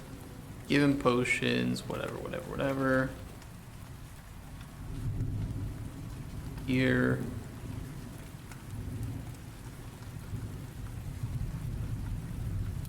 Needs to close that too.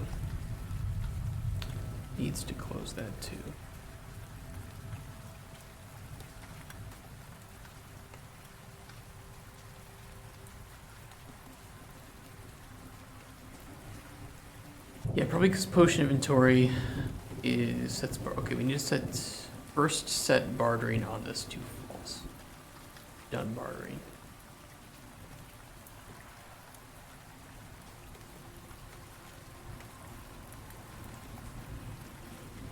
And then exit potion inventory.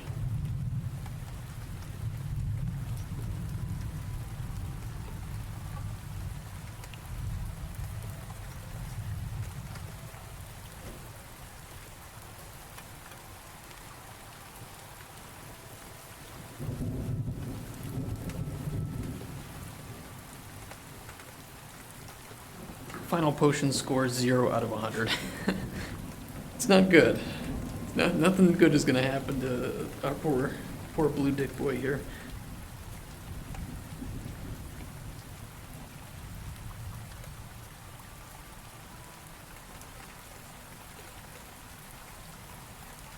We're almost at a pretty good point though. I think the what's left.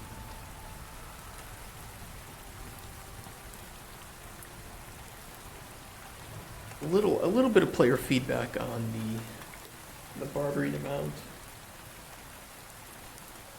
of whether or not it's above or below the expected value.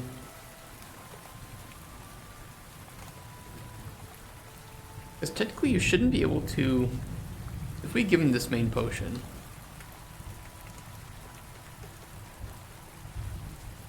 I'm actually kind of curious because it doesn't provide anything that he wants. Yeah, 8 is unwanted. I think if we press this, yeah, it won't allow it. We don't have any feedback as to why that's occurring, though. That's the problem. 1 is acceptable. Oh yeah, I guess it is acceptable because it's plus minus 5. So 6 is unacceptable, but 5 will be accepted. Oh, it actually doesn't even take that. Really?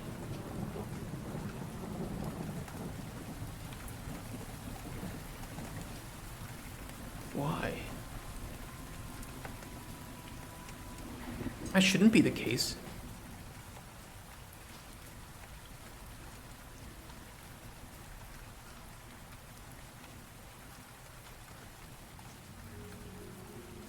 Oh, probably because we never reset our potions acceptable. Hold on. Just because it isn't a function. I forgot. It should be a function, but I'm not going to put it as a function. I don't care. Technically, it should have been fine to send that when it was yellow, but you guys couldn't see. Sorry.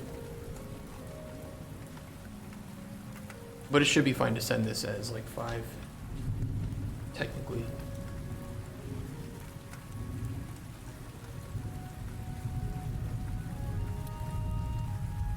See you, bozo.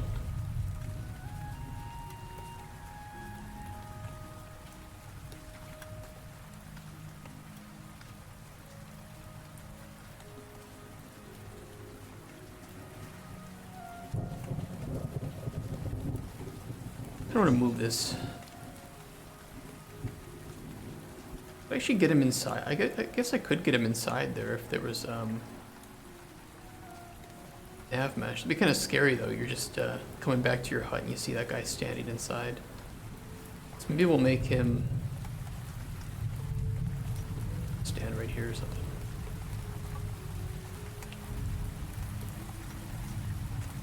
I don't want you to have to walk inside and see Blue Dick Boy staring at you.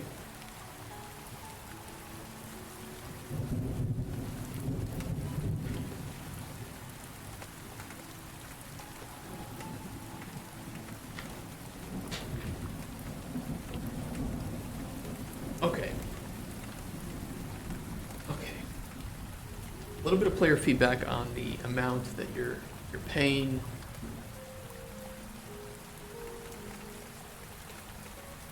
And I would say if the potion score is equal to 0, we just set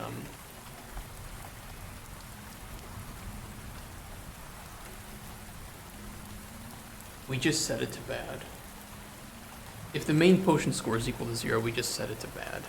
He's not going to accept this no matter what.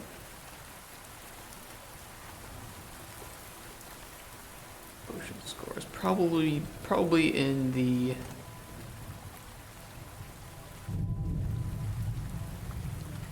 core function library. Don't use that.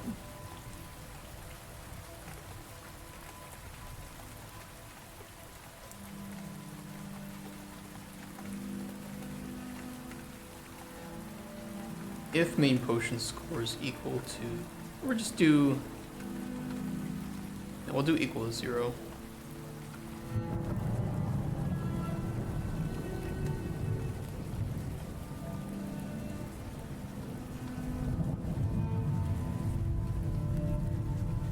Let's see.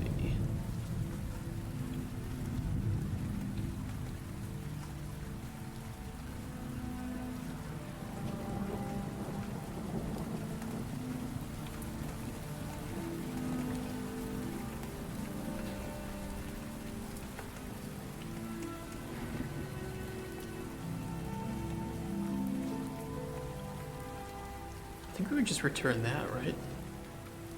Even though the optimal value is 0,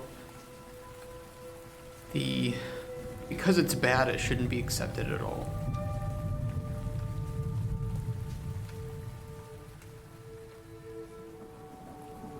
Even if we throw in 0 here. Yeah. Okay, that solves that little bug.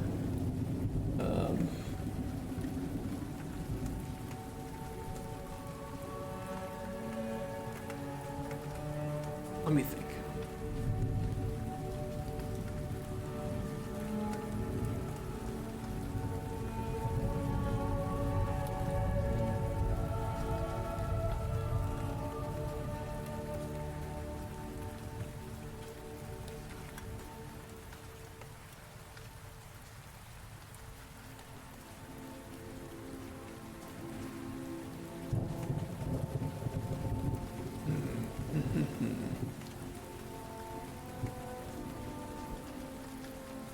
We could like have this.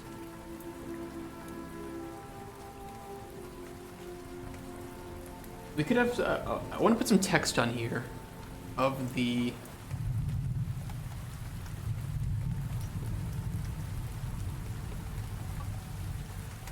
Let's see.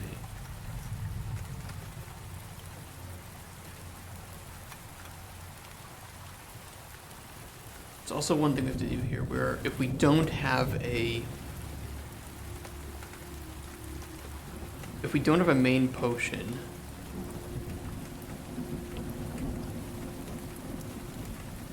we don't want to send him off, right? Because right now we could give him a potion, mark it as secondary, send him off. Well, not that one, but we could give him this one. And send him away with that, even though it is... Well, actually, it wouldn't matter. Because if we're marking it as secondary, it will always be 5.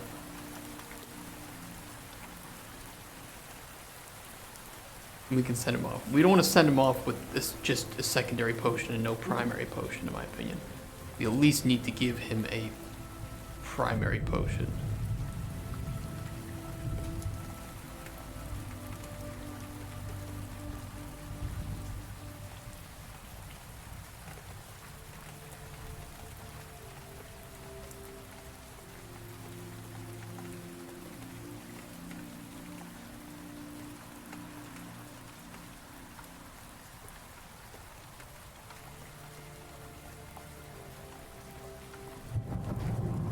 For each children loop,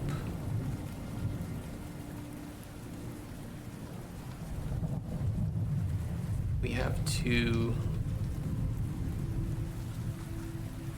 barter widgets.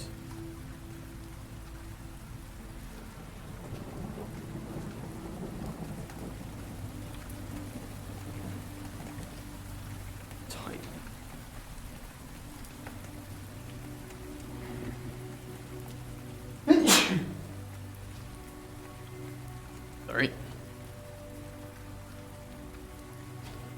Let's see.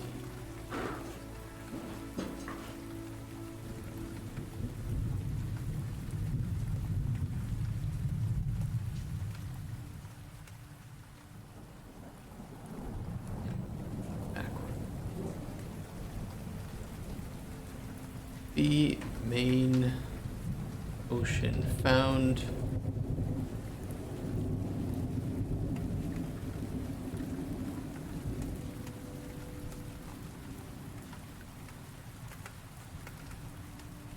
A really hacky way. The more I add to this, the more I just should have made this a function.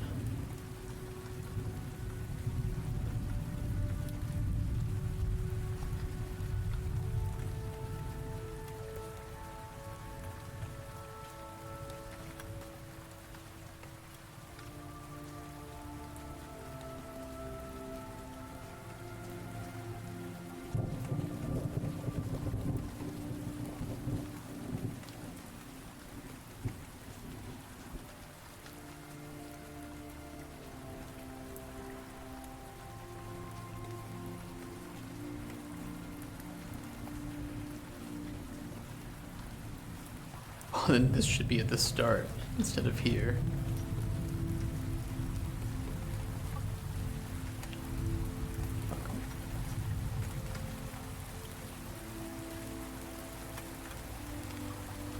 Alright, and then if main potion found, we do that shit. Okay, cool.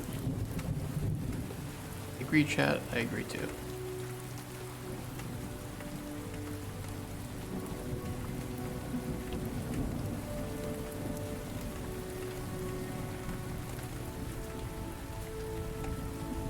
The placeholder for testing has just gotten longer.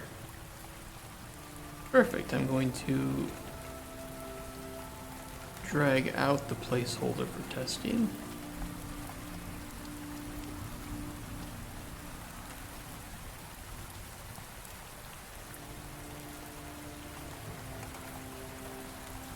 Christ. I should have made that a function. I'm so stupid. Okay, it's fine. It's fine. Don't look at it. I need it to work. Once. I need it to work once. That's why I refuse to use a function, because functions are meant to be reused. I only want this to work once. I want it to break if I try to use it more than once.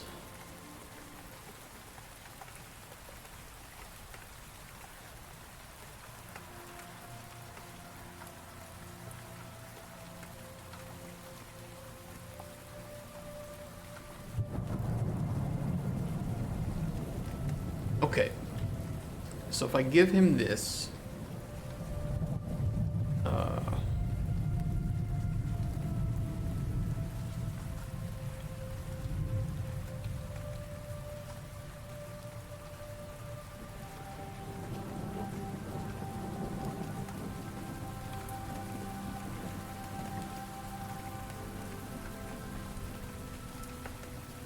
if I give him just a secondary potion, yeah. Won't happen because there's no main potion. Cool. We give him a main potion, we price it at like 5. So he will definitely pay for that. He will go. With a score of 28, which means bad things will happen.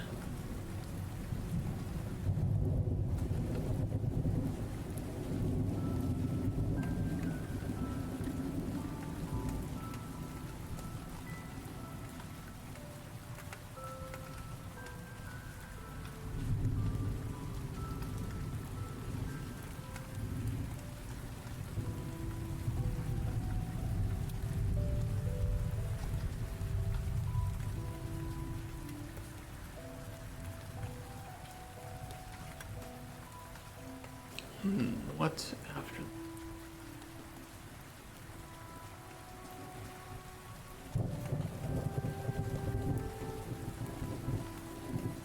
I think just the player feedback of what they're providing and why it isn't being accepted.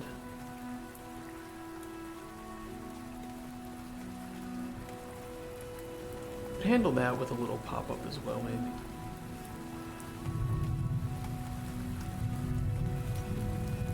So like why what they're doing is not allowed to be done.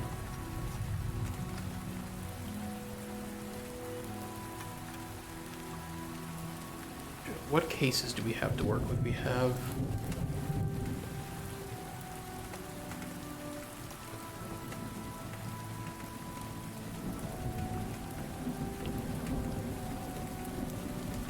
I mean, there's a couple ways I could solve this, right? And I could combine them. I could do both of them. So I could have, the first time you have this open, this bartering widget open, I could have a little tutorial pop up. I mean, I was thinking of doing that anyway, of just telling you what you need to do and what's expected. And then you could just minimize it and open it back up at any time you wanted, right?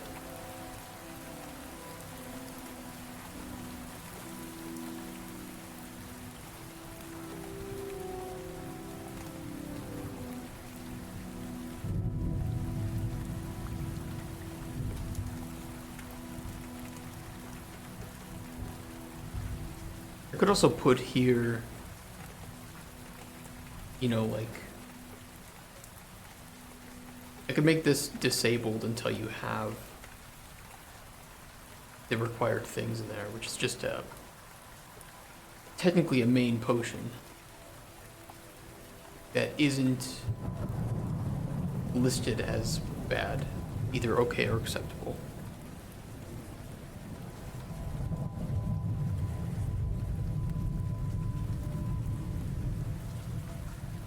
Yeah, maybe we could do that.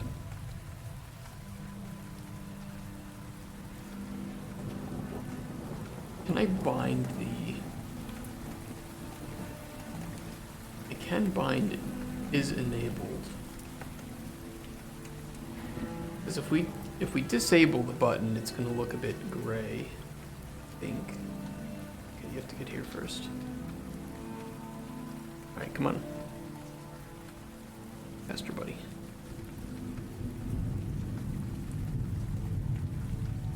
Oh, it's like really opaque.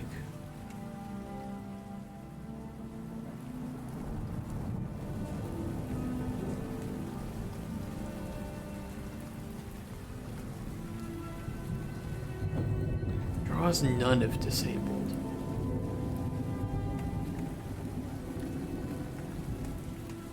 Oh yeah, disabled foreground. Where's the alpha? Where's the disabled?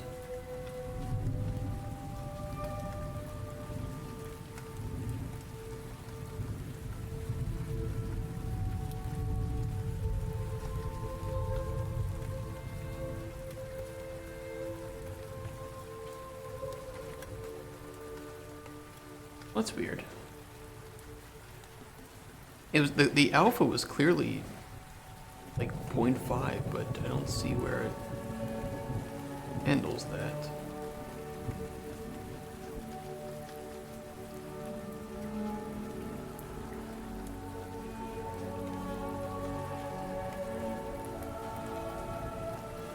Well, that's fine. I'm just gonna bind the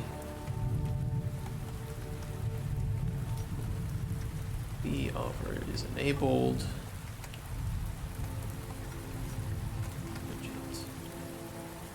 Barter potion list. Get all children.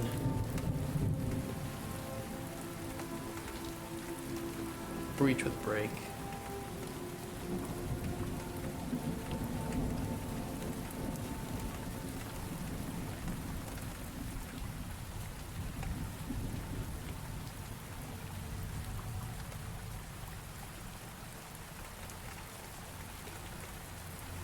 Cast to barter potion widget.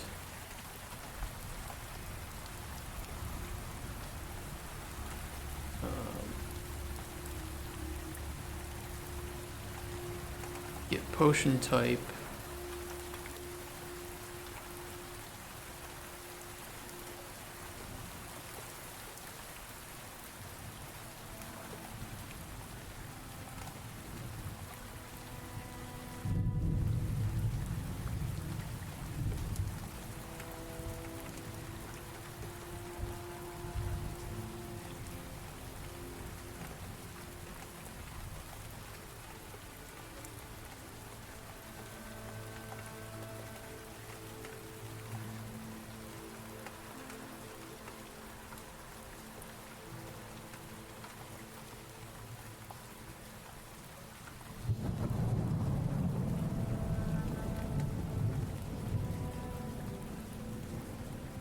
Not set.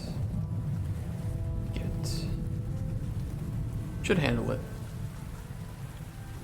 And then default will be disabled. Well, it shouldn't even be necessary.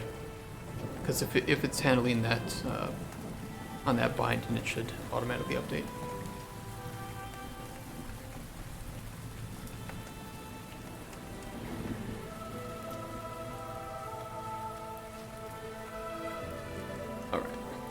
Let's add in random potion. Let's make basic potion that will work.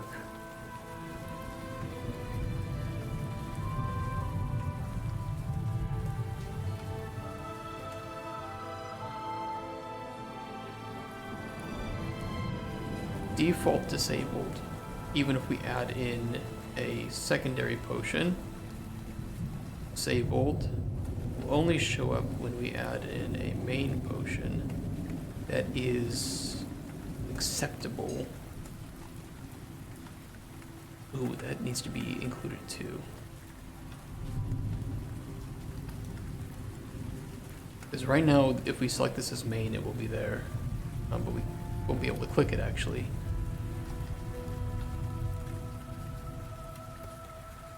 Or, you know, it won't do anything when we click it, I should say. What we need to do is... Not that.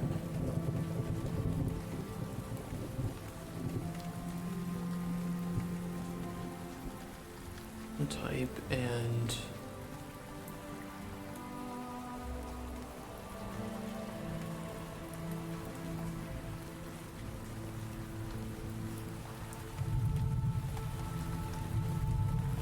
Kind of a dumb way to do it, but it's fine.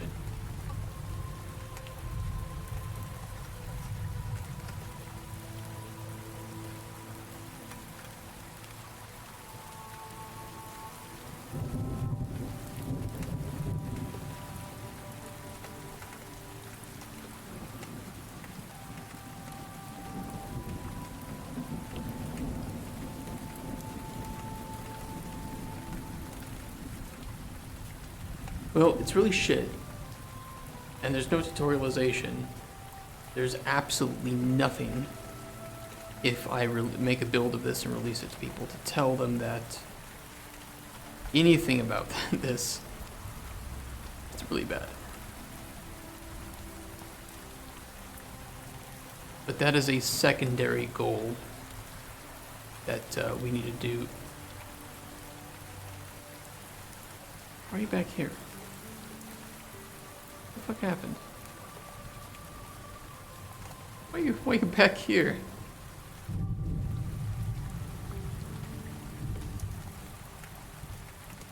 That was weird.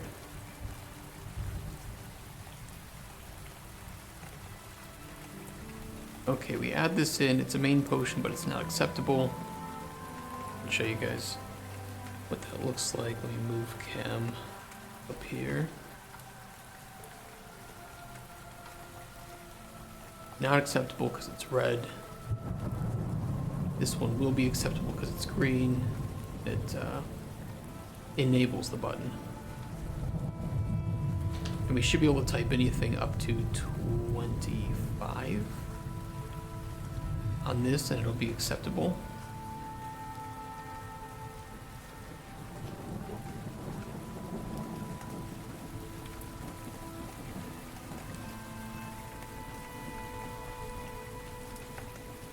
It's not the greatest, but it does work. At the very least, I just need the baseline of this to determine this is just a starting point. If we have the functionality here, we can do more with it. Let me see if, when I press this, it should be removing that money from his gold. If I set that up correctly.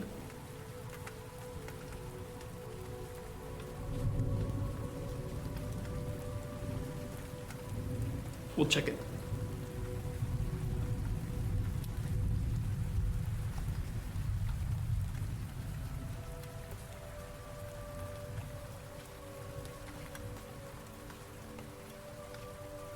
No, we do check if his gold is enough. We don't update his gold, but do we need to?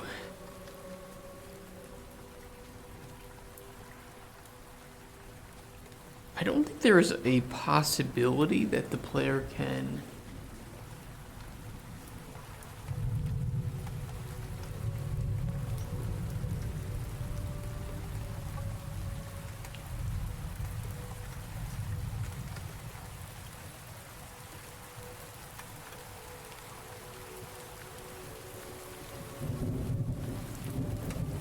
Let me think. I don't think there's a possibility for the player. Well, we can just give him 100 gold. Like, we can just give him so much that it wouldn't matter. And we wouldn't need to care about it at all. But it would still be nice to remove it, like that isn't a difficult thing to do, right?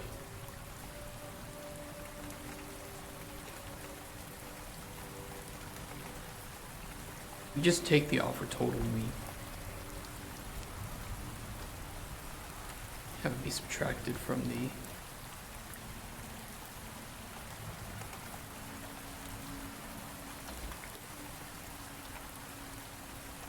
easy.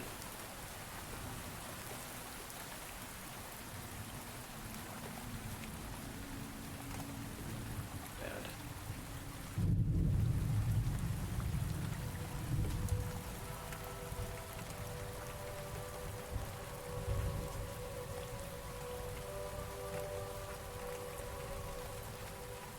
Alright, that's a bit better.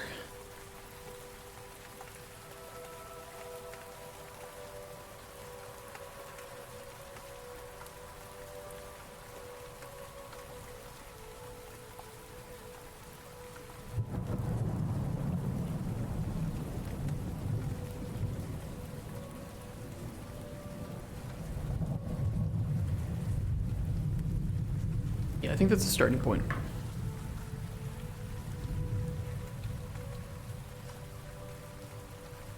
And then tomorrow what we could do is just set up his return and then just, I guess, start to design the... What effects do we want to happen to him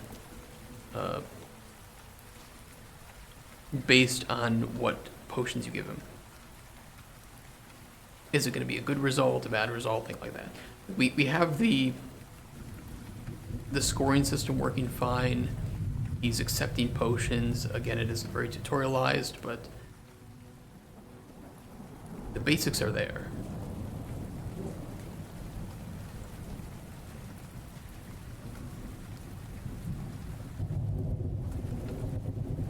They're definitely there.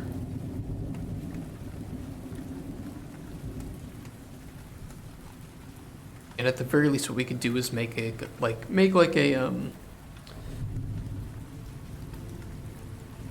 merchant terminal or something, just to showcase that you can spend money to buy ingredients. And when he comes back, we're also going to design, I would say, depending on how well you provide the potions for him, like the score,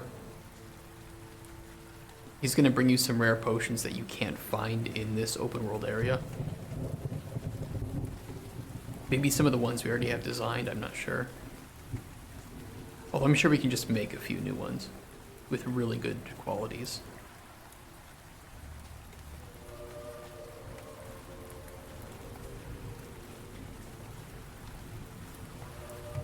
I might do that.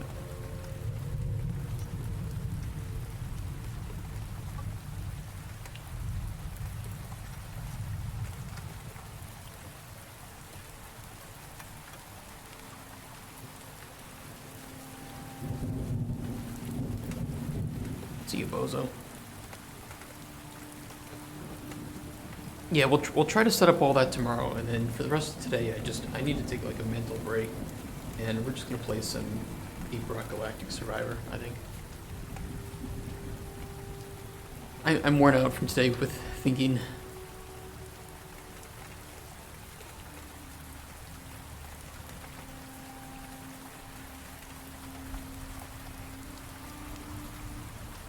Okay, let me switch it over.